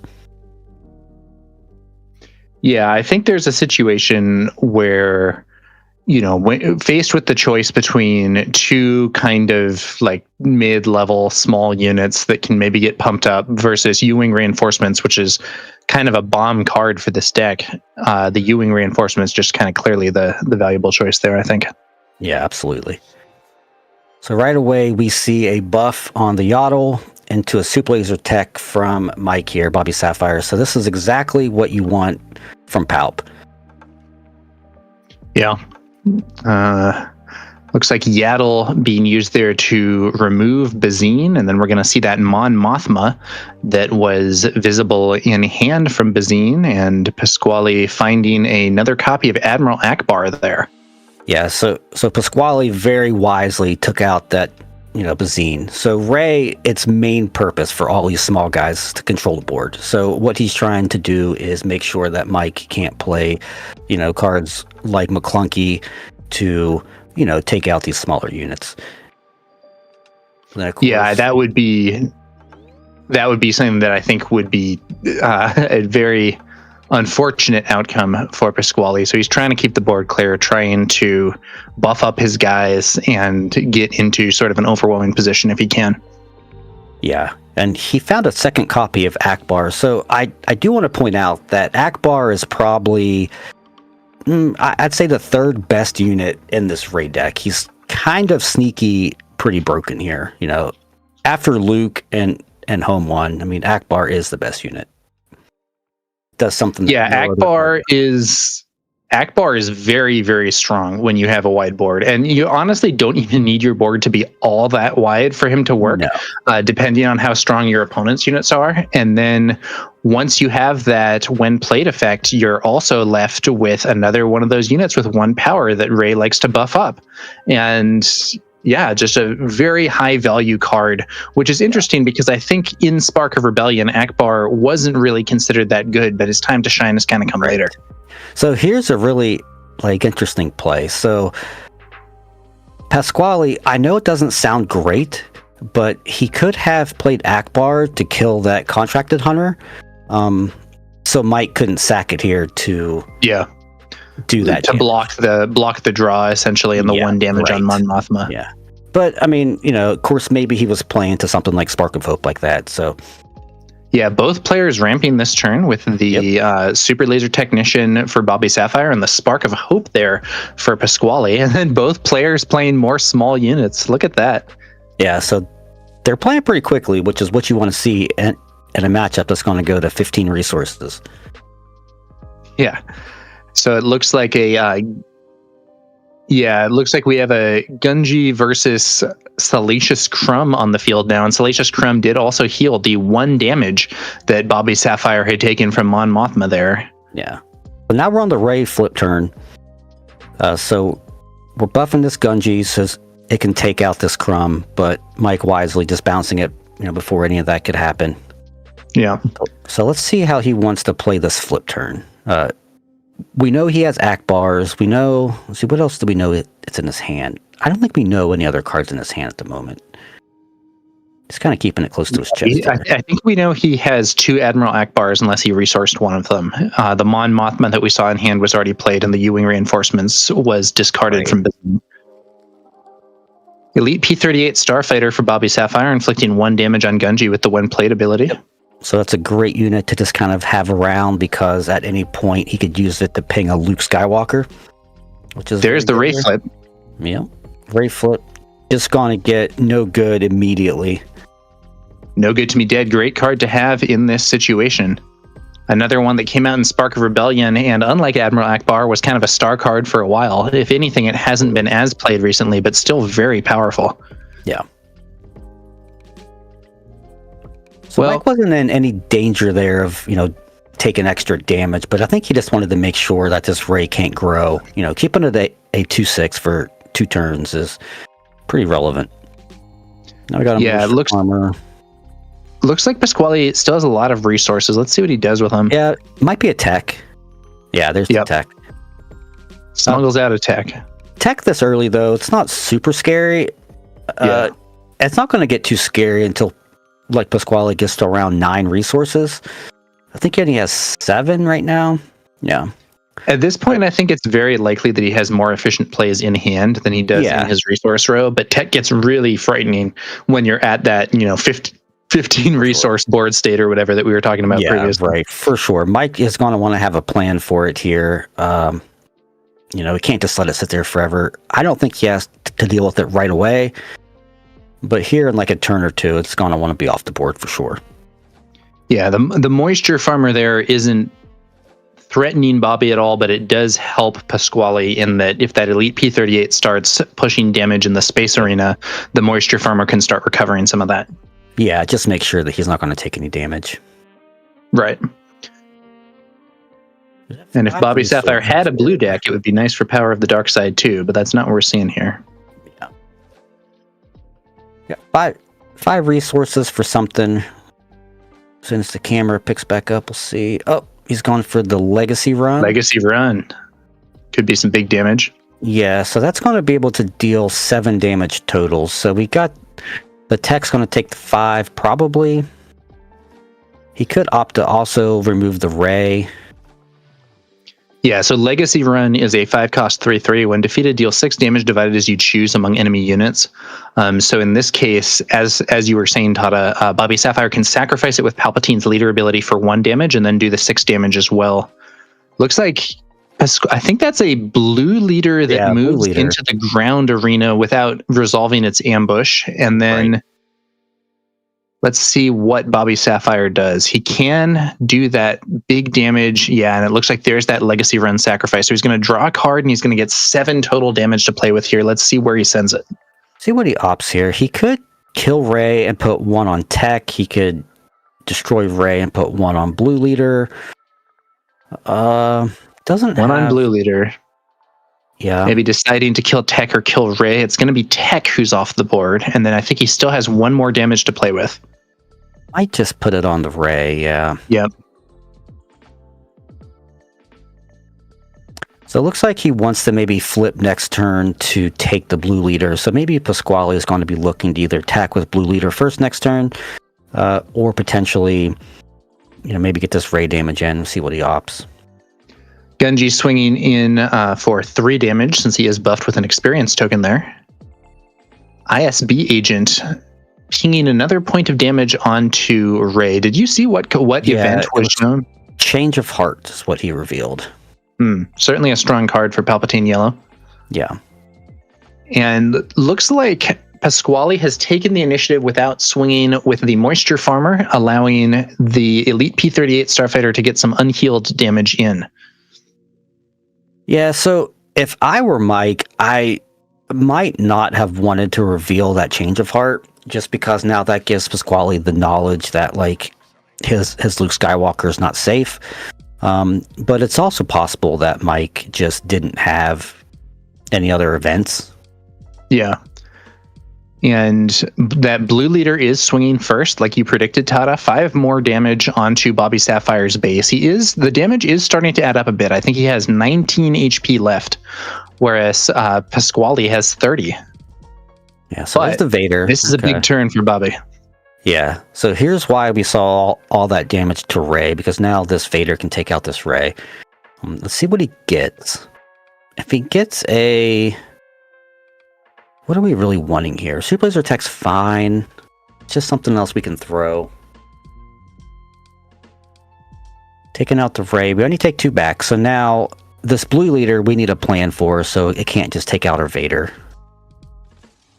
Yeah, do you think that you think Bobby's going to flip to take the blue leader here? Yeah, he has to start pressuring Ray at some point. He has the leader off the board. Pasquale only has 1 real threat in play right now. I feel like if you just take it, then you're feeling pretty good, because then the Palp can take out the Gunji. Yeah, and he does still have that Change of Heart waiting in the wings in case we do see that a Luke Skywalker or something. Yeah. But it's also worth noting that Pasquale does have 8 open resources, so he still has his whole turn ahead of him. And Mike is, of course, pretty much tapped out. It is interesting to note how Bobby Sapphire here was able to totally handle Ray on her. Now, Ray's still got some value from her leader side, but her actual deployment, she didn't even get a chance to swing, because we saw first No Good to Me Dead, and then the combination of that ping damage and the Vader ambush preventing Ray from ever actually doing anything as a unit this game. Yeah, she didn't do anything. I think the whole game she's put 2 experience. So he's doing a really good job of neutering her leader effects completely. So now it looks like we did flip. We did take the blue leader. The stream is just catching up from the internet here. Yeah, it looks like maybe Gunji took a swing to hit Bobby Sapphire's base there, maybe. It looks like we might be on 14 total damage now. Yep. And then this Moisture Farmers looks like Pasquale's going to do something with it here. Yeah, it could just be a swing. Could just be a swing into the base to heal, most likely. Yeah, most likely. And then also kind of buy some time. Our apologies to the viewers. We seem to be having some difficulty with the internet feed here for the match. Hopefully that's going to be resolved shortly.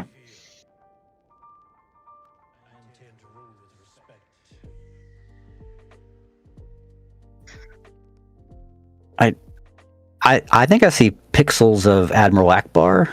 Yep. Yeah. Admiral Akbar on the board. I think he's getting ambushed by a contracted hunter now. Hunter is taking him out pretty much immediately here. Maybe. Hunter. Yeah, it looks like there's a lot of damage on Palpatine there. Palp has 7 damage on him, it looks like. Yeah, and it looks like somehow all of the resources were spent. Yeah. For Pasquale, but I'm not entirely sure on what. Apologies to the viewers. Yeah, going into this next turn, though, Bobby Sapphire has really reversed the situation and has a very powerful board. Yeah, so Gunji's going to take out Palp first action, so now both leaders are taken care of. That's pretty good for Pasquale here, because Palp's pretty tough to take out, a lot of the time here. Yeah, at the same time, though, a Ray Data Vault doesn't really have powerful board wipes available, so having this much of a disadvantage on the board is not a place that Pasquale wants to be. Right. So we got this a Village Protector, shield taken out by ISB agent immediately, and then Vader's just going to finish it off. So this Vader should have, there you go, 5 damage. And then Obi-Wan as well. Another Sentinel there. Yeah, it's not going to have Sentinel here in a second. Well, okay. Guess it's not going to matter because it's going to get defeated anyway, I would assume. Let's see what we find with the Vader here. Yeah, so that is going to be another copy of Darth Vader defeating the previous one and bringing out Bazine. Looks like another Obi-Wan, and then what's that card on the left? Is that a takedown, maybe? I don't know. I didn't see. Looks like whatever it was, I think Bobby Sapphire opted not to discard, so he may have figured this is not looking like a hand that's going to be able to stop him easily. It might have been like a fell or a takedown or whatever. Like, I don't think Mike really cares about single target, spells like fell or takedown. Pasquale's not going to win the game by just 1-for-1ing. He's pretty far behind right now, and we know that Mike has at least 1 change of heart, so not even like a home 1 or Luke's going to save us here. Yeah, it's a pretty undesirable position here for Pasquale, unfortunately. I think that, if we were seeing this being like a blue-green villain deck, this would be a time where a Super Laser Blast or something might be what you're looking for, but blue-green heroism doesn't really have those same options. Maybe once we see Secrets of Power, we could see things like that Bo-Katan that gives the opponent's whole board -3/-3 or whatever. Right. But that has not released for this tournament, and there's not really a board wipe option available here for Pasquale. So it was a fell, and he just felled the Vader.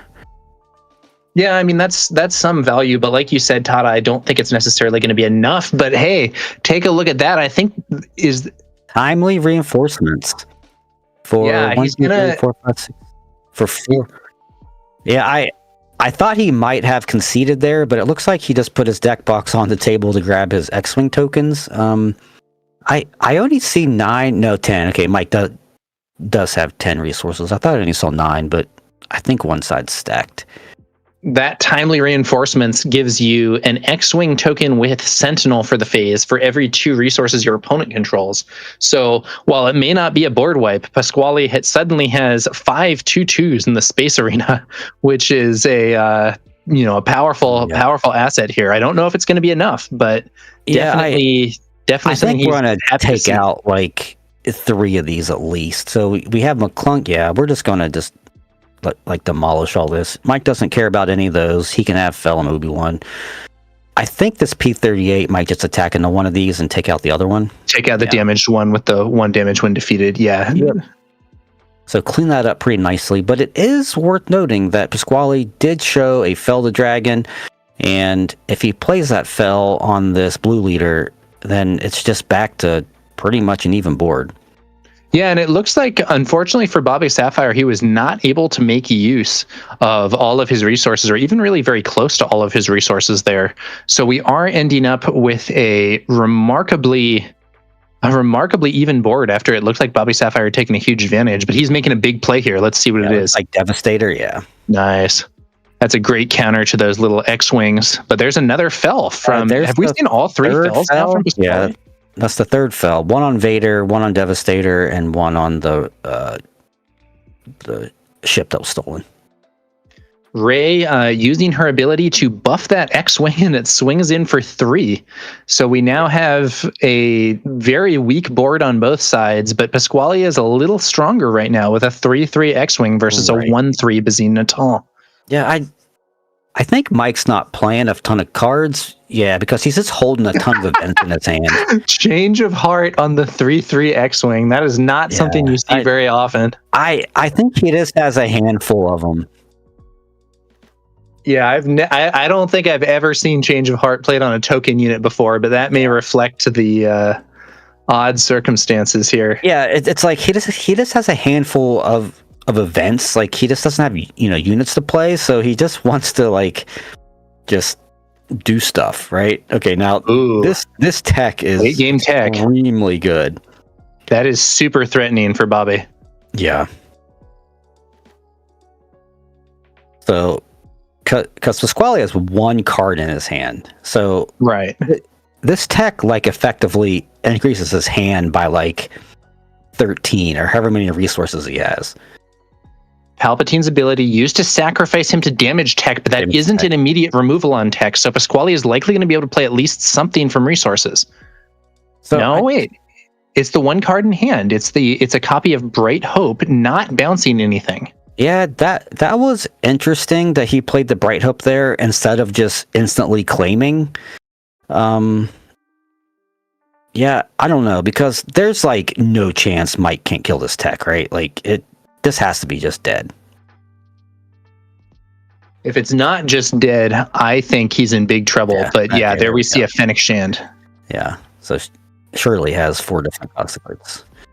So 1, 2, 3, 4, 5. He's showing, he's 8 different costs, 7 different costs. I don't know. He has everything in there. Yeah, he has more than enough. Yeah, I don't know how long she's really good. Yeah, Fennec is really good in Palp just because you play so many different costs, right? I mean, he just showed 6, 7 different costs there. So Fennec can kill literally anything. Yeah, that on attack ability really paying off there. Yep. Looks like a Yaddle there for Pasquale. Yeah. So that's going to save him a damage because now this, Bazine can't get in. I don't think it was ever really going to anyway, but Lothcat exhausting Obi-Wan. Yeah. Let's see what happens here. 2 base from Bright Hope. And Pasquale still has really a lot of resources here. Yeah, but he only has 1 card in his hand. So, Rey's going to activate here and give an XP to probably Bright Hope. Yeah. Yeah, and Mike's on a claim. Okay. Ooh, and the 1 card in hand was an R2-D2. That is not the highest impact thing you could be playing here. He left the card on top, which means it has to be something like a home one, or maybe a Kelleran would be really good here with 6,000 resources. Home one, Kelleran, U-Wing, Luke. There's definitely some options here. And now we're back to both sides having some board. Fennec Shand swinging base. Yeah, it wastes her on attack ability, but it puts Pasquale very close to lethal. Yeah. Mike has lethal now. Yeah, but so it was home one. So Mike surely has a change of heart here. Like, I don't think there's any question. Or like a Devastator, maybe.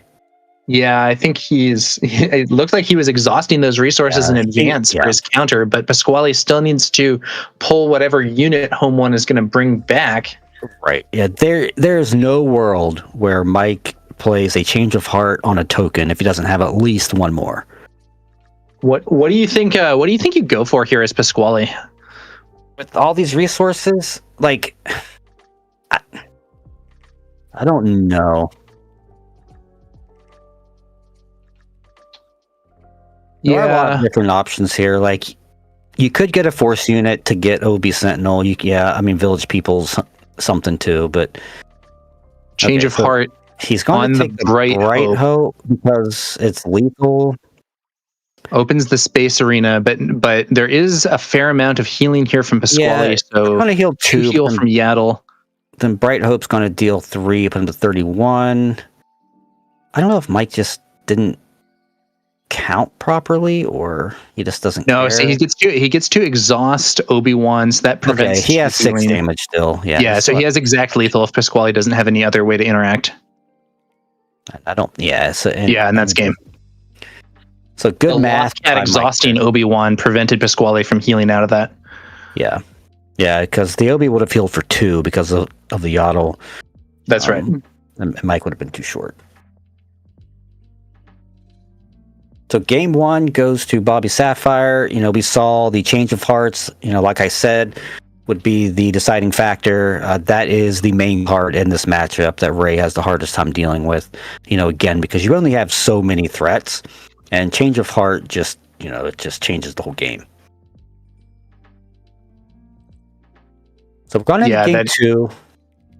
I don't know exactly, let's see, what is in Pasquale's sideboard, but I can tell you what Mike's going to sideboard in, probably. If you just give me 2 seconds. You pulling up the notes there? Well, I was going to say I probably have his deck list from our team Discord. Little inside info here. Let's see. Here we go. Bobby Sapphire. All right. Nope, got it. So Mike has, it looks like Confiscate, Electromagnetic Pulse, No Good to Me Dead, Eager Escort Fighter, Palp's Return, and Relentless in his sideboard. So he's probably going to sideboard in Relentless just to have more big things, and I would estimate probably Palp's Return too, because there's a lot of cards in this deck that don't do anything. These games go so long, you just want as many in-game threats as possible.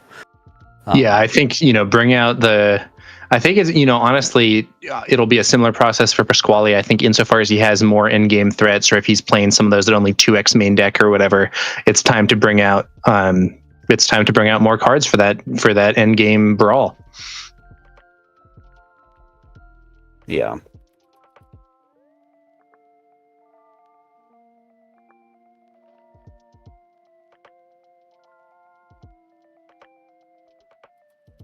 See what we can do. So what do you know about Pasquale here, Tower? He's a teammate. Yeah, Pasquale is he's a strong player. He's from the New York area. Interesting fact about Pasquale is he spent an extended amount of time working on cruise ships as I believe as a singer, and so so he had he actually had a show recently in New York that he was doing, and he was also, I believe, a very experienced Yu-Gi-Oh player at one time. But now Star Wars Unlimited is his game, and I believe he had actually won a PQ with Ray Data Vault earlier. He did, yeah. He won one relatively early in set 4 or whatever it was. And then on the other side here, Bobby Sapphire, Mike Jim, he's pretty well known in the Star Wars world, head of KTOD, figurehead. And fun fact about Mike here is that he is a whole 2 years older than me. I feel like I have to call that out every time. I think I, for one, would not have predicted that, seeing the two of you together. I'll say that. So the Bobby Sapphire, also a PQ winner. Mike did finally win a PQ, yes, about 3 weeks ago, I think. He's been on quite the run lately. He top 8'd or top 4'd one, and then won one right after that. And here he is now at 4-0. Maybe making us our hand of free flight and hotel. 6,008 drops, so it looks like he's going to mulligan that one. That's what you want to see as your draws once you're on 10 or 15 resources or whatever. Not what you want to see in your opening hand usually. It's kind of an awkward situation.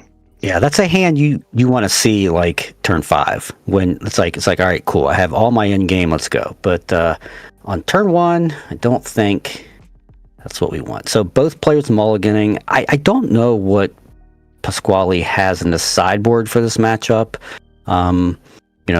When I played Ray, it was more like, okay, I want like timely reinforcements, things like that. But he's playing a main deck, so I'm not sure what his sideboard looks like. Yeah, I don't know what his current revision of this deck looks like. At least when I've played around with Ray decks, sometimes I do have some of those end game cards as sideboard for the grindier games. But like you said, Tada, he's playing the at least some of it main deck. So I don't know if he has more copies on the sideboard that he's going to bring in, or if there are some other options or what. But let's see how this one goes. Yeah. So I saw was that Spark of Hope, Akbar. I think it's a Spark of Hope. It's a foil. Looks like he has a Akbar, Blue Leader. I don't know if he has a turn 1 play in there. Oh yeah, he has Mon Mothma. Okay. I think there's a Mon Mothma, yeah. Yeah. All right, here we go. There is that Mon Mothma for the opening play for Pasquale, and he's going to get to search up for a Rebel unit on the top of the deck. Not ideal. Like Mon Mothma is a just amazing card in this deck, but it's not usually what you want to start with. No, I think there's other cards you would rather lead with, but it's certainly not, no value. And there's an ISB agent from Bobby Sapphire revealing a copy of Palpatine's Return to deal 1 damage to Mon Mothma. Yeah, I assumed that he would bring those in just because, like I said, these games go late, so you just want things to do late game with all of your resources. Yeah, each copy of Palpatine's Return is like having another copy of one of your best cards. Yep. Looks like that ISB agent also sacrificed there for 1 damage and a card draw. Yeah. Which is definitely what you want to do there. Just draw as many cards as you can. Ping stuff. Pasquale, I don't know what he has. I know he had like a handful of blue leaders, which isn't what you want. So he might be forced just to play one to have something. Nope, he's opting for the experience. Yeah, there's a buff on Mon Mothma Super Laser Tech for Bobby Sapphire. Let's see if Pasquale has a 2-drop or something. 1-drop at least, R2D2. Yeah, R2. So this is not what Pasquale wants here. Like, it's not any great. Restore. He doesn't have anything to really control the board with. Of course, there is no board, but like if there were, it's just his board is really weak right now. And yeah, Super Laser Tech can even take out Mon Mothma right away. Right, and if Pasquale does have that Spark of Hope, then we're going to see both players ramping like we did in the previous game. Let's see if he has it here. Yeah, ideally you want that or resupply. If he doesn't have Spark, you usually want to go for a 5-resource resupply. Get up to 6 for that early Ray flip. Yeah. Yep. So there's the resupply. There's Zine. Yeah. So if I were Mike here, I'd probably just take this resupply. What are those other 2 events or upgrades? It looks like Fell the Dragon, Rivals Fall, Akbar, and Blue Leader. Yeah, I think resupply is the call. Yeah. Like it's like fine, your opponent gets to blue Leader next turn. Who cares? It's not really. Yeah, it's like annoying, but it's not that bad. Yeah. No, you keep him off this flip turn for an extra turn. So An early Ray flip is, I think, a lot more of a threat than a blue leader here.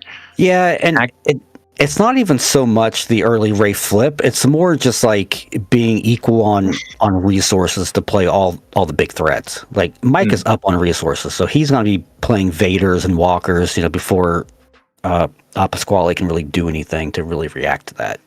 Yeah, Pasquale ends up just playing Akbar to ping Bazine for 2, which, I'll be real with you, is not the most exciting play in the world. No, because Mike's probably just going to throw this, Bazine at something. But it looks like we have a Vader here. Definitely not. Yeah, Vader from... Ooh, Vader into Elite P38. Yeah, pretty good. Bobby Sapphire building a board advantage here before we even see the flip. Yeah, Vader's great here because, Pasquale has to either fell it or throw blue leader into it. Both options seem pretty poor here. Now, did Bobby Sapphire ramp twice this game? Just once. Okay, so Pasquale should be on 6 resources. Is that right? Because it looks to me like he's on Mike 5, and I'm not sure what happened here, but I don't know if he missed a resource. It would seem very odd, but somehow it does look like Bobby Sapphire is on 7 resources to Pasquale's 5. Yeah, I wonder maybe if we missed a resupply or something. It's possible the camera stuttered and I missed something. I'm not 100% sure, but here we are. Mike on 8 resources, takes Akbar right away. Pasquale, I guess, is still on 6 here. Yeah, so we could see a Ray flip. Kind of Rivals fall killing Palp. That's some pretty good value. Yeah, Mike knew that was there, but Bobby Sapphire still has all his resources, so I don't know. It's not looking good. And Chad is saying that, he did play a resupply on the previous turn. Okay, so that's good. Okay. Thanks for Ray flips. Let's see what Bobby has to answer. Another Vader. Man, this is brutal. Vader's one card that Ray just hates seeing. This game has not been developing very well for Pasquale. I feel like in the game that we saw earlier, he was able to establish a lot more value early on, whereas this game, he has not matched pace with the ramp. Oh man, that is brutal. Vader finds an ISB agent, just kills Ray outright, and once again, Pasquale is looking at an extremely undesirable board state, but this time Bobby has significantly more resources, still has the Palpatine's return in hand. I don't know. If Pasquale can win this, it'll be a huge comeback. It's worth noting that the P38 could have taken out Ray anyway because it does 2 damage, but just being able to kill it right away is just that's just brutal. Not at all a desirable spot for Pasquale to be in here. He is finally up to 7 resources, but he knows there's that Palpatine's return and another with a Vader in the discard pile, so he's going to potentially get hit by a third Vader. Right. Doesn't have any board wipes. Even if you have Luke here, it's still not enough. Yeah, in the previous game, he was able to get those timely reinforcements and stage a bit of a comeback off the back of that, even though it ultimately wasn't enough. This game, it looks like Kelleran Beck is going to hit the field. That is going to allow him to potentially bring out another unit at the same time, but I'm still thinking Bobby's board is too strong for this. Yeah, right. Even if he gets an Obi-Wan here, it's not going to matter because the Obi-Wan's just going to get eaten by the Vader, and then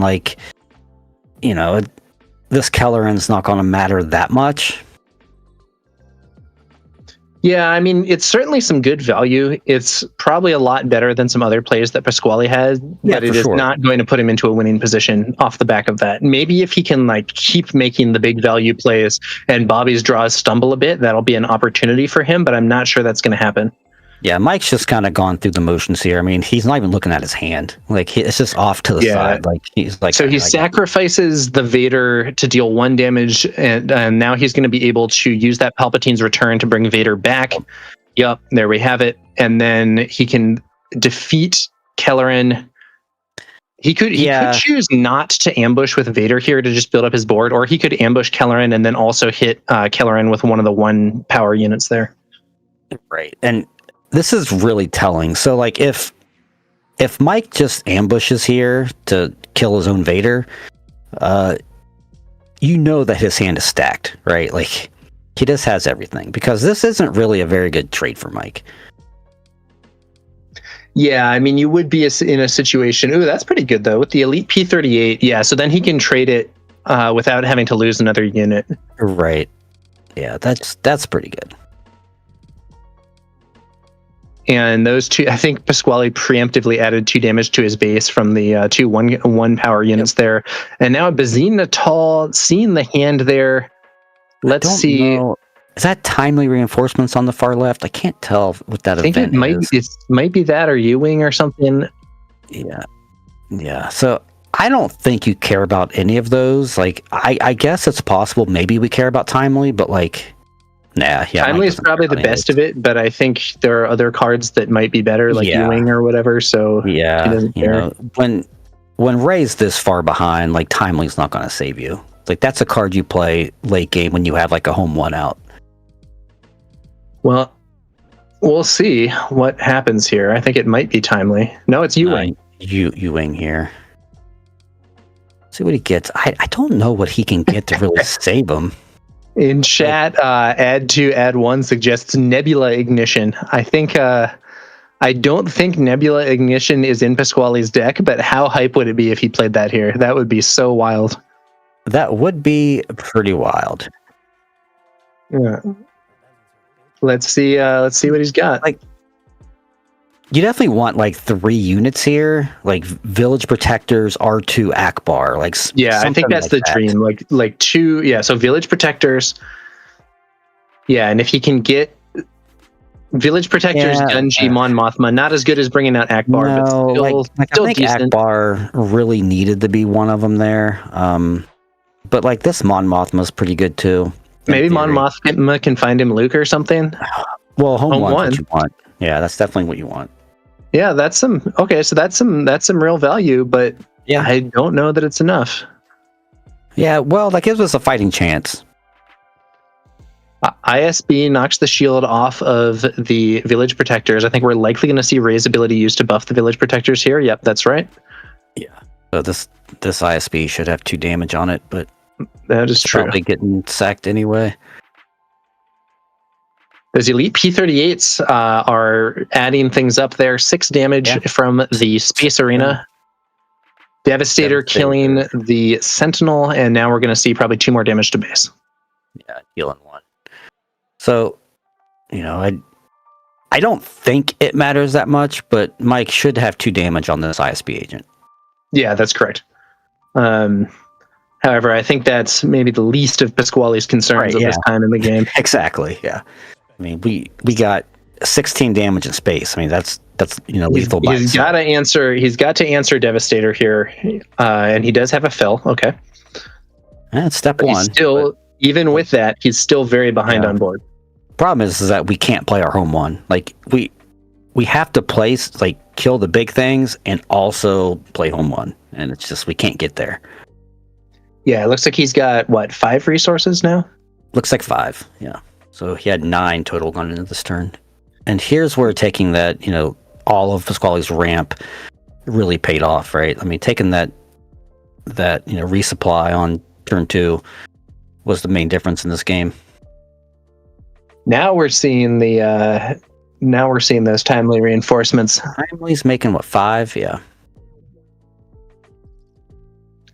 Yeah, 11 resources. So Pasquale bringing out 5 X-Wings, and they all have Sentinel, but he doesn't have any resources left, and his ground arena is open. Now, this is actually a situation where that missed damage does matter, because he should be able to kill that ISB agent here. Right, yeah.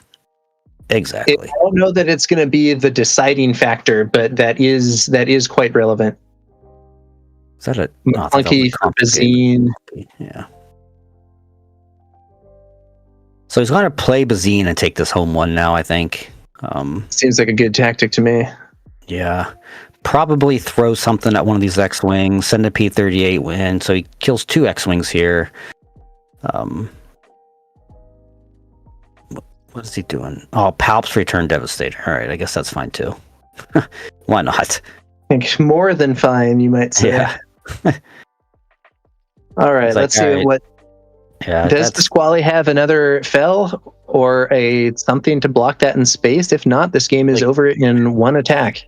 Like Palp's return on the Devastator is one of those, still have all these kind of plays, but let's see.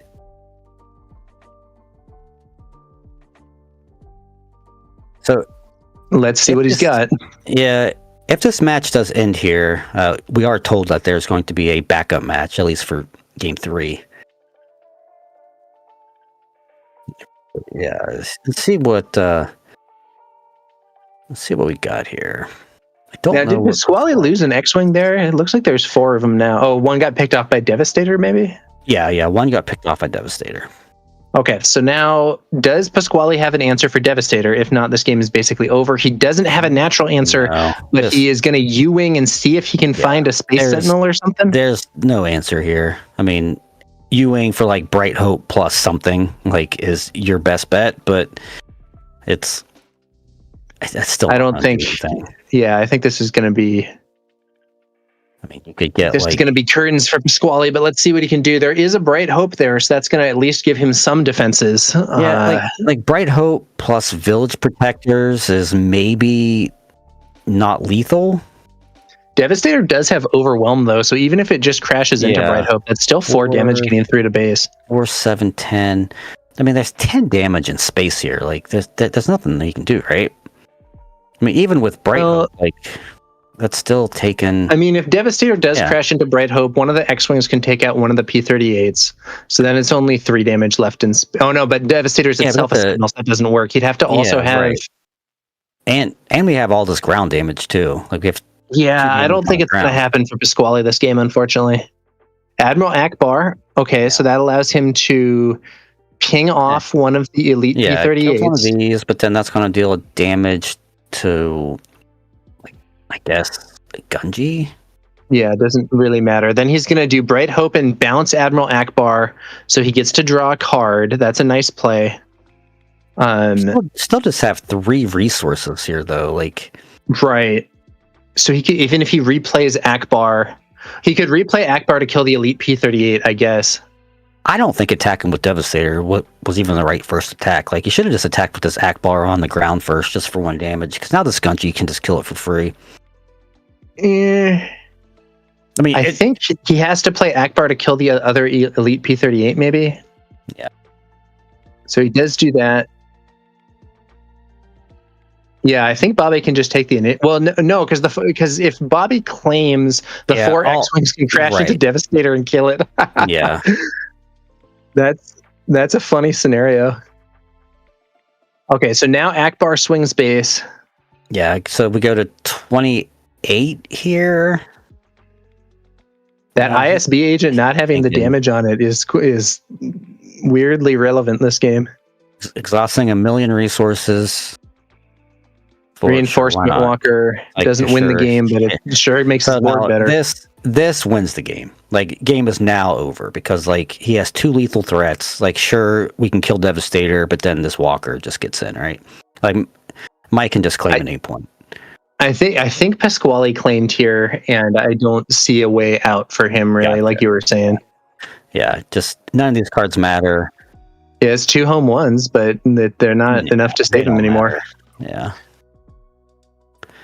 That's that is the thing about timely reinforcements. The Sentinel on those X-Wings only lasts for a turn. So without another Sentinel in the space arena, that Devastator can just swing for lethal. And I think I don't see a way out. I think that maybe he can deal with 1 threat, but if he kills Devastator, Reinforcement Walker kills him. And if he kills Reinforcement Walker, Devastator kills him. Yeah. Having played many games of Ray, I can tell you for sure that there's nothing outside of out of aspect, Super Laser Blast. Oh, dude, Nebula Ignition right now. Yeah. Those are the only 2 cards in the entire game of Star Wars, that are even useful at all right now. Sadly. I mean, as a Ray enjoyer. Yeah. There's the handshake. Bobby Sapphire with the 2-0. So we are going to go to a quick be right back but I do believe that we are going to have a backup match here.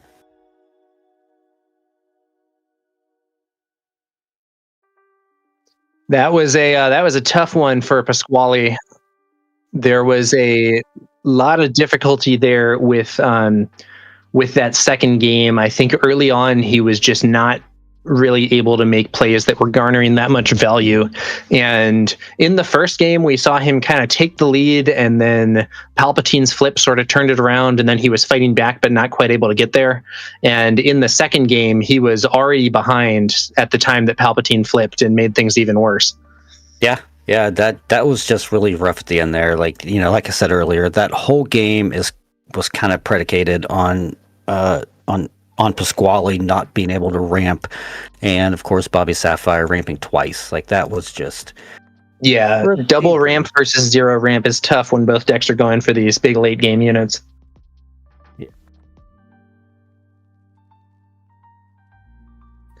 And it sounds like the alternate match actually also ended up being a 2-0 and has concluded. So I believe we are not going to have a second match here. Yeah, I don't know who the alternate was. I mean, I'm just kind of looking through the results, and I see that most of the top tables here, in fact, pretty much all of the top tables are done. Now here is Bobby Sapphire, our winner of the previous match. The co-founder and leader of KTOD, top 16 at the Denver Sector Qualifier, won the Connecticut PQ this set, and has 8 PQ top 8s in addition to that. Yeah, and he finally got a win. This might be slightly outdated because he did get a win. He has 1,000 PQ top 8s, so, well done to him. 115 points season 1, but still didn't get the bye, unfortunately, because he didn't have, the win. Season 0 though, season 0 he had 180, but he didn't have the bye. Season 1 he won a PQ, so we're already there. He's actually, it is worth noting, if season 0 had been played according to the season 1 rules, he would have had ample points for a bye. Yep. But in season 0, you had to actually get that win, either yourself or have it passed down from the winner or top cut of some of the really big events. And there is the point breakdown for how this system now works. So top 8 at a PQ is 15 points. And, if you had 8 top 8s, that would be more than enough points to get you that 100 that gets you into the Galactic Championship. Now, once you have 100 points, that doesn't mean it's time to stop necessarily, because I believe FFG has announced free flight and hotel to Galactics for the top 32 by strict leaderboard. So, keep working on those points if you're interested, and you might get a free trip to Vegas. Yep, and the champion here is going to get 250 points for this event. That's worth noting. Quite a few. Yeah, this is a sector event, so the champion will get 250, the finalist 200, top 4 is 150, and even just the top 8 all get 100 points and make it for sure. Plus, all the way down to top 64, there is some amount of points that you're going to be getting. So if you make the top 16, that's 50 points. Top 32, 25. Top 64, that's 15. Yeah, quite a bit of points being thrown around here. Absolutely. Let's take a look at the prizes here for this event. I think we have them here. Yeah, so we got the prize wall, which I feel like they did a really good job with the prizes. So season 0, they kind of struggled a little bit on the prizing for sectors and the regionals in particular. And here they've kind of upped their game since World. Absolutely. And now we have these really sick looking promos. And it's also worth noting the Galactic Championship itself also actually had really sweet prizing.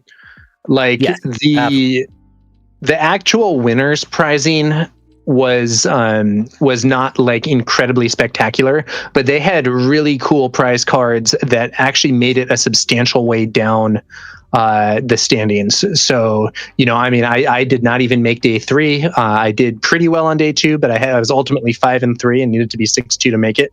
But I still got a bunch of prize packs, cool promotional stuff, and it was really hype. So I think that FFG has kind of heard the fan complaints about pricing in Season 0 and has upped their game for Season 1. Yeah, no, I was in the same boat. Just missed. Well, I mean, I didn't just miss day 3, but I missed day 3, and I was still pretty happy with the prices, that I walked home with. So this is really great that they're really doing better prizes. The, like even the placement promos are great now. I think for sectors, it's Yaddle for participation, and I forget what it is for placements, but I know regionals is Luke. I like they've highlighted sectors. I like they've highlighted some of these double aspect legendary events, which are very strong cards. Yeah, and it's also worth noting that, like, since we're getting all these promos of the double aspect cards, I wonder if they'll reprint them in set 7. That might be kind of wild, but I think they said that they didn't, that they wanted to reprint mostly commons and stuff. Yeah. I don't remember this for sure, but I think there was some interview where they said that reprints were a thing, but were going to be centered on lower rarity. I wouldn't mind if they made an exception for the double aspect legendary events, because quite frankly, I think double aspect is not relevant without those cards. I would totally agree with you there. I think that double aspect is really struggling without the set 1. Double aspect. Maybe they're going to print set 7 double aspect cards that are just as good, but they're different cards. However, I personally think it would be cool for these to remain in the game. That's just my opinion. Yeah. No. Also, I'm with you. Do you think FFG either knows something we don't, or had a prediction that didn't pan out with respect to Vernestra Rowe? Because we've seen her on a bunch of promo stuff, and I'm not sure there's any deck that actually plays her in competitive play. Han, so Han Blue plays her, and Han 1 Blue, yes, okay, and she's also played in some like fringe decks, like God, I forget the name of the leader now. Cal Kestis. I had a Sabine Yellow Force deck that used her, but she was like the only good payoff for Force, so I ultimately thought it wasn't that worth it. She's quite good. Like I think she's quite good. I think that right now there's just not a real home for her outside of like these weird like Han 1 blue decks or Cal Kestis. I think after rotation, her stock, really goes up. She's a very, very good card. She's basically Cassian for 3, right? Cassian's a 5 resource, 3/5. She does the same thing for 3. So she is a very hype card, but just hasn't quite found a really super consistent home. Yeah, and great art. Like the playmat. Yeah, the art on that card is sick. Incredible. Yeah. So.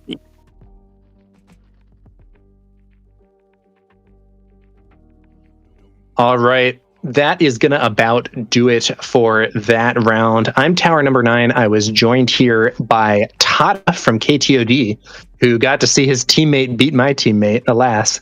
And we are going to be bringing you the next round shortly, where I believe the casters will be Jeff Creasy and RT Chomp. So... Oh, yeah. And guys, please, thank you for watching the podcast Underwhelming Barrage. We are live every 2 weeks. You can find us on YouTube at Underwhelming Barrage. So please check that out for more Star Wars podcast content. And next weekend, tune into the McClunky Gaming channel to check out our coverage of the upcoming limited sector qualifier, which should be very hype. Be it for now, guys.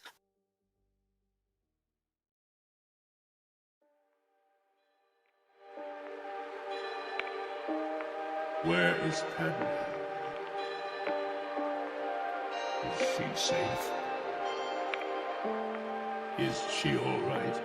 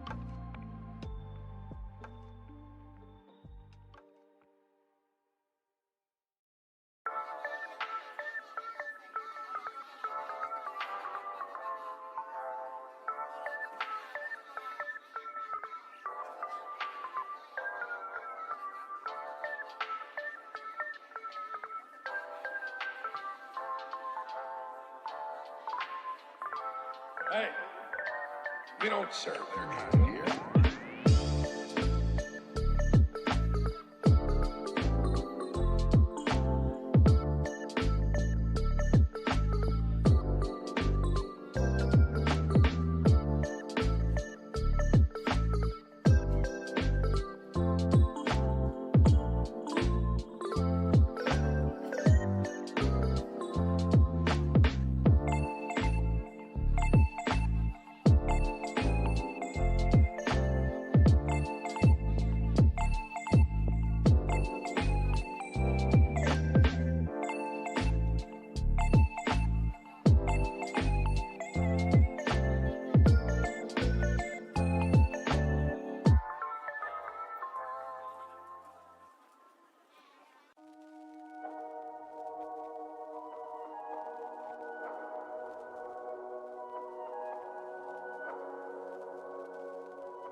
I am a Jedi, like my father before me.